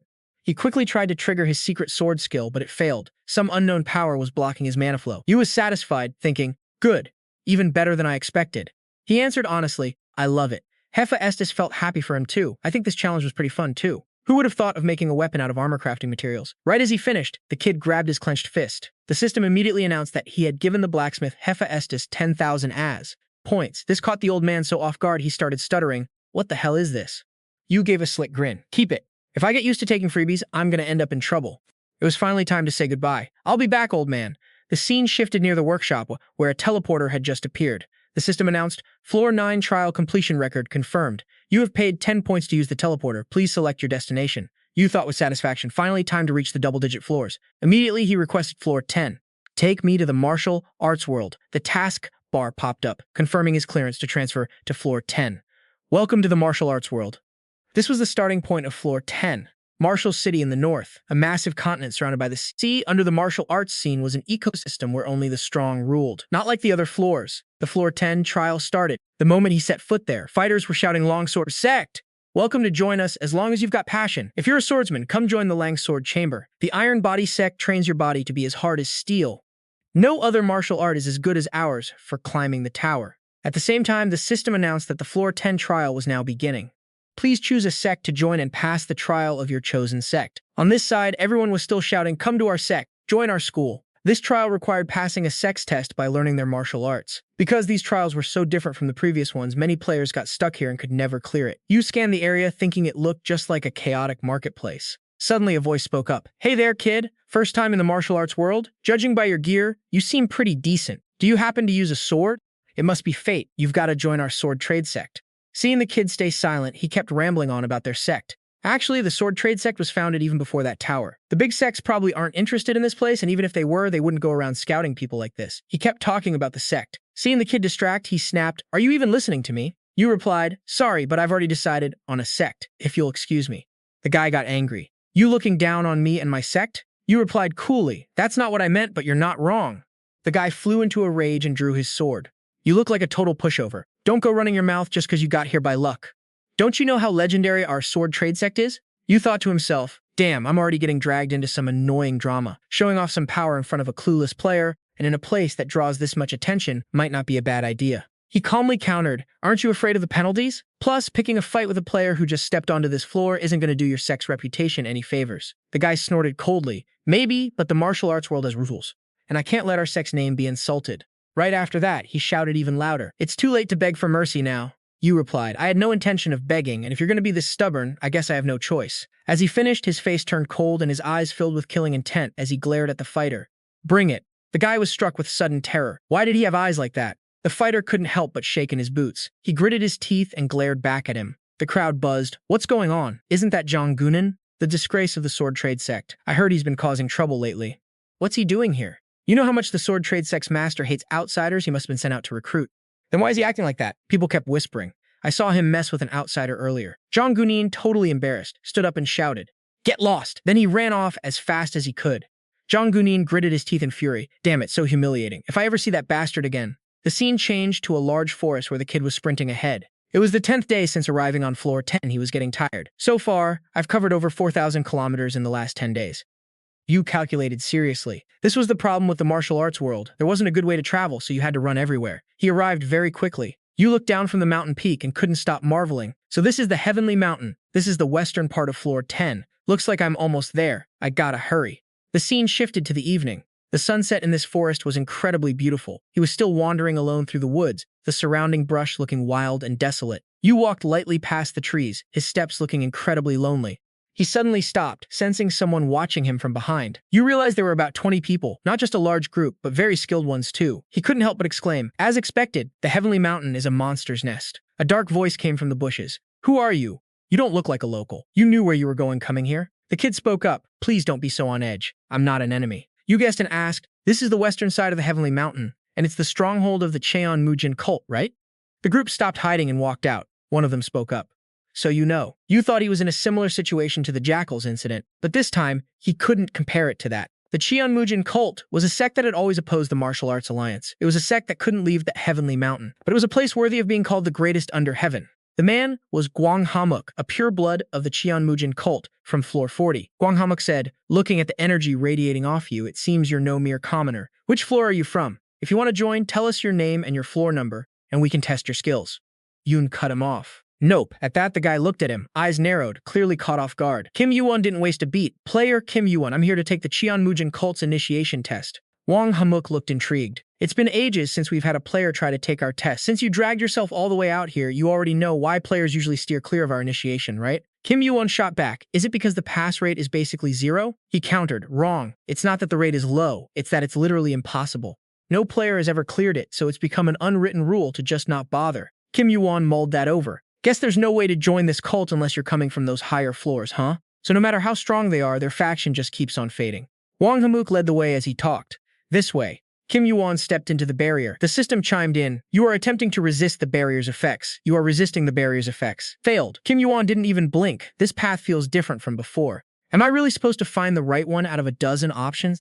Wang Hamuk warned. "Watch yourself. One wrong step and you're lost. If the Cheonmujin doesn't step in personally, no one's finding you. Stay close and keep up." He hadn't even finished the sentence before he stopped dead. He looked around empty. The kid had vanished. He was shocked. He was literally right there. Cut to a quiet spot deep in the forest. Thick mist everywhere. The whole area was webbed in a massive network. Kim YuWon triggered his appraisal skill to find a path. "Man, I've already walked down like 10 different trails. Where does this even end?" The forest was choked with fog. Kim YuWon was locked in, ears pricked and eyes scanning, trying to sniff out the right way forward. Suddenly, he hit a fork in the road. Two paths. He used appraisal to analyze them. Both looked like the real deal. Kim YuWon did the math. "If neither is a fake, I shouldn't trigger the barrier, but there has to be only one true path." He tilted his head, feeling the wind shift to his left. Kim YuWon stood still for a long time, weighing his options, obsessing over picking the perfect direction. Finally, he took a step down the path he chose. He kept moving, eyes peeled. The deeper he went, the more the scenery started to shift. He reached a small clearing. Right in front of him sat a house and outside an old loom. But the weirdest part? A candle was burning on top of it. The flickering flame made the loom pop against the darkness. Kim YuWon stepped inside. An old man with flowing white hair and beard was busy doing something nearby. Kim YuWon didn't make a sound, he just watched. Wait, this is a scene from the history of the martial world. This guy had to be a high-ranking master from before everyone entered the tower. The old man felt his presence and spoke up without turning around. You've arrived. This was the heart of the Cheonmujin cult. The vibe matched the name, gloomy and twisted. The wind is blowing, Kim YuWon thought, but there isn't a single door open. Maybe this place exists on a different layer than what I'm seeing. I'm definitely not just standing in this small room. The old man continued, I'll ask you, from what point did you realize this was also part of the test? Kim YuWon replied calmly, right from the start. No test worth its salt, just tells you to blindly follow someone else. Before I even hit that barrier, I knew you were watching. The old man actually looked impressed. Seems like you know how to carve your own path. As soon as he finished, a flash of blue light exploded. Kim YuWon couldn't help but cover his face. When he opened his eyes, he was back in that forest, and the voice echoed again. Did you move? Kim YuWon checked the system. No results window popped up. Wait, was that question part of the test too? Did I actually please him? Kim YuWon groaned inwardly. Meeting the expectations of a guy like that was going to be a total drag. Rumor had it, some sects said there was a demon living in the Cheonmujin cult. He cut to a crowded village. Wait, just a bunch of noise and hustle. Hey, look at that. You ran into an acquaintance. Wang Hamuk looked stunned. How are you here? Kim YuWon thought, is it a hassle to tell him the truth? That I met the Cheonmujin himself? He decided to play it cool. I just walked in. Wang Hamuk nearly jumped out of his skin. Walked in, he cleared the barrier on his own, and faster than those of us who actually know the path. Kim YuWon cut him off. How I got here isn't the point, is it? He brushed it off. I'm sick of wandering around. Let's go. This is the infamous Cheonmujin cult, right? You guys at least provide rooms for people taking the test? A subordinate stepped up looking worried. Sir, does this even make sense? I've never heard of an outsider clearing that barrier. Wang Hamuk shut him down. Not even I, and I've been here 50 years. He eyed Kim YuWon's back suspicious. Who the hell is this guy? Cut to a steaming hot spring. Kim YuWon was finally getting a decent wash. His face feeling refreshed. He sat there, his muscular frame soaking in the silence, deep in thought. After so many hellish days, this was the first time he'd really been able to chill out. He looked around. It's too small. If the tests were a bit easier, more people would try it, and they'd have more chances to interact with other realms. He dipped his head underwater, thinking about Hephaestus. The old man was stubborn as a mule, but he had his reasons. He looked at his unhatched egg. Nobody knew what was inside. He shook off the doubt. It won't be for nothing. The system pinged, updating the egg's status. The egg is wiggling. The egg is feeling comfy. He stared at it. Ever since they hit the Cheonmujin's land, this thing wouldn't sit still for a second. He flashed back to a memory, a surprised voice echoing. What are you doing on the 10th floor? You're actually going to try the Cheonmujin's test? It's so damn hard people think it's impossible to pass. But if the rumors are true, the reward isn't insane. Though the Cheonmujin himself died back in the first half of the war. Since Chronos clock was created, we can't get any more intel. The only option is to just dive in and try it. And you can't talk about the martial world without mentioning the tournament. Win that, and you'll get yourself a great crimson pill. Plus you could snag the absolute greatest secret arts from Shaolin or the Namgung clan. Someone else chimed in. The rewards are fire, sure, but winning this is way easier said than done. Back then, you were like, wait a sec, you're telling me no one here has won this tournament yet? The Great Sage Wukong got aggressive. Y'all trying to start some beef with me? A tournament? How the hell did they organize something like that while telling me? Who's the mastermind behind this? And this lit stuff has been a thing this whole time. The other guy was sweating buckets, explaining, look man, you just kept sprinting to the next floor. The Great Sage went full beast mode, screaming, I already told you, I didn't know. Damn it. Why am I the only one totally out of the loop? Thinking about it, a warm, genuine smile crept onto his face. With his personality, there's no way he could handle missing out on a martial arts tournament. He sat there in silence, thinking, I don't know what's waiting for us, but it sure as hell won't be boring. The egg was straight up expressing its feelings now. The egg was fidgeting. The egg was feeling warm. And honestly, ever since he stepped into the Cheonmujin sect's territory, this thing hasn't been chill for a second. Looking about a month ago, a few days after he messed around with the arena boss on the first floor, he was holding it and checking it out on the second floor. It had already grown way bigger than when he first got it. A mysterious egg with traces of an outer god. Man, after watching it devour Orochi, a fragment of an outer god, he felt least certain about this. This was definitely the egg of an outer god. Dozens of eyes and jagged, nasty fangs sprouting everywhere. No clue if that's what it'll look like when it hatches. Nah. Even after fighting them for ages, he couldn't get a read on it. Outer gods don't have a fixed shape. They're mysterious entities that reflect whatever you're feeling, like, say, your deepest fears. Thinking about it, he started missing his friends. If they were here, he could at least talk this out with someone. Suddenly, a voice cut right through his thoughts. Yo, you sleeping or what? He blurted out, wondering if he should just let this thing live or put it out of its misery. But it seemed to actually get what the king was saying. The system pinged, notifying him that the egg shook its head. Kim YuWon was getting annoyed. So you only react when I'm about to off you? Are you telling me you've been ignoring me this whole time while hearing everything? He leaned his face right up to it, frowning and cursing under his breath. You stupid egg! Well, guess I don't have a choice then. Nothing personal, kid. Seeing him pull out his sword like that, the egg freaked out and scrambled back into the system inventory. Kim YuWon didn't hesitate. He swung his blade hard right at the egg. The egg felt shook. The egg was screaming. A cloud of dust kicked up in his room in a heartbeat. But it looked like absolutely nothing had happened. The egg was busy hugging itself. He thought, even though it can clearly manifest a physical body like it did with Irachi, does it really see him as its master? No idea if it's attacking on purpose or if it just can't, but he'd have to keep an eye on it for now. Back to the present on the 10th floor, the egg was chilling in a hot bath with him, and the egg was feeling warm. Kim YuWon asked it, confused, you like this? The egg nodded super fast. He asked, amused, oh, so now you're reacting? But the egg fell asleep real quick. He said, sounding bummed, you've been sleeping for a month straight. You wake up for 2 seconds to react, and then you're out again? Give a guy a hint, at least. Outer gods in the Cheonmujin sect. I really hope I didn't just walk into a lion's den. Time flew by, and next, we're at the Cheonmujin sect. In some room, 4 people were having a meeting. Our demon sect meeting today has a pretty interesting topic on the table. The Spear King spoke up, a challenger. First one since that troll Jerian. It's been 30 years, right? The Heavenly Power King corrected him. 34 years, to be exact. A low voice rumbled, who is this Kim YuWon guy? The Blade King chimed in, look, I know you're always locked up in these heavenly mountains, but I've told you 1,000 times. Stop being so oblivious to what's happening outside the tower. The old man with the white beard snapped back. Nagging me isn't fixing anything, so just tell me who he is. That's the Heavenly Sword King, the Blade King explained. He's the one who's been topping every single leaderboard since the tutorial. The Sword King sounded skeptical. Hard to believe. Rumors usually get blown way out of proportion. Everyone was whispering, but the records carved into the tower don't lie. This isn't the kind of thing you can just talk your way out of. Let's go meet him. Start it up, Spear King. As soon as they finished, he waved his hand to signal his subordinates. The entire squad moved in perfect sync, rushing to where they were. They all shouted in unison, bowing low. We serve you, my lord! The warriors stayed on their knees, not daring to look up. From outside, a familiar silhouette pushed the door open and strode in, looking totally unfazed. The Spear King took one look at him, his face darkened, and he asked in a deep voice, so you're Kim YuWongs, it's not even flinching in front of the Cheonmujin sect's 4 heavenly kings. This guy's got some serious guts. He took one look and recognized them. Sword, blade, spear, and power. The 4 heavenly kings at the peak of the demon sect. Are they the ones in charge of the second test, not the Cheonmujin himself? The Power King spoke up, so you're the one who cleared the Master's test. You're definitely a little different, aren't you? Let's hope the rumors aren't just empty talk. All right, let's get this second test started. Suddenly, a loud voice shouted, wait, please. John Jerian, the vice captain of the Black Storm Squad, stepped forward. Sorry for interrupting, my lords, but I have a request for the 4 heavenly kings. Could you grant me the chance to challenge him? The Sword King found it interesting and asked his peers, a challenge? What do you think? The Blade King said, do whatever you want, Jerian. Thank you, my lords. Kim YuWon was watching carefully. Considering the tower started punishing him just for showing hostility earlier, this guy must be seriously strong. He thought, intrigued, this is going to be a fight worth having. Kim YuWon thought about that and said, this doesn't really feel like an official test from the demon sect, does it? The Sword King considered it. He's got a point. A test without a reward isn't really a test, is it? Let's see.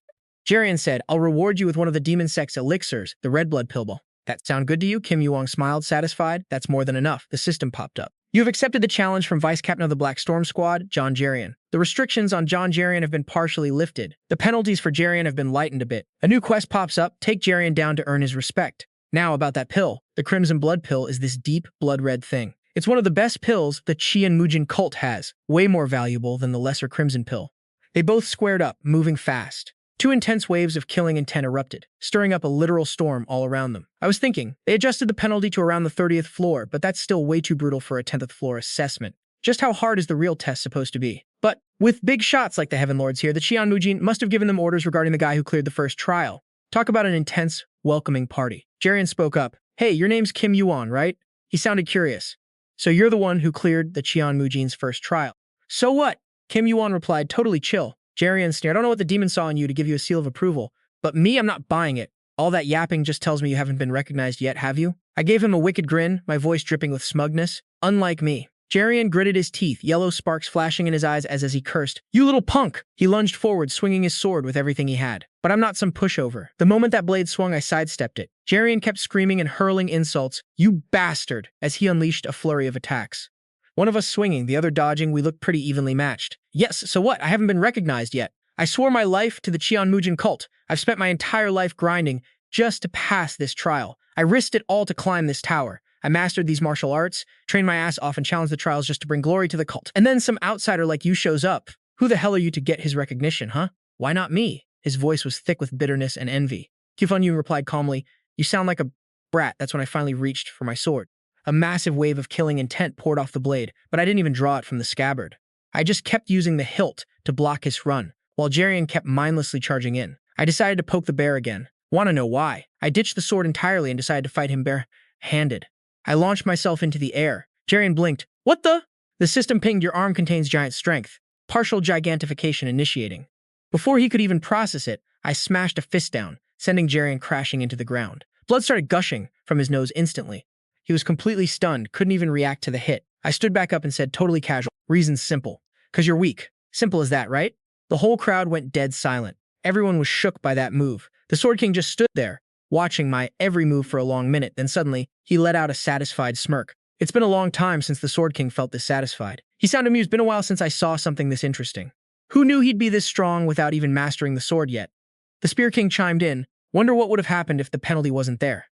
The Pung Bakrim cut in. "What's the point of playing what if? Just look at the kid." The Sword King was so hyped, he tossed him a crimson blood pill. The system pinged, "And you've cleared John Jarian's test. You've received 1 crimson blood pill." The Sword King said, "It's not much of an item, but take it anyway." YuWon felt pretty good about it. This is enough. Wasn't even that much work.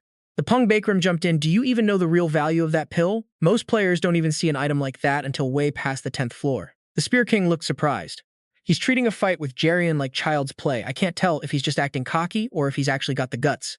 The Spear King asked curiously, "You ever learn any martial arts before? I don't know what school that sword style came from, but the way he deflected his blade was insane." YuWon answered honestly, "Honestly, I'm just copying moves." The Sword King laughed out loud. "You're leaving us speechless here. Fine, let me lay out the next trial for you." The Pung Bakrim Pung Bim stepped up. "The second trial of the Cheonmujin cult is to spar with me, Pung Bim. Of course, it's not a normal fight. You just have to survive 3 of my moves. The test is in 3 months. Until then, we'll hook you up with anything you need. Training grounds, food pills, gear, a place to crash. You name it, we provide it." I did the math on Pung Bim. His technique might be the worst among the 4 Heaven Lords, but his raw power is on another level. There's definitely going to be some kind of penalty involved. But even then, facing a Heaven Lord, it feels like they don't want anyone passing this. But 3 moves, if it's only 3 moves. I looked up and said, "Let's start now." Everyone around us gasped. Nobody even dared to breathe. The Spear King chimed in to warn me. "YuWon, unlike the deputy you just clobbered, the Heaven Lord is the real deal. Talking before you think sounds like you're disrespecting the Cheonmujin cult." YuWon said, totally sincere, "I'm sorry if it came off that way, but I have zero disrespect for the demon cult." The Spear King was about to keep going, but the Spear King cut him off. "It's fine." Pung Bim started radiating killing intent. "If he wants to go, I'm game." The Sword King stepped in. "Hold it. Heaven Lord, this is a test ordered by the cult leader himself. It's not like the last one." He added, "The only one allowed to change this trial is the Cheonmujin." The Sword King looked at me. "I'll say it, YuWon. We're giving you 3 months. Use that time to train and figure out how to tank 3 hits from the Heaven Lord." YuWon knew there was another choice, so I just nodded, understood. After the fight, the others were giving me side eyes and whispering, "Is that the outsider stupid enough to look down on the Heaven Lord?" Thought I misheard at first. He doesn't look like a loser, though. Maybe he just doesn't know who the 4 Heaven Lords are. I felt a bit annoyed. They talk way too much. But the Sword King, I didn't expect the guy ranked number 2 to be the one personally guiding me. "Is he curious or is this malicious?" I asked straight up. "This is also an order from the cult leader," he replied bluntly. "Don't overthink it. Just take it as a personal favor." Mug added, "It's been a long time since I've met an outsider. After seeing you in action, I've got high hopes. It actually feels like you might just pass the cult leader's trial." You sized him up. The old man was talking like he wanted him to surpass his limits. But for some reason, it felt different from what most sects wanted. Those guys usually just wanted recruits to boost their own prestige. No idea why he had to get all serious like that. After thinking it over for a bit, he finally arrived. The Sword King continued, "If you need to prep, hit up the armory or the martial arts library. Why the hell are you at the pharmacy?" "I'll hit those up later," you replied. "You said you'd provide anything I needed besides high-level pills and arts, right?" Mug confirmed. "Exactly." Right after, he headed for his quarters, not forgetting to drop one last line. "You're gonna regret this." Morning at the courtyard, and everyone was busy drying herbs. It was chaotic. Rare medicinal ingredients were crammed into baskets and jars, all neatly labeled. Right now, the pharmacist was shivering, remembering how Yu had just kept demanding all the rare top-tier medicinal stuff from the storage room earlier. Turns out, they weren't just drying herbs, they were literally hauling the whole stash over to him. The pharmacist was stunned. "We are talking hundreds of pounds here, enough for the demonic cult to declare war on the whole martial arts alliance." "How the hell is he going to use all that by himself?" he muttered, sounding salty.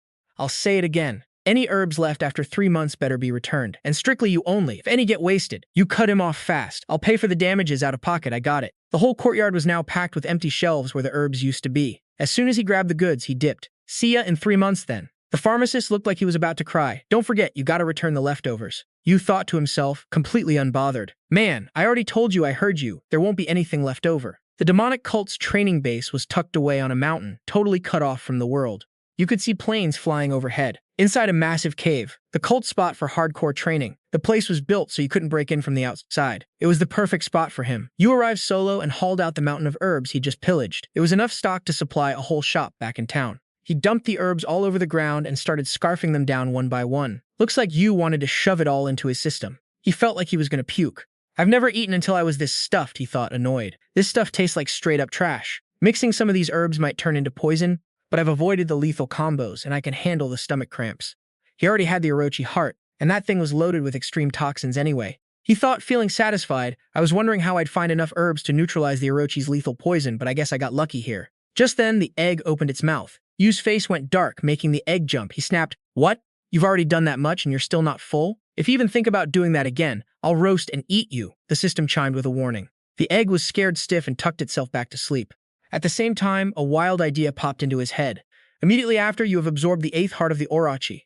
Orochi's poison is spreading throughout your body. Your poison resistance countered the status effect. Poison resistance increased by 1. Esoteric power is rapidly and continuously increasing. Right then, he looked like he'd been poisoned. A mouthful of blood couldn't be held back and sprayed out. You felt his whole body screaming in pain. He doubled over, "I need more herbs." All the while, his esoteric power kept spiking.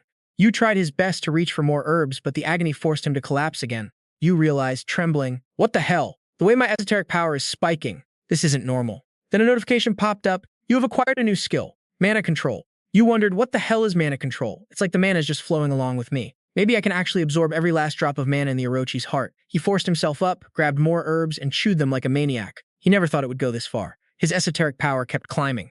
This is going to take a while, he thought. A month later, back at the entrance of the training cave, 2 guys were waiting.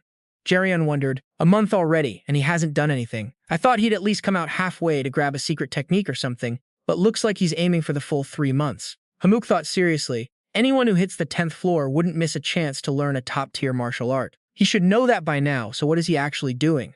To loosen up his muscles, the Patriarch had been training like a beast during his seclusion. The Heavenly Mountain shook every day, but what about Kim Yu?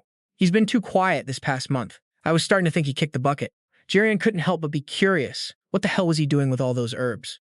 Hamuk suddenly jumped. Wait, the cave door is opening. Both of them held their breath, staring at that door, waiting. Yu strolled out casually and asked, "You two here to pick me up?" Seeing his face, they were both taken aback. It looked like he'd been in the cave so long that they barely recognized him. Cut to them dragging him to a restaurant where Yu was tearing into a chicken leg like he'd been starving for years. Both of them sat in silence watching him, while Yu didn't give a damn about anyone, just shoving food into his face. Jerion couldn't hold back. "Hey, you been fasting for a month or something? Aren't there enough nutrient pills in the training cave?" He grabbed another leg and said, "I planned on coming out at least once, and I didn't want to eat anything that tasted like garbage." Jerion was shocked. He's still eating? Does the guy have 3 stomachs, he wondered? Did you really just eat nothing but herbs this whole time? Why?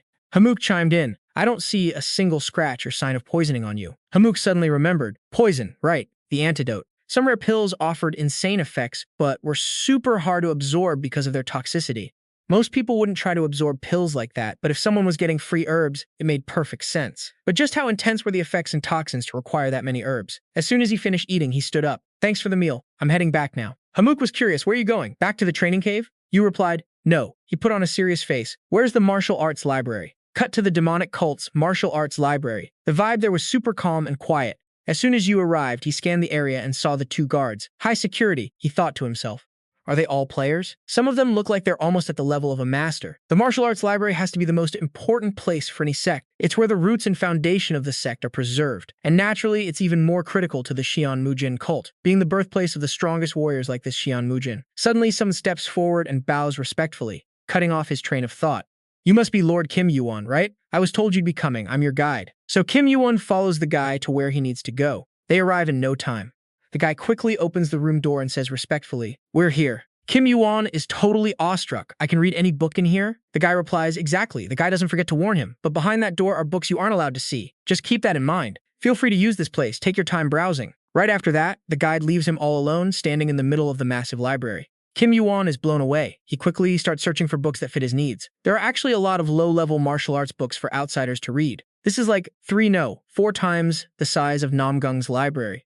I've been through a bunch of libraries, but I've never seen one this huge. Man, I'm stuck. I've got 2 months until the trial. I've got to find what I need in 1 month. How to deal with the Hongdae, one of the 4 great heavenly lords of the Cheonmujin cult and one of the top martial artists in the entire world. It's got to be around here somewhere. The roots of the Cheonmujin cult. The starting point for the martial arts that Cheonmujin mastered. The Cheonmujin, the scene shifts to the Sword King's study. He looks surprised. A few months, you say? The reporter continues. Yes, he spent a whole month training in the cave, then spent the next month reading in the library.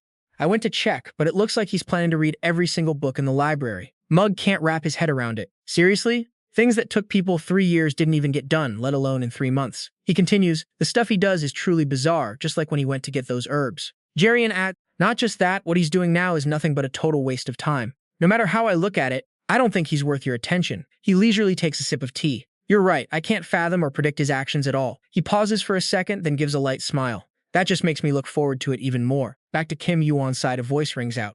It's only midday. Why are you already out? You usually stay late. He steps out. I just finished up. He looks a lot less ragged now than when he was in the cave. I found everything I needed. Over on the other side, the Sword King is still thinking. On top of that, he's challenging my expectations. Another month drifts by. In a private room, a voice pipes up. One guy in seclusion, one in the library, and now he spent another month training in the cave. Hongdae wonders, am I doing something useless? Does he really need to do all that stuff in these last 3 months? But since everyone seems to be waiting for the new life to appear, I'll try not to kill him. Scene shifts to the training ground. The air is deathly quiet. Everyone around is whispering since it's been a while since the atmosphere changed this much. Man, it's rare to see the Heavenly Lords use their skills. I heard that Kim YuWon guy is trying to recruit him. The Hongdae is ready now. The Hongdae is ready now. He walks out of the changing room with an incredibly imposing presence. Everyone is stunned and buzzing. That's really stunned and Rim. It's my first time seeing him. He's terrifying. You can't mess with him. He observes the sect, thinking it's gotten weak. He never expected it to be full of people like this. Finally, Hongdae can't stand the noise anymore. He barks angrily. Everyone, silence! This upcoming match isn't just some normal fight. It's a trial of the Cheonmujin. You all better know how to behave. As soon as he shouts, nobody in the crowd dares to breathe, not even a little. From far away, a powerful aura comes rushing in. After these 3 months, Kim YuWon seems like a completely different person. His imposing presence makes everyone gasp. Noticing the tension, he wonders, what's with this vibe? Hongdae speaks up. You're late, Kim YuWon. Kim YuWon quickly draws his sword. The main character always shows up, right when I'm supposed to. He evaluates him. Seems like your attitude hasn't changed. Good. Then let's get started. I'm curious to see how far you've come in these past 3 months. And so, the second trial of the Cheonmujin cult begins. Kim YuWon is full of confidence. You won't regret giving me these 3 months. His mission this time is to dodge or block 3 attacks from the Hongdae. The moment he finishes speaking, the Lord aggressively unleashes his internal energy. His aura is massive. Just from channeling his internal energy, the ground and rocks around them can't handle it and start flying everywhere. The first strike is launched. Kim YuWon is momentarily dazed from standing before such terrifying power. This is heavenly thunder. He's already using a killing move with this much power right at the start of the match. Dark clouds gather in the sky and lightning aggressively strikes toward Kim YuWon. That massive cloud looks like it wants to swallow him whole. Standing before it, he's truly a tiny entity. But he doesn't flinch. Kim YuWon grips his sword tight. Can't believe this is the first move. If that hits, it's going to be dangerous. Hongdae looks satisfied. You dodged it? Smart move. If you had tried to block it, you'd be covered in blood right now. Kim YuWon calculates his mana. No, in the martial arts world, they call it internal strength. I didn't think the penalty would be lowered enough for a master to use this much energy. He really prepared for this. This is a second time fighting a master, but he's on a completely different level. Croesus got hurt fighting that guy, and he took a heavier penalty. He makes an assessment. Plus, compared to the Hongdae, that guy was way weaker. The Hongdae doesn't give him a chance to rest. He keeps channeling his energy to prepare the second attack. His hands dance in the air. His movements are so fast, no one can track them. Try dodging this. This is 100-step Thunder Fist. Kim YuWon uses his appraisal eye skill to predict the battle. That fist aims straight for his face, but Kim YuWon dodges just in time. Behind him, the ground and rocks are blasted apart, just like a storm passing through. Hongdae speaks up. You dodged it again. He thinks to himself, that guy, his movements aren't just fast. It's like he can read my every move. Hongdae looks closely at him, his eyes turning red. Is that a skill? A skill that can see through my attacks? So that's why he was so confident. It seems he thinks Kim YuWon can only use that one move, so he starts laughing with contempt. Hongdae roars as he charges. The martial world is huge, kid. You can't just rely on one trick to win. The Hongdae's hand glows with murderous intent, coiling back to deliver a brutal strike right at him. He grins, smug as hell. Listen, as long as we're under this same sky, there's nowhere for you to run. The Sword King watches from above, noting that this blast is so massive it's going to wreck everything outside the training grounds. We need to put up a barrier so the spectators don't get shredded, the Spear King says, moving fast. On it. Looking down at the ground, which is already cracking under the sheer pressure of the Hongdae watches from above. The masters are moving. What makes this move different? He does the math in his head. At this scale, it's going to cover the entire arena. No way to dodge. Kim YuWon guesses the massive range must come at the cost of raw power. He decides he's going to tank the hit. He channels the giant's strength, wrapping it around his arm to trigger a partial transformation. Not going to dodge anymore? Bakelim asks. Smart choice, but you picked the wrong opponent. A wicked look flashes in Kim YuWon's eyes as he launches the decisive blow. It's the third move, his ultimate technique, Skybreaker. The name says it all. It hits with the force of a bomb dropping on a city. Up in the stands, a spectator gets caught in the blast and sent flying. Gasping for air, he wheezes, I'm a goner. Everyone is horrified. Is this the level of a lord? They squint into the smoke and dust, wondering, what happened to Kim Yu? He's still standing. The system pings. You have successfully blocked 3 moves from Fistmaster Pung Bakelim. You have passed the second trial of the Cheonmujin cult. He's a bit shaken.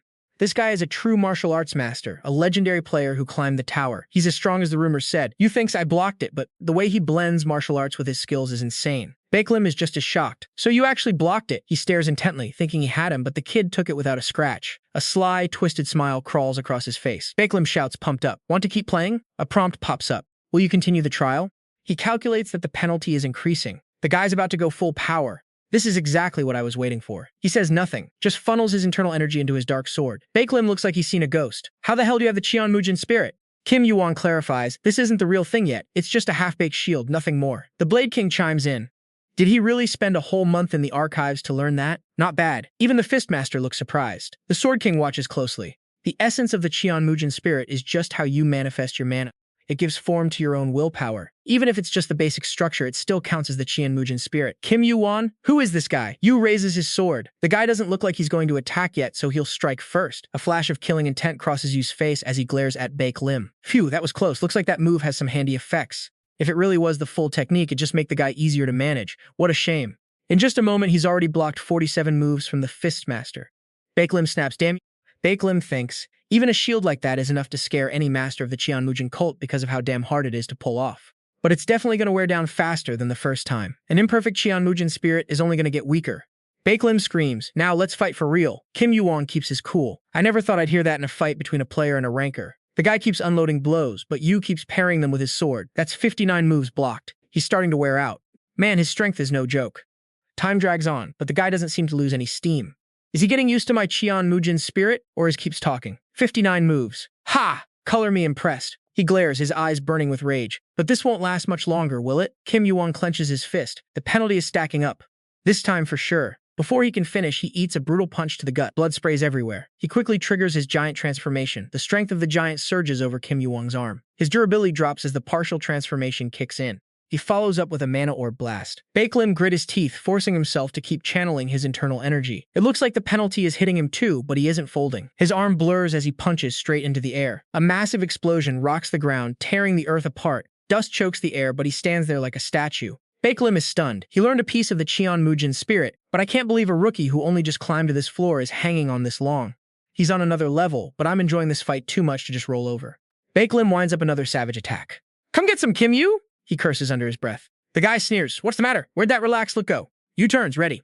Facing the raw power of a top-tier ranker, he was struggling. Kim YuWon had managed to block the 89th strike from the Pung Bakerim, but the guy didn't even blink. He just kept the pressure on. Pung Bakerim looked like he was actually enjoying a fun little game now. The kid thought to himself that the Cheonmujin spirit duration was about to run out. If he took even one more clean hit, he was finished. But the old man wasn't giving him any openings to counter. Kim YuWon felt honest, but he sure wasn't having a good time. Pung Bakerim kept going. This is just the start, so don't be talking like some weakling. Seeing the kid wasn't attacking, he taunted him. What, you just gonna dodge forever? Fine, dodge all you want. With that, Pung Bakerim started slashing at him non-stop. Kim YuWon was struggling. If this kept up, he was going to be at a huge disadvantage. He had to wrap this up fast. He needed to close the distance, even if it meant pinning the guy down for just a single second. He triggered his giant transformation, his massive hands swinging aggressively toward the old man. The system pinged with a notification. All the giant's power was concentrated into his right hand. He muttered to himself, even if it's just for a second. At the same time, his power was temporarily shifting into durability. The fight was still raging, and the momentum was definitely leaning toward the Pung Bakerim. Suddenly, the kid felt a flicker of an opening in his gut. A brutal fist came flying in. He barely managed to get his hand up to block it, but the old man's internal energy was so wild that his wrist started bleeding. Pung Bakerim was shocked. He blocked that? At this close range? How the hell? Wait, what happened to the sword he's using? Before he could even process it, the kid viciously swung his sword right across the Pung Bakerim's chest. Now a long, deep gash ran across his chest with fresh blood pouring out. After that strike, Kim YuWon looked totally wiped out. His massive hand quickly shrank back to normal size. Pung Baekrim was stunned, completely in disbelief. Never thought I'd bleed out in a scrap against some player. Maybe the problem from the start was me leaving my chest wide open. At this rate, he'd clearly win in a few more moves, but this wasn't a fight, it was an assessment. If only Kim YuWon had a bit more time, if only his level and stats were a little higher. With that thought, he finally spoke up. I lost. The whole arena erupted in shock. The Pung Baekrim surrendered? No way. Up in the stands, the other three were feeling pretty intrigued. Ha, a miracle really did happen. Mug thought to himself, yeah, this is a real miracle. This kid's got the goods. One of them spoke up, but this test went way beyond the rules. The Sword King replied, nah, our job is just to watch. And he knew that Qian Mujin was personally keeping an eye on things too. The system notified him. You have perfectly cleared the second test of the Qian Mujin Divine Cult. You have acquired the skill Qian Mujin Spirit. Back in the Chamber of the Four Kings, the others were wondering if it was really okay to just leave him like that. The Spear King was worried, saying almost everyone runs to the martial library to hunt for the Qian Mujin Spirit. Mug brushed it off, it's fine. The fact that the Qian Mujin Spirit was in the low-level martial arts section of the library has to have a reason. At first glance, the Qian Mujin Spirit didn't look any different from standard breathing and cultivation techniques. You think just anyone who touches it could tell what it really is? Not to mention, actually mastering the Qian Mujin Spirit is a whole different story.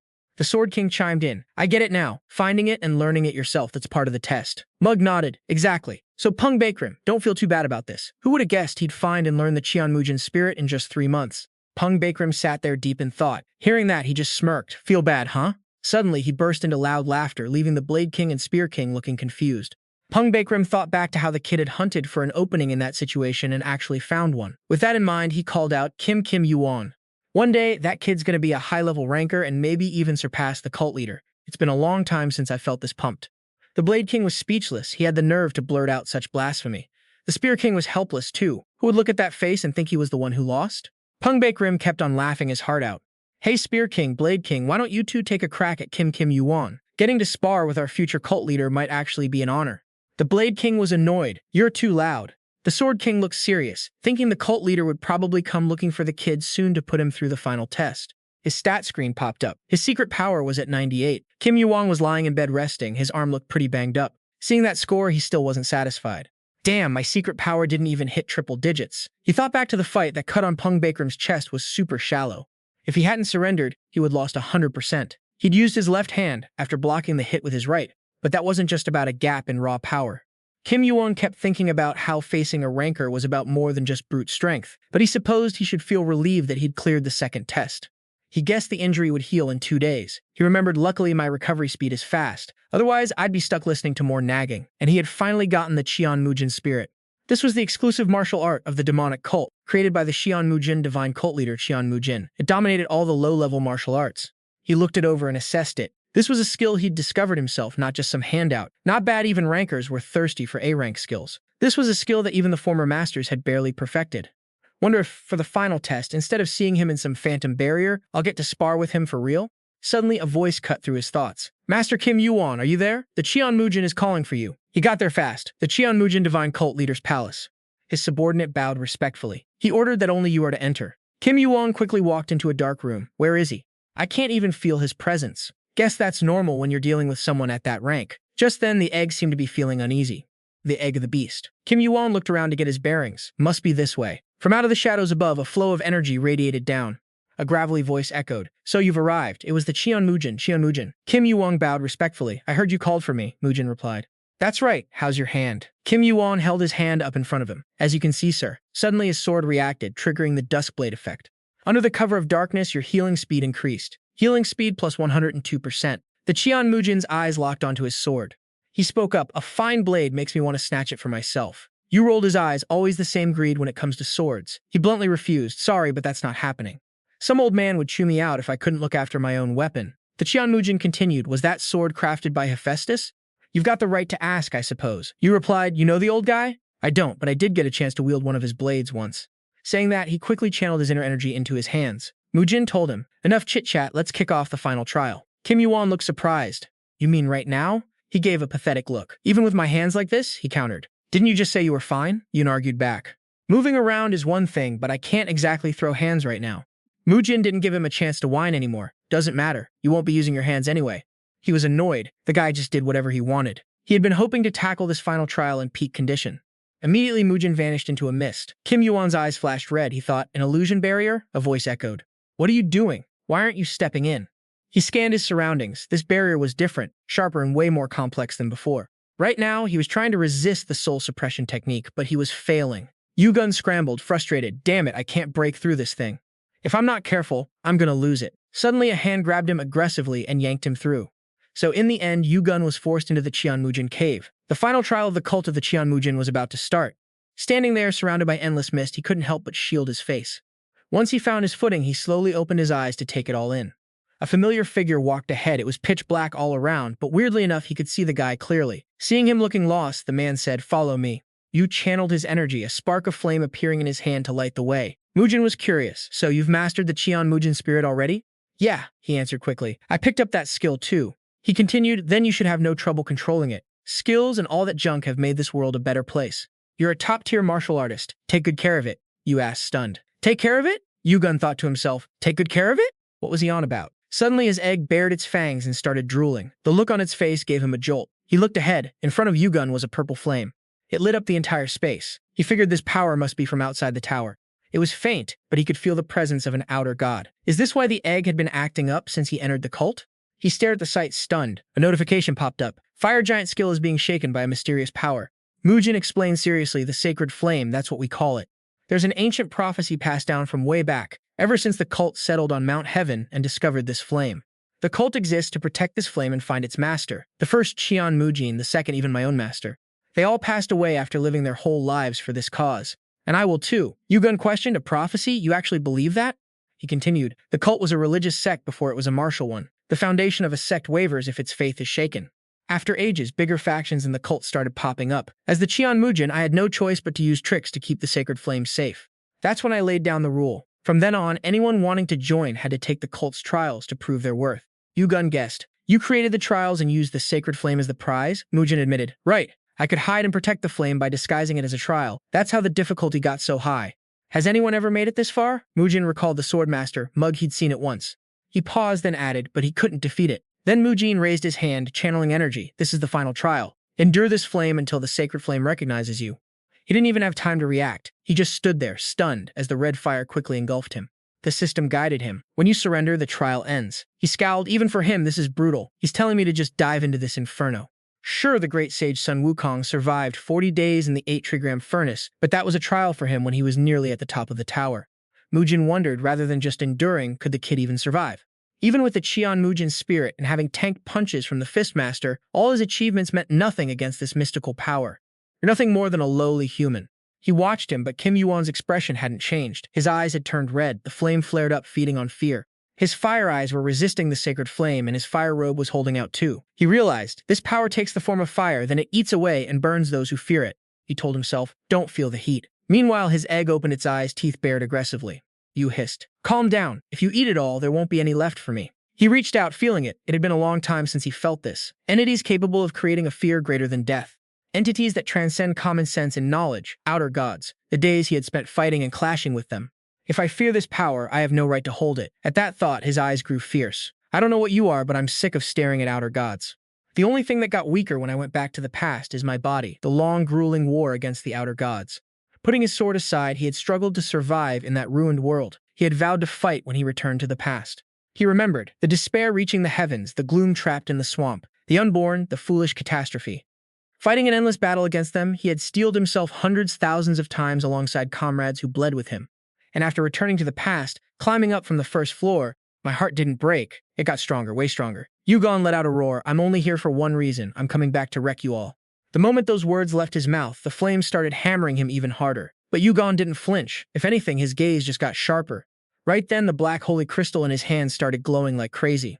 A system notification popped up. You've crushed the demonic cult's trial. You are now the deputy cult leader. And just like that, he leveled up. His giant fire evolved into holy fire. His stats spiked too. Since the trial was cleared, he could move on to the next floor. YuWon thought, wait, I actually passed? So it didn't even want to fight me? Damn, this fire is actually mine now. Mujin was watching from the sidelines, confused as hell when the flames suddenly vanished. He was thinking, did he give up? Did the kid kick the bucket? Right as that thought crossed his mind, a familiar figure started emerging from the smoke. The kid survived, and the holy fire was chilling in its original state. YuWon stood there looking like a total monster. Mujin had so many questions running through his head. Mujin couldn't take it anymore. How'd the trial go? But he froze up the second he saw the look on the kid's face. He didn't know what the hell to say. Let's talk about this deputy cult leader gig. It's basically the top dog spot. You get absolute authority and can boss around any cultist who's pledged their life to the demonic cult. Only the demonic master can strip that title from you. And the holy fire? That stuff is unquenchable. It taps into the enemy's own emotions to pack a punch without burning any of your own mana. Plus, it won't touch anyone you don't want to hurt. Talk about control. A few days later, back in his room, Mujin couldn't stop obsessing over it. He just sat there, replaying everything in his head. Finally, he really believed it. YuWon had truly awakened the holy fire. Suddenly, the door swung open. YuWon stared him down. Mujin said, "You're here." The two of them headed over to a small courtyard. Mujin broke the silence. "You woke up fast, and you don't even have a scratch on you." YuWon kept it cold. "Yeah, well, you don't have any reason to stick around here, do you?" "I got the holy fire, so I think you've done your part as the demonic master," Mujin replied. "Old habits die hard, kid. It just feels wrong for me to go anywhere else." YuWon jumped in. "I got a title, by the way." Mujin cut him off. "You mean the deputy cult leader thing? Just take it. You've got the holy fire and the demonic spirit now. You've got the power. Even if you became a top player, I'm not joining the demonic cult." He told him that whatever he decided to do wasn't some kind of chain holding him back. It was just a reward he earned for passing the test. The demonic cult might not be what it used to be, but they've been going toe-to-toe with the martial arts world for a long time now. Having the power to rule over that is just another trophy, just like the holy fire. YuWon let out a breath of relief. Thank God he wasn't trying to make him the next demonic master. YuWon got up fast. "All right then, I'll take it." "Thanks," Mujin asked. "You're heading out already?" YuWon said, "Yeah, I gotta roll. I'll be back when the big martial arts war kicks off." Mujin gave him a look. "You planning on jumping into that?" YuWon just smirked. "If I can, yeah. Catch you later." Mujin watched him walk away. After all this time, did I finally finish my job? These chains that have been weighing me down, they're finally gone. Thinking that, his mind was a mess. What do I do now? Oh right, there's that other thing. The thing the cult wanted even before the holy fire showed up. Guess we're heading back to the martial arts world. Scene changed to the 11th floor. Everything looked super clean. A guy was standing there, shaking like a leaf. "Please, please, please." The guy praying for his life was named Halaman. Finally, it's out. Turns out he was waiting on the ranking list. He thought, my team has got to be on here. But as he kept reading, he started sweating bullets. Are you kidding me? Who are these people? I've never heard of these guys, and some of them are on the blacklist for causing chaos. Then he got curious. What about Team B? Halaman clicked on it immediately. Player Zoel had some rare healing skills, and their team was packed with direct descendants of the Namgung clan. They could breeze through the 11th floor no problem. Namgung's team. He was terrified. That team was full of household names. How could I be this unlucky? I failed 3 times already, and this is the worst hand I've ever been dealt. He checked his own team list again, hoping it wasn't as bad as he thought. And there it was, Kim YuWon. Halaman jumped. Don't tell me that Kim YuWon. Rumor had it he was a freak of nature, but even so, with over 200 players here with massive skill gaps, it was still a death sentence. That dude is seriously cursed. Scene changed, some guy was losing his mind, slamming his desk. 30 points? He screamed at the top of his lungs, why is the rent so damn high? The shopkeeper shrugged. Look, you just got here, but that's how it works. Don't like it? Hit the road. YuWon looked bored. So immature, I know these names. All the big guilds and purebloods. They dumped all the talent into Team B and shoved me into Team A. The 11th floor judge is Hypnos, a player from Olympus. Are they really trying to get back at me like this? Do they want me dead or something? These guys are thorough. A bad start for sure. He looked over at the shopkeeper who was yawning his head off. Next customer. YuWon stepped up. Any rooms left, he asked. The shopkeeper said only the penthouse, 100 points. YuWon didn't even blink. Fine. The shopkeeper looked annoyed. YuWon asked, you take paper money here? The second he heard money, the old man straightened up. Yeah, obviously. What kind of bills we talking? YuWon slapped a stack of cash on the table. Asgard, 374 notes, 1,000 points each. He added, take the commission and trade the rest for points. The guy was practically blinded by the glint in YuWon's eyes. The shopkeeper was starstruck by how much dough was sitting right in front of him. Got it. Just like that, he scored 366,320 points. Total balance, 931, 420 points. System notification, want to call a minion? YuWon went for it. A spirit appeared right in front of him. How can I help you? YuWon was surprised. This is the 11th floor admin. Better than some clown laughing his head off, I guess. He spoke up. I need to hit the shop. The spirit beamed. Let me know what you need. We've got everything, except for the stuff we don't. What are you looking for? Kim YuWon thought to himself. This fairy's way too friendly. Can it smell the money on me? He replied. Let me take a look first. The fairy flashed a bright smile and snapped its fingers. Understood. In a flash, a shop opened up, stocked with tons of useful gear. Kim YuWon pondered. I need to find the materials to finish the divine black crystal adamantium. It's gotta be here. Finally, he spotted the adamantium. It was the strongest metal out there, the holy grail for any blacksmith. Hyped, he hit up the little fairy. How much for this? Instead of giving a price, it kept yapping about unrelated stuff. Adamantium, top-tier quality right here. The fairy tilted its head. But why are you buying raw materials? There's way better finished stuff out there. Kim YuWon explained. Finished items are way too expensive. Buying the materials and crafting it myself is cheaper. The fairy grinned. I get it, but adamantium is a whole different ballgame. This stuff is unbreakable, a guiding mineral that even amplifies mana. Trust me, you won't find anything like this anywhere else in the world. Kim YuWon sized him up. This little guy's got detailed intel. The fairy kept at it, saying even if you forge an amazing item, there's always a bit left over if you can melt it down. Right? Kim YuWon thought in surprise. Yeah, it was spot on. Because of its insane hardness, less than 10 top-tier blacksmiths could even melt the stuff. But thanks to his cheat level stats, Blacksmith called him the translucent mineral user. The fairy continued, what about you? You're pretty tight with Hephaestus, right? Kim YuWon questioned. What's that got to do with anything? It explained. It's got everything to do with it. If you've got this, you can crank out as many top-tier items as you want. Regular folks would struggle just to find a decent smith. And even if they do, it'll cost them a fortune. But not you, right? So the value of the adamantium I'm selling you is going to be a lot higher. If I count the total weight at 1.5 kilograms, the adamantium is going to run you 1.5 million points. Hearing that price, Kim YuWon's face went dark. I don't have that kind of cash. The fairy chimed in, don't sweat it. You can take out a loan at 11.5% interest. Since you've got a high infection rate, we can knock that down to 10%. Kim YuWon spoke up, is that so? Then I guess I don't have a choice. It cheered, good call. We'll just add the remaining points and interest to your debt. Kim YuWon cut him off. I'll just buy it somewhere else. The fairy started sweating. Wait, we can cut you a deal. You might not know it, but this stuff is super rare. You won't find it anywhere else. Kim YuWon kept it casual. No worries. I'll clear the tower just fine without it. I've got plenty of time, and there are tons of other lackeys on other floors anyway. Oh right, there's an auction house, isn't there? If it comes to that, I'll just grab something else. Too bad, but forget about this deal. The fairy stammered. Oh wait, hold on. Kim YuWon cut him off again. Man, I told you already. Forget it, I'm not buying. The fairy looked at him with a pout. You're so cold! The fairy wasn't giving up. Sir, please wait, I can drop it to 1.3 million. Kim YuWon looked annoyed. Forget it. The fairy kept lowering the price. How about 1.2 million? Kim YuWon stood his ground. Told you I'm not buying. 1 million is the lowest I'll go, any lower and I'm losing money. Kim YuWon acted frustrated. What a pain. Fine, if you're that desperate to sell, I'll take it for 850,000. The fairy fumed and cursed under its breath. Damn, that bastard. It thought, I don't know when I'll ever find another big spender like him. Kim YuWon continued. 850,000 is all I'm paying. The fairy realized it had to make the sale. It whimpered, ugh, can you bump it to 900,000? I'll be in the red if I sell at 850,000. Seeing Kim YuWon's I just stepped in crap face, it gritted its teeth. Fine, I'll sell it for 50,000. Just stop making that face. Kim YuWon thought, 850K, huh? The fairy managed a forced smile. I'll start the transaction. Kim YuWon was satisfied he'd snagged it below market price. It asked, anything else you need? Kim YuWon replied coldly, that's it. Having closed the big deal, the fairy chirped, call me if you need anything else. Kim YuWon muttered, ugh, gross. He looked at the loot he'd just copped. Now I gotta get this letter to the old man. But I have no clue what those Olympus bastards are planning for the test, so I can't leave the divine black crystal here. It'd probably take 1 to 3 months to finish.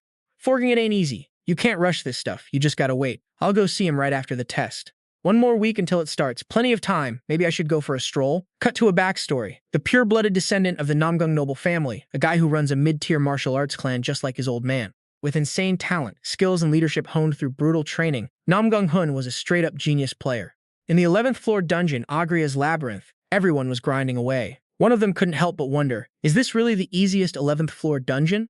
They whispered, we've got to be the only ones to clear this place this fast. We might just breeze right to the end, it's not even that hard. Of course, don't forget who's tagging along. A cold voice cut through. Step it up, we gotta sweep this place fast and get some rest before the test. The crowd murmured, do we even need to prep for this test? Did you see the team list? Team A is full of losers. But Team A is Kim YuWon, that guy's a heavy hitter. I heard he even crushed the Cheonmujin cult trial. So what? His team-up luck is absolute trash. Namgung spoke up, stop the chatter and get a move on. Whatever happens, we just gotta give it our all. That's it. No one dared to argue after that. Yes, Captain? Yeah, so reliable. Namgung thought, Kim YuWon. I've never seen his face, but I keep hearing his name. I don't know where he came from, but he must be legit. Hope I get a chance to square up with him during the test. As he was thinking, Namgung spotted something. He freaked out for a second, then barked out an order. Wait, stop! There's something stuck up there. Looks like monsters trapped in the ceiling. The group crowded around. What is that, fire? How is that stuff stuck to the ceiling? Curious as hell, Namgung launched himself into the air to check it out. He swung his sword, slicing the thing down to see what it was. The corpse hit the floor hard. Everyone stared, totally confused. Is this charred lump the Agria dungeon boss? Did someone already clear this place? That's weird as hell, though. It's way worse than a fire, but there ain't no soot on the house or the ceiling. Namgung took a good look and came to a conclusion. Whatever did this didn't die from fire. That's a sword mark, about 1.3 meters long. Some psycho sliced right through an Agria, which was softened up by the heat, in just one swing. Someone actually capable of one-shotting a boss monster? Could it be a ranker? But why would a ranker be unlocking dungeons on the lower floors? There's literally no other way to explain this mess. Then Namgung told the crew, "Forget this dungeon, let's head back, it's already been cleared." Scene cuts to a fancy room where a guy is sitting in a chair deep in thought.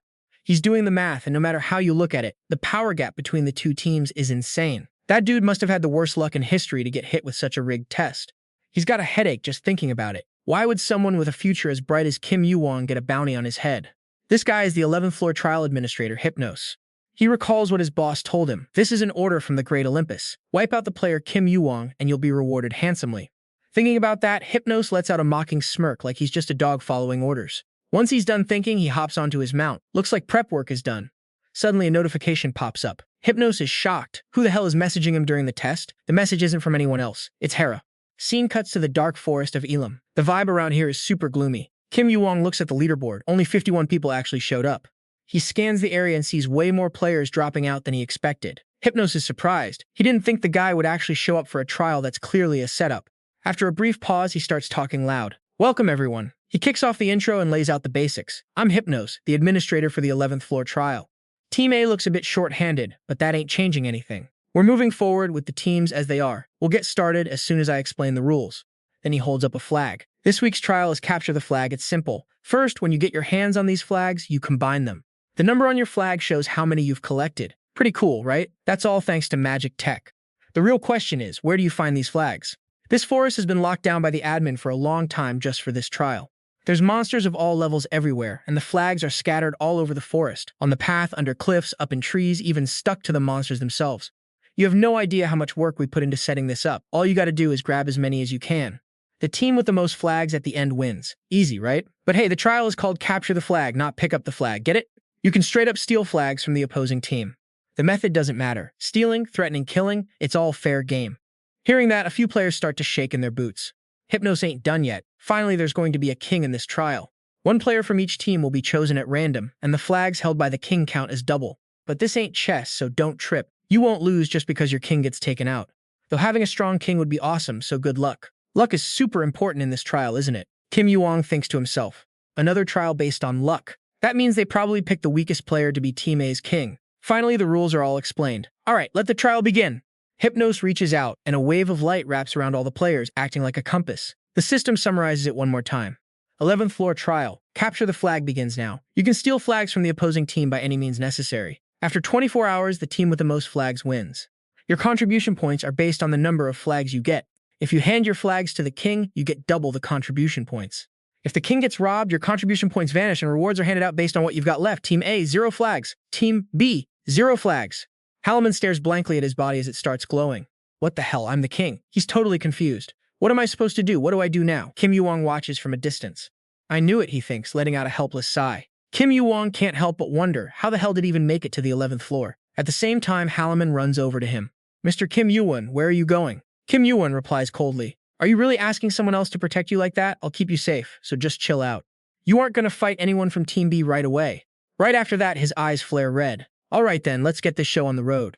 Namgung on the other side watches him quietly, a complex look in his eyes. People are whispering all around. "Look at that, it's a guaranteed win. The numbers are way too lopsided. Let's just finish this and get out of here." Namgung thinks, I get why they aren't worried. The other team has 4 times the members, but they're letting their guard down. Suddenly, a voice cuts through his thoughts. "Are you worried, sir?" Namgung turns around, surprised. "Roel." The girl bows respectfully. "It's an honor to be remembered by you." Namgung stays silent for a moment, just observing her without saying a word. He frowns. She's a healer, and I get why they call her an angel. Even among the few support-type players, her power is insanely rare. Roel continues, "Don't worry too much. The gap between the teams is obvious, so you can relax." Namgung finally speaks up. "Don't you see it? Even if it was random, a power gap this big." Roel is chill. "Isn't it just a coincidence?" Namgung cuts her off. "In my world, there's no such thing as coincidence when it comes to power." Roel thinks seriously. "I see. By the way, who's our team's king?" "No one knows, so it's probably just some random player." Namgung says, "You think they'd care who the king is in this situation?" Namgung thinks back. He remembers seeing someone glowing with a golden light when the trial started. Something's really off. I've got a photographic memory and I've never forgotten anything I've seen, but I can't remember his face. He asks himself, what did that guy look like? Over on the other side, Halloman is sitting there, dazed, staring at the team stats. Another player speaks up. "There are fewer flags out here than we thought, and the ones we found were all held by monsters. Still, we've gathered a decent amount.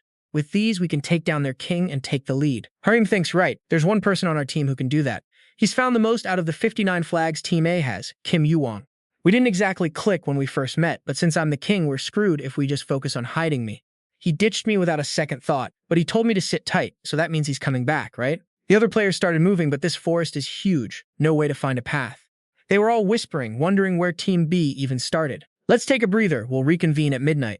Suddenly, a weird sound made every player here turn pale. A sinister voice rang out. A's been caught. I told you guys to stay alert. Right now, the opposing team is on the hunt, and their whole job is to protect their flags from enemy raids. Team A's goons started barking. It's a pain that YuWon is on Team A, but even YuWon can't do squat if the king goes down. Plus, if we bag the king, we'll score a massive amount of contribution points. So one of the guys from Team A gritted his teeth and charged. Damn it, don't be scared. There's 10 of us. He didn't even finish before a sword slashed viciously across his throat. Just like that, the guy who charged didn't stop breathing. The other guys were cocky. 10, you said? Make that 9. As he said it, his face twisted into a devious grin at the Team A players. They scattered like bees from a broken hive, scrambling to dodge the guy who'd just committed murder. Team B pushed the advantage. One of them laughed loudly and yelled, "Where do you think you're running?" Shrieks of terror echoed through the woods. I give up. Help me, please. Seeing him just standing there stunned, someone grabbed him. Halliman, over here! But a second later, blood sprayed all over him. The guy who had been leading Halliman had been sliced in half. Back off! The king's head is mine! Halliman froze at the scene, terrified to the point of collapsing. The guy lunged like a hungry tiger, raising his sword to finish him off. Halliman squeezed his eyes shut, waiting for the end. But lucky for him, YuWon showed up right on time. He'd successfully saved the king. I told you to stay put and stop wandering off, didn't I? Why can't you listen to a damn thing? Halliman was so relieved he started crying. To him, the guy looked like a guardian angel. You have to admit, he's the only one here who could have saved Halliman. He shouted in excitement, YuWon! The Team B guys were suddenly terrified. YuWon as in YuWon? Damn it, it's gotta be him for real. A guy died in one hit. Seeing YuWon closing in, one of them screamed, fall back now. A vicious sword swing took down 2 more of them. They kept yelling to psych themselves up. You idiots! There's more of us! Just kill him! No sooner had they spoken than the masked guy raised his sword to strike. But before he could even get close, a blade swiped cleanly across his forehead. He couldn't even react in time. He was completely caught off guard. And just like that, he was sliced right down the middle. The other players couldn't help but flinch. Faced with his raw intensity, the Team B guys were shaking in their boots. The guy from before stuttered, wait, spare me! But of course, YuWon wasn't having it. The guy knelt down. I might only have 2 flags, but that's more than most people have here. I'll give you everything, just let me live. Seeing the guy begging like that, YuWon finally paused. He agreed to take the flags and spare him. YuWon's team grabbed 2 more flags, netting him 20 contribution points. He glared at the rest of the crew. What about you guys? Hand it all over and get lost, or do you want to keep playing? When they heard keep playing, their bodies couldn't stop trembling. They had no choice but to cave. How much do we have to give you? In a heartbeat, YuWon's team racked up a ton of flags without breaking a sweat. Halliman was shaking. Thank God he's an ally. Seriously, I'm sorry for glaring at you and snapping just because you were straight with me. YuWon spoke up. Half the match is already over. Halliman looked confused. Wait, is it? We only started 4 hours ago, right? YuWon wondered where the other teammates were. Halliman explained. Everyone split up. They said we need to snag a few flags first. YuWon nodded. Smart move, just don't let them get stolen. YuWon counted up the flags they'd bagged. Halliman was floored. 27? How did you get so many by yourself? That's insane. YuWon shrugged. It's not that many. He did the math. Team A had 64 flags. If he got this many, they should have 67. YuWon realized the trial had moved into the flag-stealing phase. He told Halliman, listen closely. Since they've collected a decent haul by now, they're going to realize that hunting players is way more efficient than hunting monsters. And a lot of them are going to be gunning straight for the king. Halliman jumped. Me, YuWon shot back. Is there another king? Halliman started panicking. You're right. But YuWon warned him, from now on, you stay at least 20 meters away from me. Even I can't win if the king goes down. Your name is Halliman, right? Stick to me like glue. Don't forget the 20-meter rule. Got it? He nodded obediently. YuWon thought to himself, the real game starts now. Cutting to Namgung. He looked shocked. So you guys just ran away after handing your flags over to him? The survivors recounted the story. You say that because you haven't seen his skills. His sword is so fast you can't even see it. And his eyes, they're like a demon's. It sent chills down my spine. Namgung looked hopeless, pathetic. Even though most of the team consisted of top-tier players, they bailed on YuWon despite being 10-1. They were in a heated debate. So we can still get eliminated even when we're in a group. Yeah, 10 of us were useless. Roll spoke up. You said YuWon met up with Team A's king, right? Then there's a high chance he's going to keep protecting their king. Contact everyone immediately, Salam, Kai, and the other high-ranking players.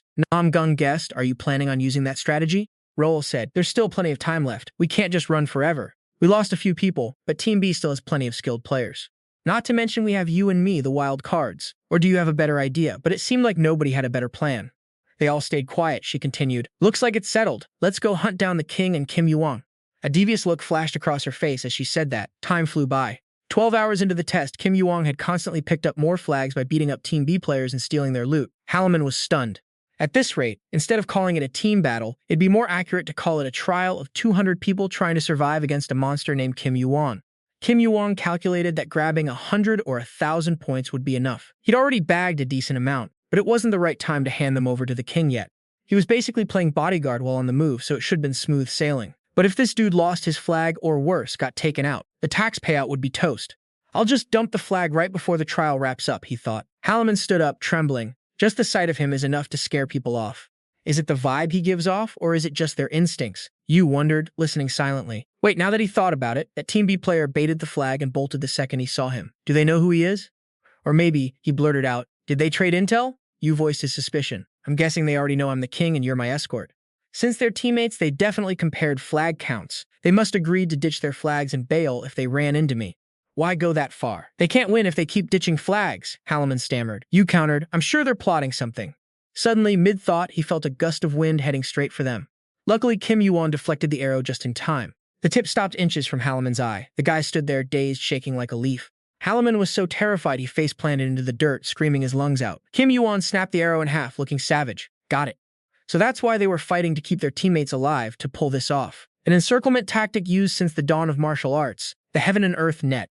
Kim YuWon was annoyed. I should have just wiped them all out. Halleman was panicking, and when Kim YuWon pointed his sword aggressively toward him, Halleman nearly died of fright. Wait, Kim YuWon! In a flash, Kim YuWon's blade danced across the dirt, carving a circle. Halleman stared blankly. What's this, a drawing? Kim YuWon didn't miss a beat. No matter what goes down, don't step out of this circle. Consider yourself dead if you do. Halleman jumped. What? You're telling me to die right here? Kim YuWon fumed. Do I have a stutter? When did I say you were gonna die? I said stay put. Halleman tried to say something else, but Yu cut him off. I told you this from the start. If you don't listen and go wandering off like last time, you're actually gonna get yourself killed. Halleman whimpered, so I just stay in the circle? Kim YuWon warned him, dead serious. One more move, and I ain't saving you this time. Halleman was trembling. I'm gonna live, right? Kim YuWon rolled his eyes. I already said yes. Halleman couldn't shake his anxiety, begging him to promise to save him. Before he could even finish, Kim YuWon spun around to leave. Halleman chased after him like a lost chick. Kim YuWon! Kim YuWon! Kim YuWon pulled his sword and pointed at him, fed up. I said don't leave the circle. Cut to, a bush nearby, voices whispering. Why target the king first? 55 of us teaming up just to take down one guy, Kim YuWon. He's that much of a monster, so we gotta force him into a corner by making him defend the king. Another piped up, that's just what you think. Even if he is Kim YuWon, he's done for. If the king dies, someone else cut in enough. Kim YuWon was pushing deeper into the woods. Wait, he's moving alone? He ditched the king? Sounds of shock erupted. What, solo? Damn it. Another guy stepped up, looking lethal. Everyone, back off. His name was Vax. Team B was stacked with big-name players and actual geniuses like Namgung Hun and Joel. The big guilds were definitely watching this trial. Vax thought to himself, if I take out Kim YuWon right here, right now. Right after, he scoffed that the arrow attack was pathetic, then hurled his spear with a savage grin, imagining himself becoming the star everyone looked up to. He was feeling good about his shot. Solid aim, perfect technique. But Kim YuWon didn't even flinch. And that spear, it stopped midair? What the? Before Vax could process it, the spear shot back, skewering the guy next to him. That made Vax's eyes turn blood red with rage. In a flash, everyone standing near Vax hit the dirt, drenched in blood. A voice rang out coldly. Nothing but dead weight on this side. Vax saw him and completely lost his mind. Kim YuWon! At that exact moment, he was the only one left standing. The look in Kim YuWon's eyes was like a demon from hell coming to collect. Kim YuWon growled, Speak! Where's Namgung Hun? After grabbing the info he needed, he vanished in a blur. The guys who managed to hide finally poked their heads out. He's gone again? They couldn't stop buzzing about him. His stealth skill is insane. I can't even see a shadow. Unless he's standing right in front of you, you can't even track him. Nobody knew when he'd arrive, but he was already standing right behind the guy. I don't think so. Assassins don't use longswords, and they wouldn't wear black on purpose. On the other hand, Kim YuWon, that heavenly eye skill of yours is pretty decent. The guy jerked his head up, and the others screamed in shock. When did he get here? Kim YuWon didn't hold back the praise. You guys have a top-tier scout and the Heaven and Earth Net strategy? Not bad. But since there aren't many of you, the formation is full of holes. The white-haired guy's face darkened. Not many, huh? You sure about that? Kim YuWon followed his gaze and thought, finally. Namgung Hun walked in. He spoke up, ditching the king to run around. Did you decide to quit the trial just to throw hands? Either way, it's a shame it had to end like this. Kim YuWon stood silent. Hun continued, it was careless, but I've got a talented team. We aren't a big group. Of course, that doesn't mean I'm embarrassed by this situation. It's a trial, and luck just wasn't on your side this time. Kim YuWon said, I don't get what you're saying. Namgung replied, I like a guy who gets to the point. Give up. I don't want to fight like this. You cracked a faint smile. So that's what he meant. He raised his sword. For what I've heard about you, you sure talk a lot. Namgung was shocked that his move was predicted, but Kim YuWon didn't actually back down. Maybe there was no other choice. He shouted, "Everyone back off! I'm taking him on myself!" Kim YuWon looked a bit surprised. "You want a one-on-one? Because I don't really care how many of you jump me at once." Namgung replied, "Thanks for the offer, but I'll pass." The second he finished, he channeled his internal energy and lunged straight at him. He threw a slash, but Kim YuWon parried the first strike with ease. Kim YuWon felt a rush of interest. Look at that, a tier 11 player with that much power? Now I'm curious what his stats look like. A savage glint flashed in Hun's eyes. A storm of sword strikes rained down on Kim YuWon one after another, but Kim YuWon hadn't even started fighting back. The Namgung family's sovereign sword style. Their blades could exert massive pressure just by being swung. It was heavier than any other sex weapon. The guy's scratching his head, wondering what the hell this skill gap is all about. Even with the buffs, Namung's still getting wrecked. The tension between them is absolutely insane. In a flash, she pumps even more power into him. Namung's whole body starts surging with this massive raw energy. The Archangel's blessing grants you power. His physical stats are cranking up and his body feels lightning fast. Mana regen is through the roof, too. But Namung looks pissed, staring at Joe like, what kind of coward move is this? She hits back. Even with my buffs, you're still getting pushed back. Doesn't that mean this fight's already over? Look at him. Pretty sure he thinks the fight's done and dusted. She keeps on feeding him mana, but Namung's left wondering, what do you mean over? Suddenly, purple flames start engulfing everything around him. Namung jumps back, eyes wide. Those pure flames, he recognizes them. They're the same ones he saw in Agria's dungeon. No way this is just a coincidence. It's definitely him. The kid's standing there looking totally chill, staring right back. Namung's head is spinning, something seriously off. The swordsmanship he just used is totally different from the one that sliced up Agria. It's like a completely different person's style. With the power he showed before, there's no way he could drop Agria in one strike. Am I just tripping? Namung thinks. Or is he actually going easy on me? Roll watches them just standing there, confused as hell. Why'd they stop fighting? Then she hears a voice. It's Namung using telepathy. Retreat! There's no point in keeping this up. If we stay, we're dead. Roll realizes he's pulling out. Namung Hun is actually throwing in the towel. Why? On the other side, Namung's got questions for the kid. Let me ask you something. You're the one who cleared Agria's dungeon, aren't you? The kid shrugs. So what if I am? Namung stays silent. I see. He thinks to himself, looks like he's lost the will to fight. He sheathes his blade right then and there. The crowd starts buzzing. Agria? The hardest dungeon on the 11th floor? It's already been cleared? The guy who cleared it is Yun? People aren't having it. They step up shouting, Captain, what are you doing? This isn't like you at all. I know he's a beast, but we can't just give up before we even try. If we all swarm him together, we've got a shot. Namung snaps, and what, you think winning like that actually means anything? Yun is single-handedly covering for the ridiculous numbers gap between our teams. Doesn't that mean he's the only one actually qualified to pass this test? You guys can keep fighting if you want, but we're out. Let's move. Roll tries to goad him. That's not what I heard. You're a total coward, you know that? Namung doesn't even blink. Think what you want. I care more about my teammates' lives than my own pride. The squad gets all emotional, murmuring, Captain. They think he's being way too stubborn and it's a bit of a waste, but honestly, that's exactly what I love about our captain. They figure they can always just retake the test later. Roll, on the other hand, is fuming, completely unable to do anything about it. Yun's thinking back. I only said that to be safe, but we need as few casualties as possible. It's not a good look for adults to get all heated over a kid's test. That's right. These are the guys we're going to need to fight alongside when the outer wall situation goes south later. Some of them are bound to be top-tier fighters one day. No point in thinning our own ranks for no reason. He reflects, if Herculate were in this spot, he definitely wouldn't have killed anyone. He's got the power to do it, and he's a hero who never breaks a promise. I respect that, but I'm not a hero like him. Yun's face darkens. I was hoping they'd all just walk away, but now, I'm not sure what's going to happen. He tells himself he'll try his best, but if things go south, it is what it is. Roll ignores Namung's advice. She's not okay with losing like this, so she dumps every bit of her holy blessing skill onto her followers. She screams, leading a group charge. Yun smirks. Guess it's time to actually join this little kid's game. He channels his internal energy, and a terrifying wave of pressure explodes outward, swallowing the whole squad. They panic. The flames are blocking our skills. They're just burning right through everything. Yun's just one guy, but they're already out of gas. Every single one of them is shaking like a leaf just looking at those flames. Someone shrieks in terror. It's a demon. That thing is a monster. Yun thinks, so to them, the holy fire looks like a demon. The flames get stronger by feeding on their fear. I can barely keep it in check once it gets going, gotta hold it back. Their hands start trembling so hard they can barely grip their swords. A few of them scream, I have to kill Yun! Yun clocks them. Looks like they're only holding on against the holy fire because of her buffs. He looks at Zello. She must have a ton of mana to burn. She's pouring every ounce of her power into those buffs. It's clear she's really trying to take him out. Roll is losing it. What the hell is going on? I'm casting the perfect buffs for everyone, but they're all just frozen stiff. They can't do a thing near those flames. It's like running headfirst into an unblockable AoE skill. They can't even get close to him, let alone land a hit. Desperate, she decides to unleash a finishing blow, aiming straight for him. A massive heavy blade comes crashing down toward Yun's head. Roll grinds her teeth, pouring all her rage into one scream, "Dot!" But here's the kicker. Her attack doesn't do jack, it doesn't even phase his aura. YuWon channels his inner strength and swings his sword, shattering her blade into pieces. Roel screams, refusing to accept it. How is this even possible? The battlefield is a wreck and casualties are piling up. Everyone is trembling in front of YuWon's power. Namung's words start playing on a loop in Roel's head. Retreat, there's no point in keeping this up. If we stay, we're dead. Think what you want. I care more about my teammates' lives than my own pride. Regret hits Roel like a truck. Namung Hun, you were right. Namung yells for everyone to pull back. We don't stand a chance. If we all die here, even if we grab his king, we still lose. YuWon speaks up. If you guys are gonna run, leave your flags behind and I'll let you go. Roel is shocked. You could hear our telepathy? YuWon's totally chill. Didn't need to. I can see it all over your faces. Roel fires back. And what if we say we're leaving but don't hand them over? YuWon replies, then obviously I'm not letting any of you go.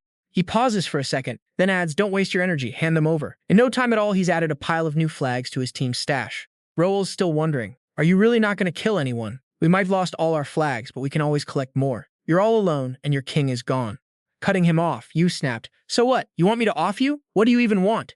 Roel retorted, word is you've been turning down every major guild's sponsorship. But gone? They're in a different league. I'm not sure you'll find a better deal than what I'm offering. You shut him down cold. Pass. Roel looked bewildered, turning that down fast, huh? Then at least give me your player ID. You still wasn't having it. Hard pass. I know what you're after, Roel countered. Why? I'm looking out for your future. The fact that you didn't quit even when the test was rigged, that shows you've got a clear goal. You can't climb this tower solo. You need a solid crew, a powerful guild to really back you up. Even with all that, it's a hell of a climb. Someone like you should know you need more than just your own skills once you step into this tower. Why are you trying to walk this jagged path all by yourself? She didn't know the meaning of giving up. Maybe that's why she climbed so fast, but guilds and sponsorships would only hold him back now. Guilds fight over scraps in this tower. Pride, greed, and paranoia end up burning everything to the ground. That's why he couldn't take their help. He had to get stronger on his own, so if the worst happened, he could be the anchor for the tower's support. You spoke up. Why is everyone so obsessed with knowing my business? It's not a big deal. You just need to know that I can climb this tower without some squad or guild holding my hand. Can I do it? Yeah, I have to. A look of pure determination crossed his face. Scene shift to the forest where Halaman was sitting, pacing nervously. When was he actually coming back? Since it was in the woods, the vibe was insanely dark and creepy. This is messed up. Is it always this dark out here? Halaman glanced around, unable to hide his fear. How much longer do I have to wait? He was so busy freaking out that he didn't notice something hiding in the bushes, locking onto him. An instant later, a blast of fire tore through the air toward Halaman. He dodged it, a mocking voice echoed. He dodged it. Maybe he ain't just a sitting duck after all. Look at him go, he's got reflexes. The group stepped out from the bushes. You trying to get yourself killed, man? Why just stand there like a statue? Let's wrap this up already. From what I hear, even with Namgang Hun and Roel, that group's gonna have a hell of a time dealing with Kim YuWon. He's gotta be straight up lethal, Halaman jumped. He's taking on Team B all by himself? Going up against killers like that, Halaman remembered what Yu had told him. If you move even an inch, I can't help you this time. I told you, don't step out of the circle. He thought about it. If he tried to run, they'd catch him in a heartbeat. He didn't stand a chance against them. But if he stayed in this circle and stalled, Kim YuWon would definitely make it back. His only play was to trust him and follow orders. Thinking that, Halaman swung his sword and roared, "Come get some, you bastards." The goons laughed. What is this guy doing? Forget him, he's probably lost his marbles. Don't forget, we're splitting the contribution points evenly. Got it. Just make sure we divvy up the spoils right. Right then, projectiles went flying his way, but an invisible barrier stopped them cold. Damn it! Another guy charged him head-on.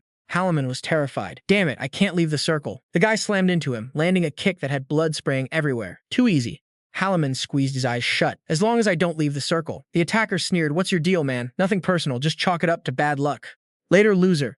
Suddenly, a wave of silver mist surged from behind the attacker. For some reason, he went flying back, leaving everyone watching in complete shock. They panicked. What the hell was that? A ghost? That was the Heavenly Ghost skill. Halaman was floored. He didn't know what just happened, but at least he was still breathing. Flashback to Roel's words. Looking at you from every angle, you really are something else. Hope we're on the same team next time. You felt annoyed. I wasted time and resources on a conversation that went on way longer than I wanted. Still glad it ended cleanly. As long as Halaman keeps his promise, no problem. Suddenly, his eyes turned sharp. Thinking that, he called out, they're all gone, you can come out now. A voice drifted from the bushes. When did you know? You replied, a while ago. A figure covered head to toe in gear stepped out. You're as sharp as the rumors say. He scanned you. Used a fire that huge and not a single scorch mark anywhere? That power isn't just impressive. I've never heard of a skill that can incinerate specific targets like that. A fire with a mind of its own. If he saw this, he'd want it. You asked, what's an examiner doing out here dressed like that? The guy was surprised. You can see my face? You was nonchalant. Plain as day. The examiner stared at him, stunned. Is that a skill? A skill that can pierce a ranker's illusions? He really is something else. He couldn't help but exclaim, man, you're something else. I'm impressed. I thought you'd be chasing the king the second the test started. I didn't expect you to solo the entire Team B. Kim YuWon was on high alert against Hypnos. He was an Olympus ranker famous for illusion skills, a ranker actually interfering in an official test. If the administrators found out, combined with the mess on the first floor, they'd pay a hell of a price, Yu scoffed. They're really persistent, huh? Can't believe they laid such a fancy trap just for me. A heavy murderous aura erupted from his body and violet flames swirled around him. Hypnos was taken aback. A normal player would be out cold the second I unleashed my full mana. His stats shouldn't be high enough to resist my mana. Is he fighting it off with pure willpower? I thought the executives of that big guild were overreacting by focusing on one player and sending a ranker to hunt him down. But now I get why the higher-ups are so on edge. He remembered the message from Hera. Kill him at all costs. The method didn't matter. Immediately, Hypnos triggered his night skill, plunging the entire area into darkness. The night skill caused hallucinations in every living thing in the area, forcing them to sleep. He warned, this one's different from the others. Bet it's going to be hard to fight off, right? Stop fighting it. Just give up. Just like he said, his body was already starting to lose its edge. Hypnos cooed, I'll let you have a really sweet dream. His eyes closed. He just stood there, completely under Hypnos' sleep spell. If some low-level player claimed he went toe-to-toe with an Olympus ranker, everyone would call him a liar. Regardless of whether he held his own or not, they'd never believe some nobody had the chance to even cross paths with someone from the Great Olympus. You're facing a ranker who's worshipped like a god. If you make it out alive, you'll have plenty to brag about. Too bad for him. He's already got his blade at your throat, ready to finish it. Suddenly, Kim YuWon snaps to, lunging forward and slashing across Hypnos' chest, catching him completely off guard. Blood sprays out as pain ripples through him, forcing him to grit his teeth. Kim YuWon sneers at how sloppy he is. Hypnos growls, you little punk, you were faking it? Don't act so high and mighty. I don't think you have any room to talk. Besides, I ain't planning on bragging about taking down a ranker, but I guess I wouldn't mind telling the story of how I beat a coward of an Olympus supervisor. You can taunt me all you want. Hypnos spits back, but it won't change a damn thing. Kim YuWon glares at him. Think again. At the same time, thanks to the shadow skill, his stamina starts climbing. Stamina recovery rate boosted by 200%. Pausing for a second, Kim YuWon adds, because the darkness doesn't just belong to you. Kim YuWon thinks Hypnos is a melee mage. He uses dark attribute mana, which is perfect for illusions. I managed to land a hit, but he's still an Olympus ranker. Kim YuWon grips his sword tight, never taking his eyes off him. Still, I'm pretty confident fighting this kind of enemy. They stand there in silence, both deep in their own thoughts. Then, Hypnos charges in, and Kim YuWon isn't about to play defense anymore. They're pretty evenly matched. Even fighting a ranker, the kid doesn't look like he's losing an inch of ground. You swing, you dodge, back and forth. The ground starts cracking under the impact, with rubble flying everywhere. Kim YuWon's blade starts pulsing with a dark, eerie light. He looks like the very embodiment of the shadows, but Hypnos is a high-level ranker for a reason. He finally manages to close the distance. He lands a clean shot to the face, leaving Kim YuWon dazed. But the kid doesn't fold, he just tightens his grip on the sword and uses the momentum to snap back. Kim YuWon gets a slash across Hypnos' chest, and blood starts pouring out again. Wait, he thinks something feels off. He pivots and looks back. The guy he just slashed wasn't Hypnos. It was just a shadow double. The real flesh-and-blood Hypnos is right behind him, moving in for the kill. But luckily, Kim YuWon dodges just in time. The blade whistles through the air, barely missing the back of his neck. At the same moment, a massive burst of violet flames erupts from Kim YuWon's body, engulfing Hypnos completely. He panics, gritting his teeth as an intense, scorching heat floods the area. The fire keeps spreading, like he's standing in the middle of a volcano. And it's not just fire, it's like it's got a mind of its own, hunting him down. No matter which way Hypnos tries to dodge, the flames track his every move. Hypnos is shaken. What the hell? The flames suddenly get even more intense, even hotter. But he's a top-tier ranker for a reason. He quickly figures out the secret behind these flames. Wait, it's not actually hot, it's just a sensation. I thought it was just fire with a will of its own, but it's reading my emotions and reacting to them? Damn, it scales based on how much fear I'm feeling. That's a nasty skill. Once he clicks into how it works, he focuses his inner energy and blasts the fire off his body. Kim YuWon thinks to himself, damn, he's a legit ranker. Can't believe he just blew away the sacred flame like that. Not letting him get cocky, Kim YuWon rushes back in, sword swinging. The blades clash hard. This fight is about to get real nasty. Hypnos leaps around, moving fast, circling the kid to find an opening. But no matter where he tries to strike, Kim YuWon predicts it and blocks it just in time. Hypnos is terrified deep down. I knew it, this kid is actually insane. If he keeps this up and becomes a real ranker, what kind of monster is he going to turn into? We have to stop that at all costs. With that thought, pure jealousy and envy take hold of him. Hypnos activates Lunar Dream, thinking, Kim YuWon has to die right here. Kim YuWon stands amidst the overwhelming pressure. Anyone else would have cracked by now. Still, he stares back, calm as ice. Aren't you afraid of the administrator? My loyalty is only to Olympus, Hypnos retorts. How pathetic. Say whatever you want, you ignorant brat. You couldn't possibly understand the big picture. Kim YuWon sneers. The big picture, huh? I bet you can't even imagine the burden I'm carrying. He remembers what Chronos told him. Remember, anyone who uses this to go back to the past has to carry the weight of the entire tower on their shoulders. So when you return, you have to be strong enough to bear that burden and fulfill your duty so that this place, with hundreds of worlds and billions of lives, doesn't fall into despair again. He thinks, even someone like me, who carries the promises made to those I left behind in my heart, can't even say the words big picture without my heart trembling. Coming back to reality, Kim YuWon says, you know what? At least I know one thing. The big picture should be about you sacrificing yourself, not throwing other people's lives away. Hypnos grinds his teeth in rage. Like I'm some returnee just to repeat these hellish battles all over again. Kim YuWon laughs at himself. Sounds pretty badass, don't it? As soon as he speaks, Hypnos slams down with everything he's got. The ground collapses and Kim YuWon is buried under a massive pile of rubble. Hypnos is heaving for air, completely exhausted. He screams, badass! How can you even say that when you don't understand the great ideals of Olympus? Hypnos thinks, maybe these actions are considered serious, unforgivable crimes in the tower, but it's all for the sake of Olympus. He closes his eyes, satisfied. It looks like Hypnos is ready to accept whatever punishment the tower throws at him, but suddenly, Kim YuWon bursts from the rubble and plunges his sword right into his body. It's a clean, decisive strike. He puts everything into it. Hypnos stares back at Kim YuWon in shock. The kid's expression is cold, unflinching, locked onto his target. A split second later, Hypnos lets out a primal roar, channeling his inner energy to blast the kid away. He grits his teeth in agony. Damn you, how? Lunar Dream turns fear into reality. Even if his eyes can see through illusions, he should still be scared out of his mind seeing those rocks falling on him. What are those eyes? Kim YuWon just shrugs. They're damn good eyes. Hypnos isn't done. Damn it, this isn't over. If the illusion skill isn't working, I need another way to deal with him. Kim YuWon just stares him down. Nah, he thought. Even though it's only half finished, it's still the best counter for illusions, and it's why he was so confident in this fight. With that, he finally called it quits. Hypnos had no clue what was going down. Totally ticked off, he raised his blade ready to hack at him. Suddenly, a massive wave of power slammed in, shattering Hypnos' sword into a million pieces. Hypnos whipped around. It was none other than the administrator. He stared Hypnos down, cold as ice. Hypnos scrambled to his knees in a panic, blabbering nonsense. The administrator roared in frustration. Enough! Explain yourself right now! Since he was the one who started the fight in the first place, Hypnos didn't even know what to say. Hypnos stammered, and finally, seeing he had no other choice, he caved. Please have mercy on me.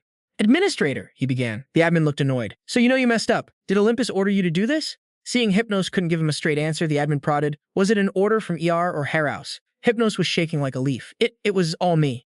The admin knew that was a load of crap and scoffed. Just you? You're trying to take all the blame yourself? Hypnos just stammered. No. The admin cut him off. Even if that's the case, I'm still holding Olympus accountable.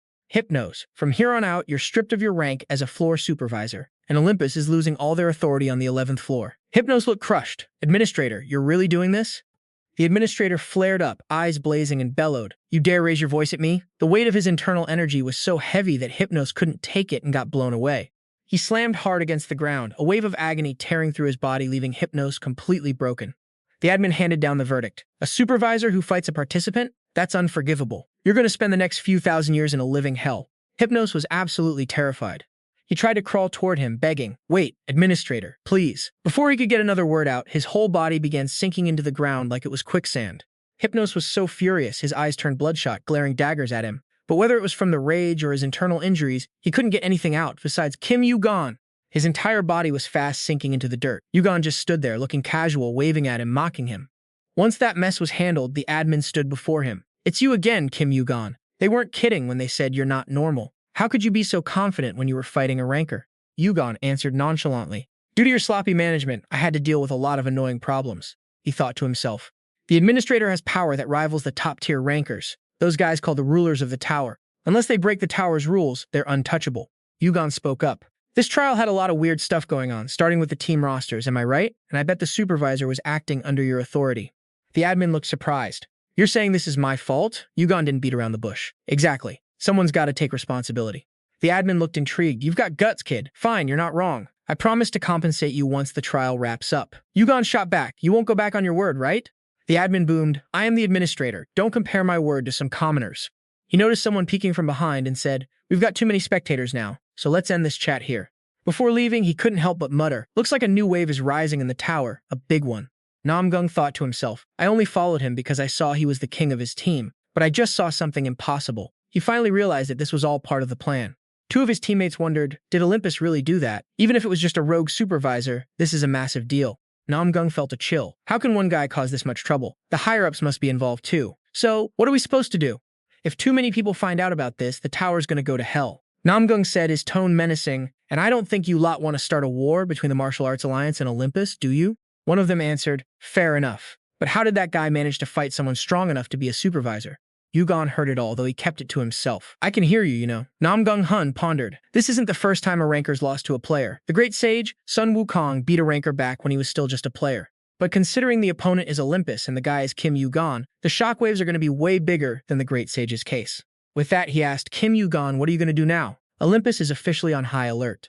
Because of this, that massive guild is going to have you in their crosshairs. You planning to take them on all by your... Before he could finish, YuWon cut him off. I'm going to fight until I take down the king of Olympus.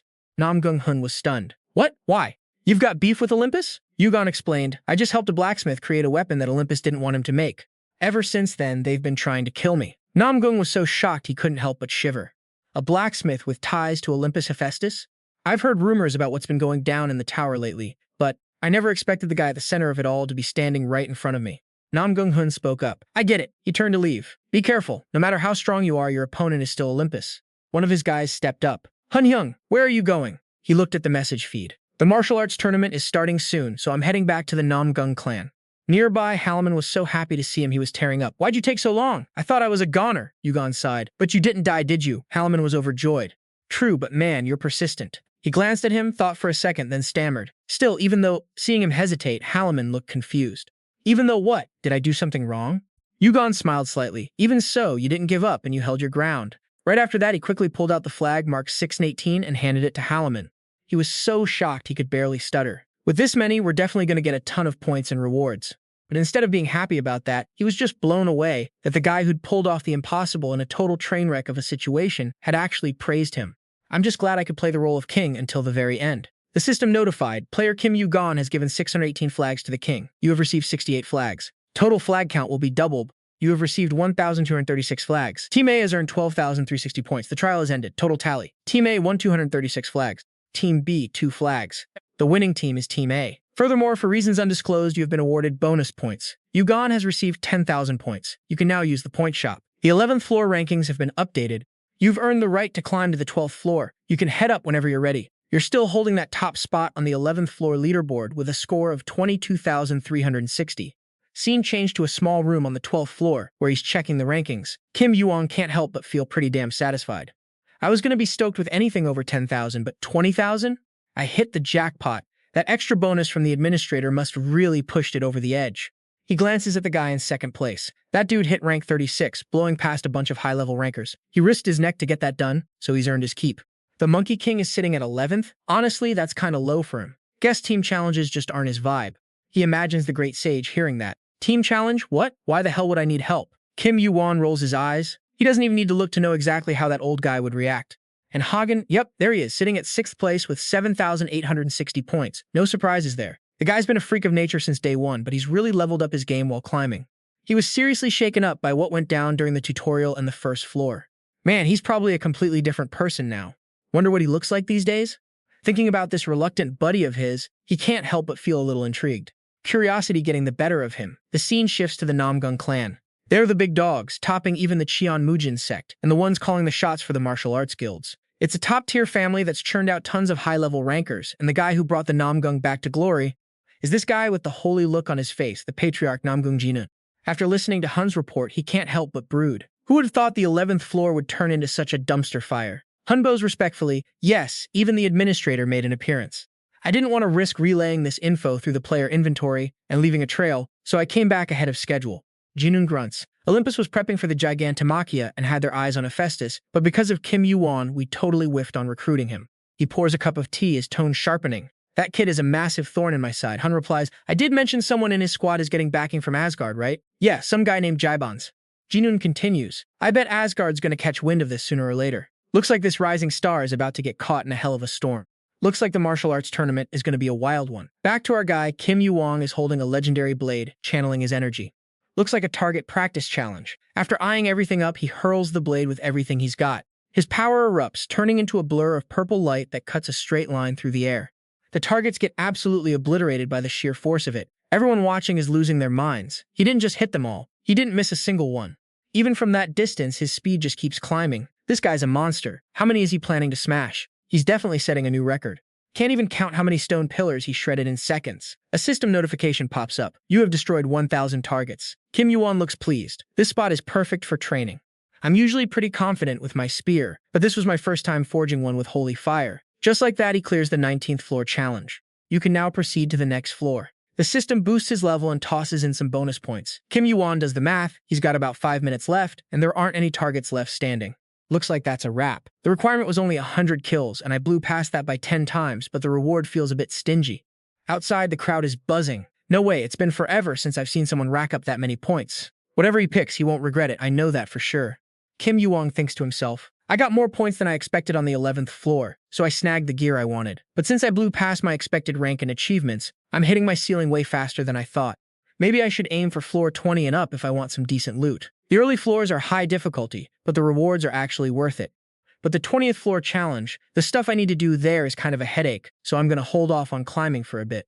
Now's the perfect time to crank that magic power up to rank 3. The fastest way to max out the bar right now is to down a pill worth 1 million points. A pill they only make once every 3 years in the martial arts world. The Great Red Pill. From what he knows, the only place to get one is at the martial arts tournament. Mission accomplished. He heads out, still thinking. Only a few days left. Gotta get moving. Cut to one day before the 10th floor martial arts tournament begins. A kid is hyped. So many people showed up this time. The guy next to him nods. It's the biggest event in the martial arts world. Feels like a damn festival. The winner's gotta be Namgung-hun, right? I heard he's the certified genius of the Namgung family. Come on, he's just a martial arts clan guy. He can't hold a candle to the massive guilds. So the final winner's gotta be Hagen, right? I heard he's already climbed to the 25th floor, just waiting for this competition. That's insane speed. He'll be a high-level ranker in 10 years. Two guys sitting by the road shout out, Yo, listen up. Breaking news, Kim YuWon is actually joining the tournament. The other guy freaks out. What? I thought he only cared about climbing the tower. He's actually into these events. Man, he's turned down invites and funding from all the mega guilds. But why would someone who doesn't even want a guild join a competition just for clout? Is it for the prize money? Must be. He sounds pretty damn sure he's gonna win. His name is literally everywhere lately. I bet all the big guilds are gonna swarm this place just because Kim YuWon is showing up. Want to bet on how many guilds try to recruit him? No, let's not bet points. Forget it. Back to Kim YuWon, he's shut down every single guild invite he's gotten, leaving everyone completely shook. The latest person to get the cold shoulder is the guild master of the 12 surface branches, a ranker from the dragon race. Brand New looks pissed. That's a bit rude, don't you think? Shouldn't we at least go inside and talk? This isn't the kind of conversation you have at the front door. Kim YuWon's getting annoyed. What a pain. A voice rings out, 12 surface branches, huh? I heard your guild's been hitting a rough patch, but for the guild master to show up in person? That's some real dedication. Recognizing the voice, Brand New turns around. You, Surreal? Surreal doesn't even spare him a glance, staring straight at Kim YuWon. So you're Kim YuWon. I'm from the John Guild. You gonna kick me out too? Kim YuWon wonders, no way, even an archangel is here. Is he really that big of a deal? With that on his mind, he spoke up. This is the 13th time today, you know? Surreal cut him off, I get it. But if you change your mind, hit me up. John always has a spot for you. In his head, he was cussing this arrogant punk out. You said, even if you hand me something like that, I ain't hitting you up. Surreal looked shocked. What? A familiar voice quickly cut in. Of course! Kim YuWon is exactly the type to say that. Hagen was beaming with confidence as he looked at him. What about me? Am I coming too? Hagen quickly torched that business card. Long time no see, my friend. Kim YuWon's face darkened. You're coming too? That's one hell of an entrance, man. I can't believe my ears. Huh? Seriously? Kim YuWon didn't hold back at all. Yeah, dead serious. Bran looked totally clueless. Even Hagen from Olympus? Now that I think about it, they were teammates back in the tutorial, right? Kim YuWon felt helpless watching him shout like that. Just messing with you. Get in here. Han made a pouty face. Man, you're such a buzzkill. Then the two of them stepped inside. The door to his room slammed shut aggressively. Someone behind them spoke up, looking annoyed. The guildmaster is taking it way too far, honestly. Can't believe this. He didn't even invite us in and just slammed the door in our faces. The reputation of the guild is gonna... Bran cut him off. Enough. We're not the only guild getting treated like this. Let's just bounce quietly. As soon as he stepped inside, Hagen couldn't help but marvel. Sick room, man. How many points did this cost? You must be loaded, huh? Kim YuWon was chill. Points just pile up, you know? I stopped climbing the tower and came all the way down here to get some actual rest. While they were talking, a loud voice boomed out. Yo, Kim YuWon, you in there? Let's rap for a bit. Kim YuWon acted like he was way too used to this. Don't sweat it. If it were actually urgent, they would kick the door down. Han felt bad for his buddy. At this rate, you'll have a nice room but get zero rest, man. Seems like this stuff happens all the time. Just like that last one, too. He guessed it was probably because of the martial arts tournament that things were so tight today. Han sat down in a chair. You're pretty famous, and it's easy to track down where you live. Kim YuWon jumped in. If you had just asked, I would have told you. Han chuckled. Where's the fun in that? I had to sneak in to give you a surprise. Though, looking at your face, you don't look surprised at all. Kim YuWon asked, where are your teammates? Han explained, back at the dorms. I told them I was going to go see you. Kim YuWon questioned him. No one got dropped? Hagen said, not a single soul. We're all going to be rankers. We've all got the skills to match. But enough about that. I heard you caused a massive headache, didn't you?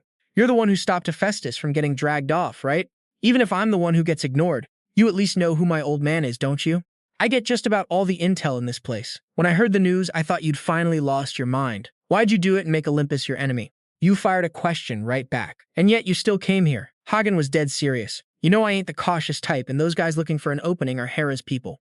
And Ares' guys too. The relationship between Ares and Hera isn't exactly great. I don't even need to mention that. Kim YuWon cut him off. What about Zeus? How does he know about this? Han looked a bit surprised. First time I've heard someone say my father's name so carelessly. The old man is focused on clearing the final floor of the tower. He's been hands-off with Olympus for a long time, so I'm not sure. Kim YuWon thought to himself, no one has ever cleared the 100th floor of the tower, so I guess that's why it's called that.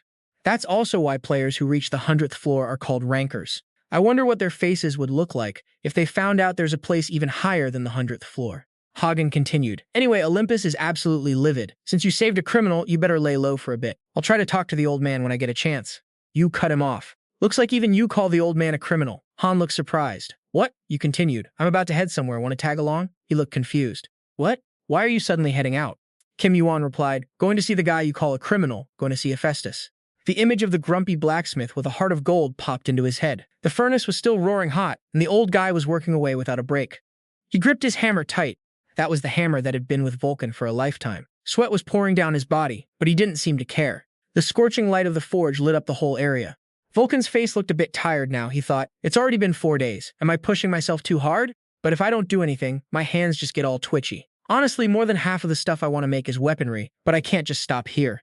The weapon I'm making for that kid, no, my benefactor, will be my final piece. Looking at how these rumors are spreading all the way down to the first floor, it seems like he's climbing the tower again. He said he'd stop by soon, but when the hell is that gonna be? Right as he finished the thought, that familiar voice rang out. Anyone home? As soon as he heard that voice, Vulcan's face softened for a second, but the moment he saw him, he got pissed. What's the point of coming in if you're not gonna knock? Right after that, Vulcan's eyes quickly darted to the stranger, Hagen. Vulcan looked at the guy who walked in suspicious, then asked Kim YuWon, who'd you bring with you? He stepped up to introduce himself. I'm Hagen. As soon as Varro heard the name, he realized, so this is one of the old man's kids. He looked a little disappointed. Is it really that hard to call me your brother? Vulcan was blunt. Well, the fight between us brothers is so intense. How am I supposed to call you that kindly? Suddenly, he was oozing murderous intent. Varro tensed up, channeling his internal energy. Did you come to catch me too? Han quickly explained, no, of course not. I don't have the power for that. I just came to see you. Vulcan looked surprised. See me? Why? Hagen confessed. Because I can't trust Olympus. Varro couldn't help but be shocked at that. What, one of Zeus's own sons doesn't trust Olympus?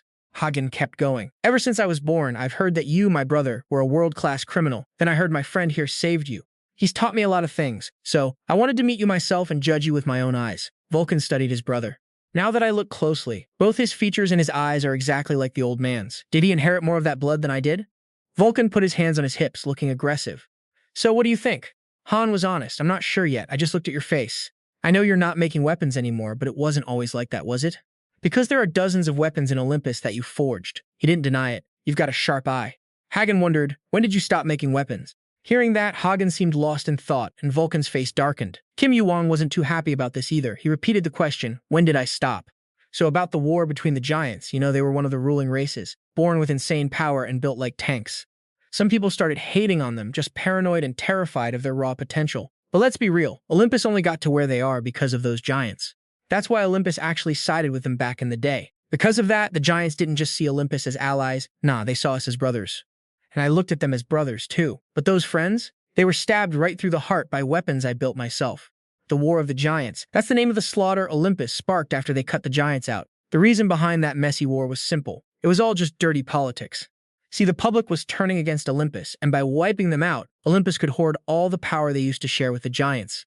The Asgardian giants, the Olympian giants, rankers from every guild. They were all at each other's throats fighting for territory. It was a bloodbath, man. The sound of swords clashing echoed through the heavens like thunder, and the land inside the tower was soaked in the blood of countless souls. My friends, the giants, they were all sacrificed just to boost Olympus's image and clean up the mess caused by their shitty reputation after teaming up with them.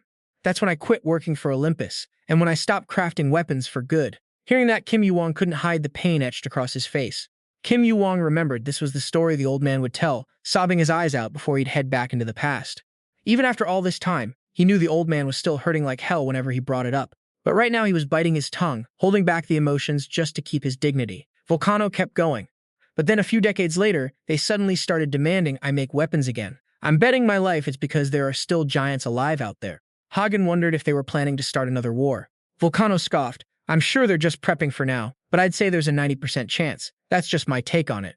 Choose whoever you trust. You can think I'm wrong. Hell, for all I know, I might be, but I'm still gonna fight against Olympus. After that, Volcano turned around and barked, Hey you didn't just come here to introduce him to me, did you? Follow me, there's work to do in the warehouse. Before leaving, Kim YuWon glanced at Han to check his reaction. The guy who was always yapping his mouth off was suddenly dead silent, lost in thought. Kim YuWon decided not to bug him. He knew Han needed some space to process everything. No telling what was going through his head, but his loose grip suddenly tightened into a fist, like he was trying to choke back the chaos inside. Inside the workshop, Volcano spoke up first. That kid seems decent enough. I get why you brought him here now. He looked at him. You planning on sticking with him? Kim YuWon hesitated. I'm not sure, but it's worth a shot. I mean, it's rare for you to praise anyone, and here you are vouching for him. Volcano glared. You're overthinking it, kid. Kim YuWon fired back. Isn't that just like you, old man? I know you don't fully trust him either. Volcano laid out his thoughts. He's still at that fickle age. I can't read what path he's going to take, so I don't have much choice but to keep an eye on him. By the way, you always got to have the last word, don't you? They reached a room together. Volcano quickly popped the lock. The chains had been cut. I finished it like you asked, he said. But the crafting, it was a massive headache. After I heard what you wanted to name it, I couldn't just let you have it. So I picked the name myself. Kim YuWon stepped closer to the item. This is Kini? In his past life, the old man had also named Hades' divine helmet Kini. He never expected him to slap that same name onto a totally different piece of gear this time. He explained. I used up all the adamantium you brought. I even embedded the dark holy crystal on the outside, but you won't see it with the naked eye. Kim YuWon was stoked. Can I try it on? Volcano grinned. Obviously, that's why I made the damn thing. The glove was incredibly thin, so thin you wouldn't believe it was forged from adamantium. Volcano watched him closely. He didn't doubt the kid's skills. He'd been throwing down with rankers since the first floor. But it wasn't about whether he was strong. It was about whether he was worthy. As he watched Kim YuWon slide the glove on, Volcano worried if the kid could actually handle the weight of it. Kim YuWon replied, I get it. How did you manage to reduce the density? Just then, he looked ahead. There was nobody there, just a patch of darkness hanging in the air. Suddenly, a pair of eyes opened up in the void like they were waking up from a deep slumber. They looked like cat eyes, glowing with a piercing golden light.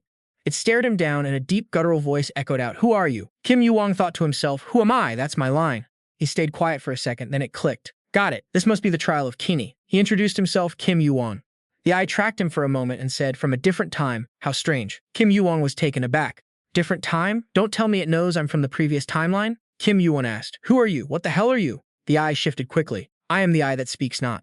Kim YuWon flatly replied, You're an eye, not a mouth, so you can't speak. Is that it? Kim YuWon felt a bit let down. Even with Kini being forged from a dark holy crystal, there wasn't much info on the 3 divine treasures of Olympus. They'd gone missing during the foreign invasion, and all he had was one from Chronos. Back then, it was Hades' helmet. This Kini was a glove. Was it sealed inside a dark holy crystal, or was it the crystal itself? He wanted to get a real feel for Kini's power this time, but at this rate, just talking to it was a nightmare. Suddenly, a sound rang out. Crack, crack, what was that? Suddenly, the egg started waking up, and it was screaming. Beneath Kim YuWon's feet, the ground started shaking violently. He panicked. The density of the dark mana was insane. Damn it, my body's gonna get corroded if this keeps up. The holy fire quickly wrapped around him. He gritted his teeth. Gotta dodge, or is it too late? Kim YuWon made a split-second call and fired up his holy flames to block it. A flash of blue light zipped right past him. Kim YuWon was stunned. That wasn't an attack. The system started spamming notifications about the egg. It looked like it was finally about to hatch. The egg's hatch rate is sitting at 41.29% right now. It won't stop singing, happy as can be. That's nearly a 30% jump, way higher than back when it was munching on that Orochi corpse of yours. You're straight up stressed. No one knows whose egg that is, what's gonna crawl out of it, or how to even make it hatch. YuWon asks it. You wake up because you're hungry? He stays quiet for a sec. This egg definitely came from the outer gods. If it's from that crew, maybe it knows where those freaks are coming from. That eye is pushing the hatch rate way up. Thinking on that, he speaks up. Hey, you know what this egg is? It just stares at him like he's some random object, not saying a word. Seeing it won't talk, he shouts, Anything, just say something. The eye slowly closes, and it just mutters 2 words, observation complete. Then the eye slams shut for good. YuWon screams, Wait! Right then, a massive tremor hits, making him feel like the whole place is shaking apart. A familiar hammer comes crashing down hard, spitting out some crazy lightning. YuWon realizes real quick it's the old man's doing. He snaps out of his hallucination, totally shook. That hammer strike to the head actually cleared his senses. The old man's looking all worried and tense. By now, YuWon's fully back. Volcano's stressing out. You okay, kid? Suddenly, some weird mana starts swirling around him. The old man lets out a sigh of relief and grins. Good, you're fine. YuWon's still a bit jittery. I just came back from the dead, he thinks. Volcano continues. So, how's it feel to wear that thing? YuWon speaks up. Oh yeah, it's great. The material's super smooth, feels like I'm wearing nothing at all. He's thinking interesting. Instead of focusing on the gear, I got distracted by that thing. I'll keep watching. I definitely heard it say that. The divine black crystal, or I guess a piece of kin, seems to have some wild secret hidden behind it. I remember there are 3 pieces total, including this one, and I gotta collect the other 2 to find the truth. As for the other 2, I'm sure I can snag them. He looks at his glove, feeling satisfied. Next target, the piece of JN. Just then, he sees 2 people coming out of the warehouse. Hagen rushes over, panicked. What happened? The place just shook like crazy. Volcano's got a dark look on his face. I don't know. He lifts his hammer, looking aggressive. Ask that guy. I was just swinging my hammer, Hagen's freaking out. Swinging your hammer? Seriously? Still curious, he turns to look at the kid.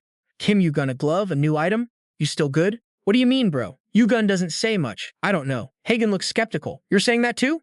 You 2 didn't fight, right? YuWon speaks up. No way. If I took a hit from that hammer, I'd be meeting my ancestors already. Hagen thinks about it and nods. YuWon reassures him. Nothing to worry about. I said that because I genuinely don't know what happened. Hagen buys it mostly. Fine, whatever. Yu asks him, you done thinking yet? Hagen says, not yet. Everything's still a mess. I think I need to see my brother and sister first. Yu's curious. Who are you talking about? You've got a lot of siblings. Hagen says, Apollo and Artis. Apollo and Artis, the illegitimate kids who look just like Hagen and some of the few high-ranking rankers in Olympus. Even though they're big players in the Gigantamachi, he wants to meet 2 people who really know their stuff, meaning he's going to look into this whole situation a lot more carefully. Hagen stammers, well, for now I'm planning to focus on the martial arts tournament. The prize money's one thing, but I need to spread my name to get more pull in Olympus. Yu speaks up. You've been planning that for a while? Hagen says, obviously, I'm not like Ares. If I want to pull people to my side, I gotta keep proving my worth. Plus, this tournament's got more talent than ever. I heard a bunch of famous rankers are coming to watch, and I can't pass up a stage like that. You know more than half the rankers are eyeing you, right? YuWon thinks he looks hyped. Is he getting excited? Hagen keeps going. And there's a rumor that someone big is showing up. YuWon's curious, who? Hagen answers, dead serious. The vice master of the Cheonmujin cult. Seeing YuWon stay silent and look surprised, he feels pretty good about that answer. What's the matter? Getting excited, huh? YuWon is clueless, not knowing what to say. Wait, that's me? Talking about the vice master, that's the second in command of the Cheonmujin cult, a title that gives you the right to order the disciples around. The kicker is that the cult is still hiding out in the martial arts world. Valito is the reason they've been stuck in the Heavenly Mountains all this time, because some stubborn Cheonmujin insisted on guarding the sacred fire. So now that his long-standing burden is gone, it's not weird that they're finally stepping back into the light. But using a martial arts tournament as their debut stage, that old man is sneakier than I thought. Regardless, if the Cheonmujin cult is active again, it'll be a huge help against the outer gods later on. Hagen continues, the vice master of the Cheonmujin cult must be crazy strong. Wonder if they're a ranker? Wait! If they were, they couldn't meet the entry requirement, so they must be a player. YuWon cuts him off. That's me. Hagen stares confused. What? YuWon repeats it. I'm saying the vice master of the Cheonmujin cult is me. Hagen screams in excitement. Isn't the vice master equivalent to the vice head of a famous clan? Was that the reward for clearing the Cheonmujin cult's test? Volcano snaps. Ugh, you're too loud. The main reward for the test was the sacred fire, but technically the vice master title is part of the package, so he's not wrong. Hagen sighs, damn, maybe I should have given it a shot. Hagen says, if this gets out, your value's gonna skyrocket. YuWon keeps it cool. I ain't planning on joining any guilds though. Hagen says, I know, but those guilds might think differently. Saying that, Hagen looks stoked. Tomorrow's gonna be wild. Time flies, and before you know it, the next day arrives, the opening ceremony of the martial arts tournament. This is where they'll figure out who's the strongest out of 10,000 players in this tournament. It's the talk of the tower, featuring some of the most impressive rising stars in the history of the competition. Even the crowd is packed with famous faces. Who's going to take the win? Who's going to get their hands on that item worth millions of points? A voice booms out. All right, let's get this started. Preliminaries, let's go. The rules for the qualifiers. Players are split into groups of 10. The last one standing in the ring moves on to the main event. There aren't any specific rules for the combat style here. Players are just randomly thrown into groups for the preliminaries. The crowd in the stands is going wild. Look, the players are finally coming out. Wait, isn't that guy from the Seo clan? He's only on floor 10 and he's already entering? That's John Gunan, that punk from the Sapia Sword Academy. Huh? Gunan? Who the hell is that? That jerk. Punk, huh? He thought. That's a shitty nickname. But hey, at least people actually recognize him, so that's something. I finally climbed up to floor 18. Since only players below floor 25 can even compete, 18 is actually pretty high up there among these contestants. I'm gonna crush this tournament, bring some fame to my academy, and maybe get on the master's good side. Gunan spotted a familiar figure in the distance. That outfit, that face, it's that little brat from before. You're that jerk, Kim YuWon. Someone in the distance screamed, oh my god, it's really Kim YuWon. Gunan was totally bitter about it. Kim YuWon is here. Damn it, it's only the preliminaries and I get stuck in the worst group possible. The qualifiers are kicking off. The announcement blared. 10 seconds to start. The commentator started the countdown. Gunan steeled himself. If nothing else, he had to take that brat down. With that, he yelled, "Hey, you, the guy in the red cloak, you remember my face? Because I haven't forgotten the humiliation you put me through for a single second."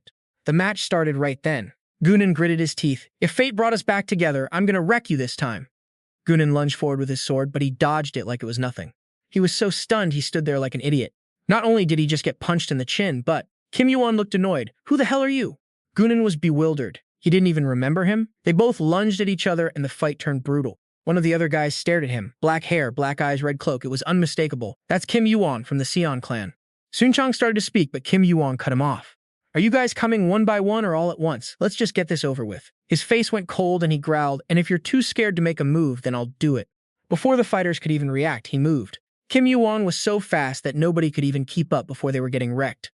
Everyone panicked, screaming, "Is he coming? Wait, he's already here! Left or right?" Simon Trang was terrified. "He's too fast. My eyes can't even track him." After taking everyone else out, he turned his sights on the last guy. Simon Trang jumped. "Is he coming for me?" He hadn't even gripped his sword properly before Kim YuWon was right in his face. Simon Trang was shocked. Kim YuWon just used his hilt. He wasn't even trying to kill him. "Is he treating me like some kid he's playing with?" Before he could finish the thought, he was sent flying. The arena was suddenly empty of opponents. Simon Trang couldn't help but cough up a mouthful of blood. A wave of pain hit him as he tried to get back up. "Damn it, I can't move. My ribs are broken, but did he seriously not kill any of us? It can't be a coincidence. Kim YuWon definitely went easy on us." A booming voice announced. The contestant advancing to the main stage is Kim YuWon. Kim YuWon thought, now I just wait for his match. If I remember right, he's up next. Meanwhile, Han was dominating all his opponents with pure aura. The loud voice returned. The contestant advancing to the main stage is Han. Kim YuWon watched from afar. He's really gotten stronger. I can see his level climbing every time he clears a floor. That growth rate is just insane. I heard he just cleared floor 25 recently, and his skills are already on par with people from way higher floors. If he hits his full potential, he's going to be a monster. His mana, his talent for controlling electricity, his skills, even his look. He's just like that guy. Once he makes a name for himself, he'll definitely be someone worth standing next to. Suddenly, a voice called out. It sounded familiar, and it was screaming its lungs out. "Found you! Stay right there, you piece of trash!" Kim YuWon looked confused. "Who are you? I feel like I've seen you somewhere before." Gunan was furious. "I'm John Gunan from the Sword Mastery sect. You just ran into me at the preliminaries. Not to mention we crossed paths the second you stepped onto floor 10. How dare you pull that crap back then?" At the same time, a deep, heavy voice spoke up. "My apologies. It seems a disciple of my sect has been rude to you." Kim YuWon thought, this guy's aura isn't normal. Is he a master-level player? Kim YuWon spoke up. "What do you want?" The man introduced himself. "My name is Sobi. I am the head of the Sword Mastery sect, and yes, I am a master-level player," he continued. "I came here hoping you'd consider joining our sect." Kim YuWon asked, "Your sect, you mean?" He trailed off, staying silent to probe the guy. "Got it. If he's the sect leader, it's no surprise he's a master." Even so, he shut him down. Not interested. Sobi didn't seem surprised. "Figures. I heard you've been turning down every single offer, even from the major guilds." Kim YuWon wondered, "If you know that, why are you even here?" Sobi said, "The Sword Mastery sect isn't really a guild. We might be part of the Martial Arts Association, but we are, at our core, a traditional sect. Plus, our academy has a long and glorious history. Even if we're a little weak right now, the Sword Mastery sect is still the pioneer that kept the traditions of the martial world alive." Kim YuWon thought, "I've never heard of them," which means they aren't exactly a top-tier sect. He's probably the only master they've got, right? Sobi kept talking. "So I hope that you..." Kim YuWon cut him off. "Just keep going. I'm leaving." The guy's face darkened. "Is that so? It seems you misunderstood me. This wasn't a request." The hand on Kim YuWon's shoulder squeezed even tighter. Kim YuWon sighed to himself. "I knew someone would eventually try to use force to recruit me." But Kim YuWon snapped back. "I'm sure you're fully aware of what happens if a master-level player messes with a tournament contestant, right? Or are you not afraid of the Namgung clan? Messing with a contestant is basically declaring war on the tournament organizers." Sobi barked. "The Namgung clan? Is that why you're being so arrogant? The head of the J clan is my own blood brother. What makes you think I'd be scared of the Namgung clan?" Kim YuWon realized, no wonder he's so reckless. He's got someone backing him. Still, Kim YuWon wasn't intimidated. Does the head of the J clan know his own brother is running around using his name like this? Sobi gave a twisted grin. "Don't be so uptight. I just want to make friends with you.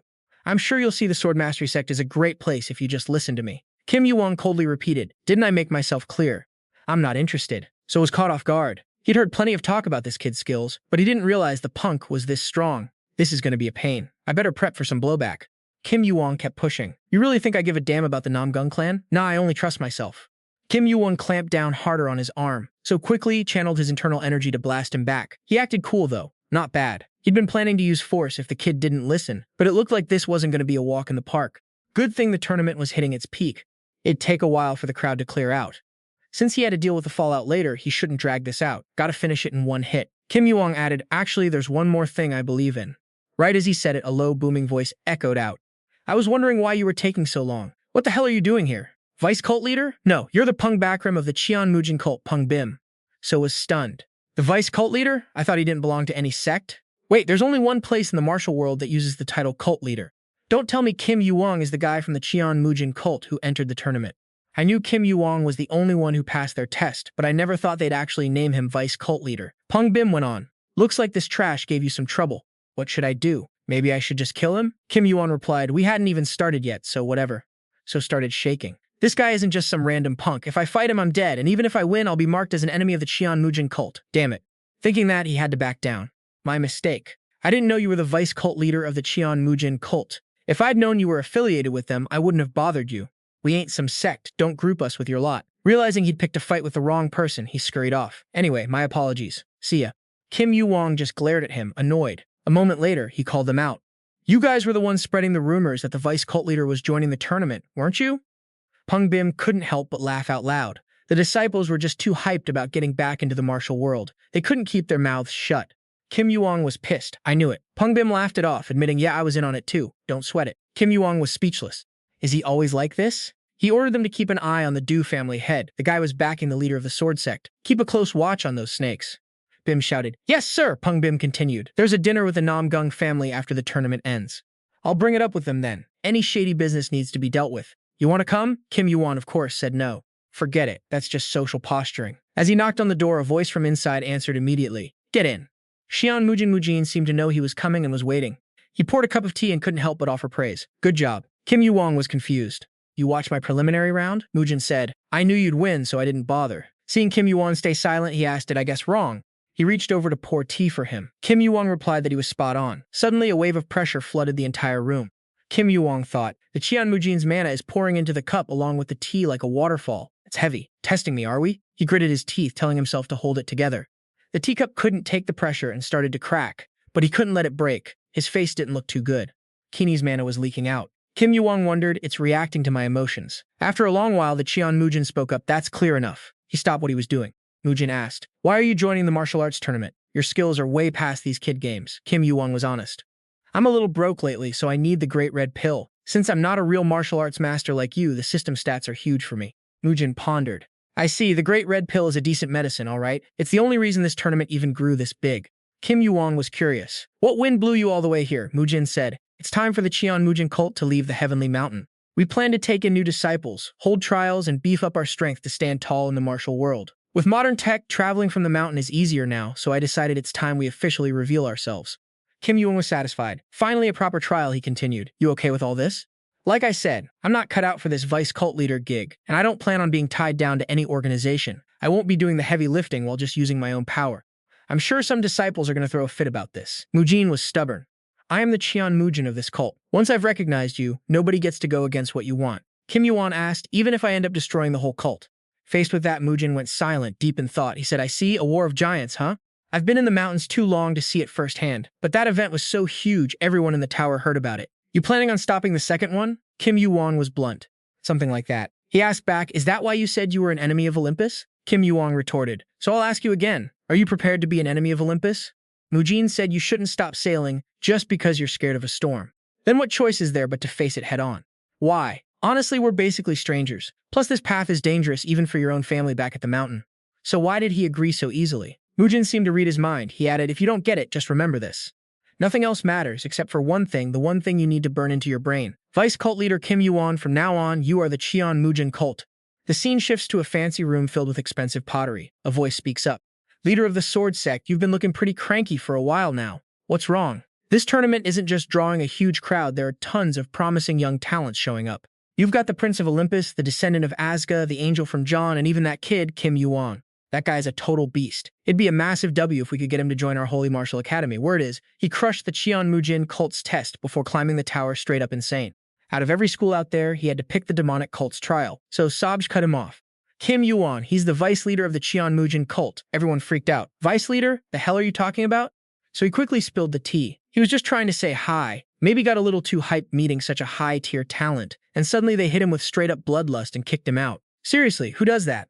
Is it really that hard to just say hello? You know how those twisted cultists are. That's just their vibe, isn't it? I bet those brainless disciples are cut from the same cloth. Figures the martial alliance and the demonic cult could never play nice. So he figured for the big shots running the show in the martial alliance, the Cheonmujin cult is a massive threat. With that thought, he flashed a shady grin. Well, nobody here is welcoming you anymore, Kim YuWon. Then he kept going, come on now. Everyone knows Kim YuWon is the strongest contender and the favorite to take this whole tournament. But how could we possibly let the vice leader of some creepy, twisted cult walk away as the champ of a tournament with this kind of history, right? Straight facts. But you got a game plan? So, he slammed his knife hard into the meat on the table. Actually, I've got an idea. Why don't we handle this during the main event? 2 days later, the place was buzzing. Everyone was already packed in. Han was confused. The main event got pushed back, and they're changing the whole format to a survival game. I guess the martial arts world finally decided to evolve, huh? What do you think, Kim YuWon? He replied, totally chill, who knows? But you seem pretty hyped, and hey, it's fine by me. Everything's gonna wrap up faster. Hagen shot back, you're not wrong. One-on-one matches would take forever. Kim YuWon wondered, why are you even here? Where's your squad? Han's been out living it up, sightseeing. Everyone bailed because today's the final day anyway. Kim YuWon asked if they weren't joining the main event.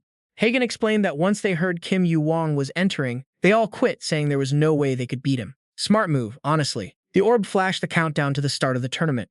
Hagen said, all right, time's almost up, let's get ready. 2 massive waves of internal energy flared up in his room. Kim YuWon said, aight, let's bounce. Look at him, he's clearly been waiting for today. At the tournament on the day of the main event, everyone was packed in to catch the hype. The two of them walked forward like a perfectly synced duo. Whispers started flying around. Is that Kim YuWon and Hagen? Kim YuWon thought, a lot of eyes on us. But with the flashy guy next to me, I guess it's unavoidable. Actually, the fact that a chatterbox like him hadn't said a word all this time showed he was slowly getting into the zone. Suddenly, a voice called out, grabbing both their attention. Kim YuWon, it's been a minute, right? Remember me? It was none other than his old rival Han, a member of the prestigious Namgung family, Namgung Han. Kim YuWon stepped up. You've got a face that's hard to forget. Han jumped in. You know this guy? Kim YuWon and Han talked about how they both went through the 11th floor trial together, even though they were rivals back then. Hagen was shocked. Rivals, crazy that you're still alive. They did a quick handshake. Name's Han, the great heir to Olympus. Han kept it real. I've heard a few people claim that before. Hagen covered his mouth, laughing. My family's a bit of a mess, you know. Kim YuWon didn't quite know how to react to that, so Han just chimed in. I get it. Han looked at Kim YuWon, who'd been standing there silent the whole time, letting the others do the talking. He guessed, I'm betting Kim YuWon is the vice lord of the Cheonmujin cult. He'd overheard them whispering back then. The timing was too perfect. The cult started making moves right after the first person cleared their trial. And now that shady, twisted cult is eyeing the champion's spot, even though they aren't part of the martial alliance. They probably think that since Kim YuWon cleared the test, it's finally their time to shine, those snake-hearted bastards. Remembering back then, the crowd kept gossiping. Maybe the reason the date and format of the tournament changed so suddenly was because he spoke up back then. Let me ask one thing, has the Cheonmujin cult ever broken the rules? Have they ever pulled dirty tricks outside the ring? What's the problem with the most talented person winning? You can't just disqualify someone because they aren't part of the martial arts inner circle. That's not fair, and it's not legit. A guy in the crowd immediately piped up. You sure know how to play the hero, huh? If you're that scared, just get lost. He's from the prestigious Jinan family. Han got annoyed.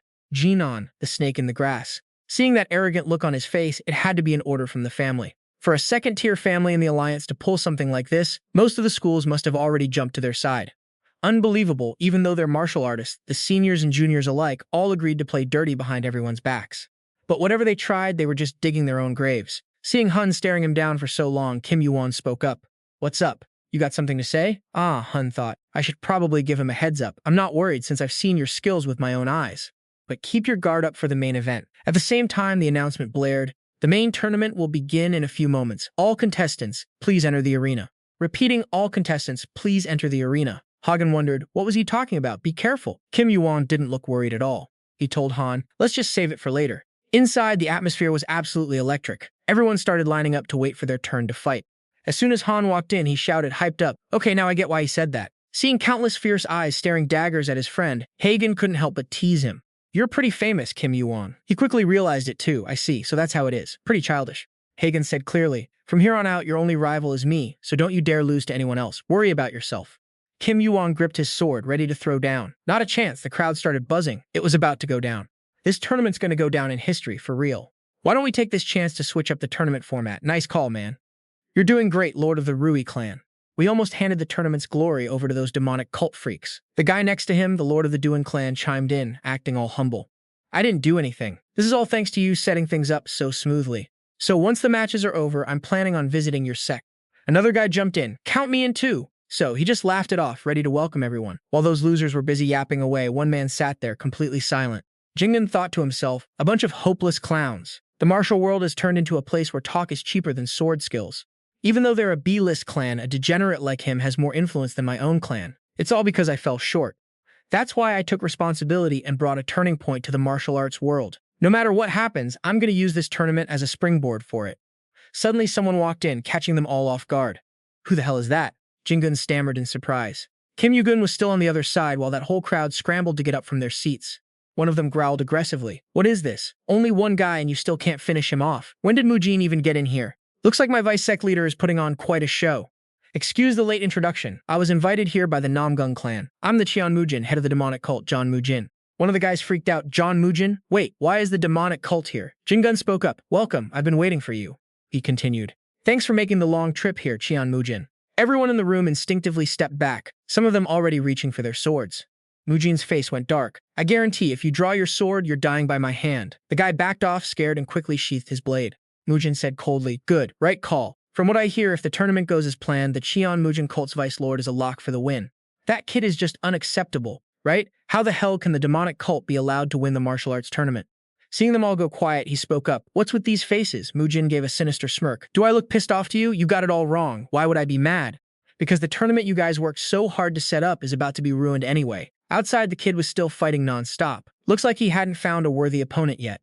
And just like that, another guy went down to Yugun. Yugun gritted his teeth, thinking, that secret sword technique. Wait, no, in the marine world, they call that sword chi. If someone in this world can actually use a skill like that, they must be pretty damn good. Now they were starting to gang up on him. Right after, that Seimunjong guy went in hard with a heavy strike, but the sheer force from Yugun made him shake uncontrollably. The guy knew things were going south, so he vaulted back to keep his distance. Yugun didn't beat around the bush. Is it just me, or is everyone here only gunning for me? Or am I just imagining things? He shot back. Don't act like it's some personal beef. It's just that the demonic cult and the martial alliance have been enemies for ages. Yugun thought, I knew it. So that's why the tournament format changed. Don't know whose bright idea this was, but it's simple and effective. In a free-for-all with thousands of people, it's standard procedure to team up on the heavy hitter. Nobody sees that as playing dirty. Calculated, huh? He continued. Whatever petty grudge you've got doesn't concern me. You're all just small fry anyway. Using a secret sword skill, a mystical energy blocked the mana, dulling the power of the secret sword just a bit. Jinxian saw his aura and realized quickly, so that's it. No wonder he's such a pain in the ass. To pull off a sword chi that huge, his mystical energy stat has to be at least a 60.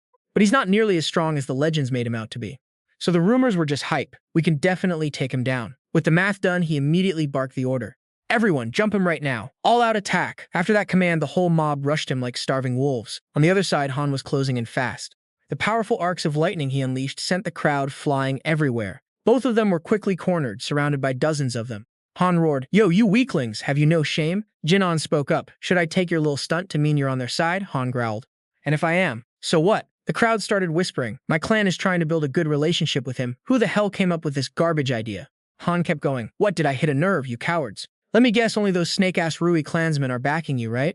Another guy acted shocked. How can you talk such filth? He didn't care about keeping up appearances, just kept roasting them. I'm only talking on the same level as you brainless idiots.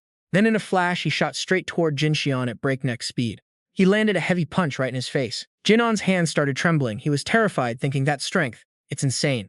Right after, Jinan screamed, I'll handle this guy. Take down Yugun, then come back and help me. He charged at Han like a maniac, his eyes filled with nothing but pure malice. But obviously, he couldn't hold a candle to someone who came from the Olympus ranks like Han. Jinan wondered, didn't you say Olympus and Yugun were enemies? Han snapped back, how the hell do you know about that? The J-clan must have been colluding with Olympus. Even Yugun realized it. Looking at these losers, he couldn't help but think, how deep does this rot go, anyway? He unleashed all his pent-up rage on Jinxian. His power was so overwhelming that it shook Jinxian to his core, but the guy wasn't about to give up. What the hell is this, Han? Yeah, your dad is strong, but I'm a genius. I'm supposed to be the one leading the martial world. Thinking that, another punch to the face shattered his expression. Jinxian couldn't believe it. Why couldn't he even block it? Jinxian kept getting pushed back by Han's raw power. He was furious. If you hadn't stuck your nose in this, we would already wiped out Yugun.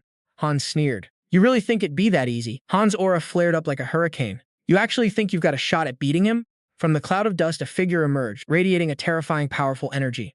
Yugun lunged at Sun Trang with his blade, moving so fast the guy couldn't even react. Yugun didn't even blink, just kept that cold, calm look on his face.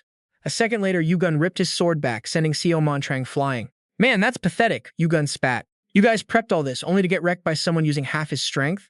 Jin Xian was shaking, absolutely livid. What the hell is that supposed to mean, he thought. There's no way I can't beat a guy like him. But is it true that this Yan kid is even stronger? By now, Jinon was basically beaten to a pulp. He slumped to the ground, cursing up a storm. You absolute monster. Not giving him a breather, Hagen slammed him with one more hit, knocking Jin Chan out cold. The guy groaned in pain. I yield, please. Stop! The crowd was trembling in fear. Everyone dropped their weapons, shouting, I quit! Me too! I'm out! Then and there, everyone bolted, sprinting for their lives. Nobody dared to challenge these two monsters again. YuWon stepped forward. Looks like it's just the two of us now. Ready to get started? Hagen grinned, pumped up. Hell yeah, I've been waiting for this. Suddenly, a massive wave of energy surged out of them. YuWon repeated what he'd said earlier. A fruit's sweetest right when it's ripe, right? YuWon added, I know you're itching to fight, but let me hit you with 2 questions first. Hagen couldn't help but get impatient. Man, you're such a buzzkill. Spit it out. Make it quick. You're killing me here. And yeah, do you regret going up against Olympus? I ain't stupid, Hagen said firmly. I know what I'm doing. Obviously, I don't regret a thing. Next, YuWon said. So here's my second question. Did you forget that one time I blasted you away with a single hit? Hagen's face turned dark with embarrassment. He thought, how the hell could I forget that? That was the first time he'd ever lost to someone who wasn't a ranker. And this time, the guy wasn't even using his side sword or any of his secret techniques. He's definitely saving his mana, Hagen thought, charging in aggressively. Remember it? How could I forget? Now my turn to ask, do I still look like the same guy I was back then? YuWon didn't flinch. Nah, you look even weaker. Hagen was satisfied. Got my answer. The power you're trying to hide? I'm gonna force you to show it all. Instantly, they both went wild, tearing into each other. But this wasn't just a brawl. It was a true clash of skill. Hagen was going bare-knuckle against YuWon's blade, and he wasn't losing any ground. They were perfectly matched. The energy pouring out of them was insane. It felt like a hurricane tearing through the arena. The people watching had to cover their faces, struggling just to keep their footing. What the hell? This is absolute madness. Are those two really players? They've got to be secret rankers, no doubt. Yet the two fighters kept clashing, neither one able to gain the upper hand. Hagen was hyped, screaming with excitement. Yo, YuWon, show me what you've really got. YuWon didn't say a word, just surged toward Hagen with raw, overwhelming force. Hagen dodged quickly, but the spot where YuWon had aimed ended up with a massive crater. The whole arena was bathed in the glow of the demigod's power. Stray bolts of lightning started zapping the spectators. Someone couldn't take the electric shocks anymore and screamed for mercy. I surrender. Just let me out of here. Namung held his blade tight, struggling to keep his cool and not let the pressure get to him. He was genuinely terrified. So this is what a real final looks like, he thought. I've heard so much about Hagen, but I had no idea he was this strong in person. As the son of Zeus, we're always talked about as the geniuses of this generation. I even thought of him as my rival, but with that kind of terrifying power, even if I had a dozen clones, I wouldn't stand a chance. He looked over at the kid. Even YuWon seemed to be struggling. Did YuWon really beat a ranker with that level of skill? He wasn't sure when it happened, but the guy's reflexes and movement speed were just insane. YuWon saw Hagen coming from behind in his peripheral vision and sidestepped, barely missing the hit. Man, he's fast, he thought. What's his agility stat, anyway? But before he could even finish the thought, Hagen was already back at him, not giving him a single second to breathe. The fight dragged on with no end in sight, but Hagen didn't look tired at all. Take this! YuWon leaned into it, letting Hagen's head slam into his shoulder. Hagen clutched his forehead, pissed off. You little jerk! YuWon flashed a cocky, wicked grin. Hagen was losing his cool, and then, boom, a massive explosion rocked the place. YuWon's sword started to crack. He sighed. You're pretty strong, I'll give you that. Hagen sneered. Looks like that pathetic stick you call a sword is about to snap. You good? I don't get it. Is that really all you've got? What have you even been doing this whole time? Suddenly, Hagen looked down and saw his own arm bleeding profusely, which shocked him. YuWon laughed. I wasn't just standing there taking hits, you know. Hagen was losing it now, frustrated as hell. He was shocked, too. The kid was completely fine after taking his lightning-infused punch. I don't want to admit it, but his stamina is definitely higher than mine. But my divine ability? That's still stronger. Let's keep this up, shall we? YuWon replied coolly. Whatever you say. Hagen stomped the ground hard. First, I'm going to shatter that toy of yours. With that, he put all his power into a strike aimed right at YuWon's sword. Hagen gritted his teeth, arcs of electricity crackling all around him. YuWon didn't back down, thrusting his sword toward Hagen. Hagen's fist finally smashed YuWon's sword to pieces. He couldn't help but cheer inside. Yes, I did it! YuWon just vaulted into the air. Not bad. That calm, nonchalant comment caught Hagen off guard. Wait, what? I'm supposed to be the one with the advantage here. How is he so chill? A second later, Hagen realized the mana was pushing back against his own. By the time he figured out what was happening, YuWon's fist was already coming for him. What the hell? It was too late. Hagen took the full force of the punch. A deafening boom echoed out as he went flying, the sheer power of the hit sending him crashing into the ground, shattering the stone around him. And just like that, Hagen was totally finished. YuWon let out a long breath. He looked over at the guy, foaming at the mouth on the floor. Still one more left, huh? No time to waste, gotta make this quick. And I mean, you all know how this fight ends, right? The referee bellowed. The winner of the tournament, YuWon. His face flashed on screens everywhere. My sword is broken, he thought. It was forged from decent materials. The mana conductivity was trash, but it was sharp as hell, good enough for butchering, I guess. He felt a bit sorry. It was actually great for practicing mana control. Too bad it broke sooner than I thought. My mana conductivity is the absolute worst, just like I asked my uncle for. I remember him saying, "I'm only doing this because you asked, kid." So he made sure it couldn't get any worse than that. Since my mystical energy is suppressed, my level should be on par with Hagen's. Just acting won't be enough to fool the martial artists, but maybe that was convincing enough to pull the wool over their eyes. Though I'm still a bit worried about that final punch. The referee made the announcement quickly. Ladies and gentlemen, the winner of the 834th martial arts tournament is the player, Kim YuWon. How does it feel to win the tournament? Kim YuWon just shrugged, totally indifferent. His lackluster attitude caught the referee off guard. That's it, Kim YuWon gave another short answer. Yeah, geez, talk about dull, the referee muttered, looking bewildered. Right, thanks for that answer. Now if I may, let's proceed with the award ceremony. As everyone knows, the prize is a great crimson pill. The Shaolin Temple, who forged this pill, claims this batch is exceptionally potent. Kim YuWon frowned, thinking, man, this is going to take a while to absorb. The next level is the 20th floor. There's so much I need to prep, but for now, I gotta hit my target stats first. Talking about the prize, the Great Crimson Pill is a miracle elixir crafted once every 3 years at the Shaolin Temple. It's made from hundreds of different ingredients using a secret recipe unique to them. When consumed, the user gains a massive boost in mystical energy. The award ceremony was witnessed by the Qian Mujin and everyone else standing there. The Qian Mujin smiled, satisfied. Jin was trembling with rage. Why did Hagen side with that bastard? Isn't he the son of Jort, Kim YuWon's enemy? Everyone around was chatting happily. So the top favorite actually won, huh? This tournament was a huge success. Totally. How lucky is the martial world? The Qian Mujin couldn't help but sneer internally. A few minutes ago, they were running their mouths, cursing the demon cult, and now they dare to call the vice-sect leader of the demon cult a blessing to the martial world. It was laughable. Jin couldn't help but shout, Namgung Jingu, what do you think you're doing? Shaking hands with the demon cult. Demon cult? Jingu replied. Calling them that isn't very polite. Their name is the Qian Mujin God Cult, not some demon cult. And for the record, I didn't shake hands, I proposed an official alliance. Jin kept barking. That's the whole problem. How can you let the Martial Arts Alliance cooperate with a bunch of demonic cultists? Jingu countered, isn't this better than relying on Olympus? A killing intent radiated from him. Martial world problems should be handled by martial world people. Or were you planning to just hand this world over to Olympus? People started whispering. Olympus? What's that about? Jingu finally lost his temper. You should be ashamed of yourself for that, Jin. Faced with such overwhelming pressure, Jin couldn't help but tremble. Jin thought to himself, Jingu, you knew everything from the start, but you kept quiet. Because my faction holds the majority here, you couldn't face me head-on.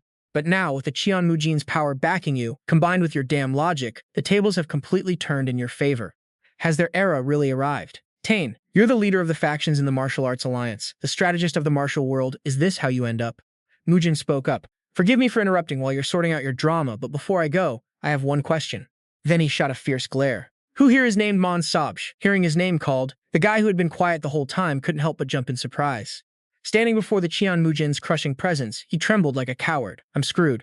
Time flew by. A few days later, at the Namgung family training ground surrounded by large mountains, there was a very secluded-looking cave entrance. Kim YuWon thought, places like this aren't just for anyone. Man, I'm lucky. Usually, renting this place for 10 days costs an absolute fortune. Before this, Hun had said, treats like this are a given for the tournament champion. Don't look down on the Namgung family. He reflected on how, when he first came to the tower, he dreamed of becoming a Namgung family martial artist because the place looked so massive. But now it looked way smaller. He took out the Great Crimson Pill. It was a miracle elixir made once every 3 years at the Shaolin Temple. It was made from hundreds of different ingredients with a secret recipe unique to the Shaolin Temple. When used, the user gains a massive boost in mystical energy. Kim YuWon calculated that he was only 1 point away from reaching 100, but it wouldn't be easy. If he remembered correctly from his past life, the effectiveness of the Great Crimson Pill depends heavily on the user. That's right, people in the martial world said it relies on controlling qi and breathing, but the most important factor is focus. I'm guessing the bottleneck here is the amount of mana I can actually control. Right after that, he quickly swallowed the pill and started cultivating. Right now, I can feel a thick and pure flow of mana filling my body. Its energy is churning violently. It seems a bit more obedient thanks to my master mana skill, but that alone isn't enough. Suddenly, it got tough and he broke into a sweat. Honestly, I bet 50-50 that my stats would rise, but at this rate, I'm gonna fail. Scene changed to the 20th floor of the Sea Kingdom of Portugia. Sounds of fighting were everywhere. This was one of the 12 islands of Portugia Neptu. A panicked voice rang out. Please, just let us go. We didn't do anything wrong. Why are you doing this to us? A mocking voice answered. You're huge, but you're crying like a kid? Are all giants this pathetic? These guys aren't even 10 years old by human standards, and they're already at least 4 meters tall. So gross. A big guy like you is hard to hide, huh? You guys shouldn't have betrayed Azga and teamed up with the demon race. Stupid, right? Stop stalling. Tell me. The kid was terrified. Tell you what? The guy replied with a sly grin. The legend of Portugia, the Sea Sun Stone. He was a member of the Red Wolf Guild, Horang. The Sea Kingdom of Portugia had a legend. Whoever possesses the Sea Sun Stone becomes the god of the sea. The kid said it was all a lie. Horang spoke up. Of course I don't believe it completely. But then I heard a credible rumor. The giant clan hid the Sea Sun Stone somewhere. Olympus spread the rumor, so it's gotta be legit. The kid was terrified. You know our relationship with Olympus, and you still... He cut him off. I know. If I'm lucky, I'll squeeze it out of you. If not, the 20th floor is under Olympus's jurisdiction anyway. They won't care if I kill 1 or 2 giants. If you don't want to die, you better start talking. A voice called out. Trying to play the thug in broad daylight, huh? They were startled and looked back to see a familiar figure standing tall. Horang shouted, Who the hell is this? Stop playing the hero and get lost.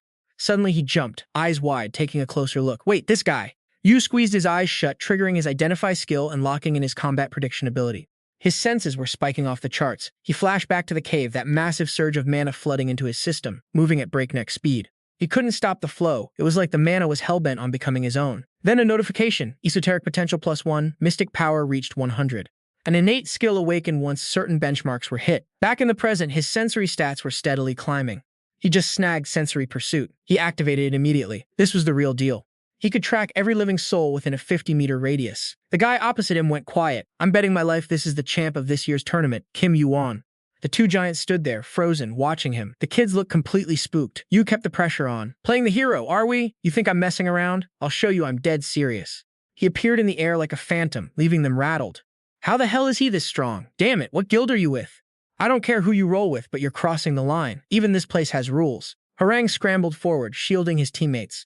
Wait, he looks familiar, he shouted. You're YuWon, aren't you? Horang flashed a twisted grin. Who would have thought I'd run into the vice master of the Cheon Mujin cult here? The kid Bua YuWon. His little sister cowered in fear. The group started buzzing. He's just a snot-nosed brat who barely hit level 20. You think we're just some chumps you can walk all over? Let's bail. Horang's face darkened as he muttered, There might be demon cult guards lurking around here. He stomped off, fuming. Stupid giants, you got lucky this time. Horang smirked, still plotting. YuWon was a total thorn in their side. If they played their cards right, they could curry favor with Olympus. What a lucky break. He calculated, then hauled ass out of there. Need to get to the floor 20 headquarters now. As soon as they vanished, the brothers stammered, Thanks for saving us. Yu looked puzzled. Even as young as you two are, dealing with those scrubs shouldn't have been that hard. Why didn't you fight back? Bua spoke up. You seem to know a thing or two about our kind. Who are you with? Olympus or Asgard? The little girl piped up. Big brother, he still saved us, you know? Bua didn't care. He's still human, kid. You think he's just out here doing charity work? You didn't hide it. Smart kid. Bua yelled. I knew it. You're looking for the Ocean Stone too, right? Damn it, thought you. You humans are all the same. Why won't anyone believe us? We don't know anything. Why is everyone hunting us down over some bullshit rumors? YuWon cut him off. I know you don't have the stone. I've got other business with the giants. He paused for a second, then said, Look, I need to see your elder. Bua started shaking. The elder isn't someone you just meet whenever you want, especially not a human. Beat it. Like I said, if I really wanted to, I could crush you guys like bugs without even trying. Yu pondered it. Giants aren't weak. They're born with insane power. They were holding back on purpose, knowing that starting beef with humanity could lead to their extinction all over again. A kid that young and he's already got that kind of insight? Bua fumed. Let's go. Wait, the little girl ran after her brother. Bua stared at the comms orb in Noah's hand. You already messaged the elder? She nodded. Yeah, he saved us, so I thought the least we could do was pass the word along. She honestly held the message out to him. Meeting the elder is up to you now. Yu stared at the orb, waiting for the answer. A message popped up instantly. The elder had agreed to see him. Soon enough, they were all barreling through the forest on 3 massive wolves. Bua was still grinding his teeth, feeling bitter. I don't get why the elder would agree to meet a guy like that. Enya wondered, maybe he's got a taming skill? Or maybe some kind of illusion magic. How else did he get those wolves to listen so easily? He's definitely not some random nobody. I heard he's a total beast at the martial arts tournament too. The kid growled, so what? He's not even a ranker. Whatever, I don't like him, and the fact that he even knows the elder is super sketchy. The kid fell into a deep brooding silence. A calculating look crossed his face. Enya called him out. You're trying to pick a fight with him, aren't you?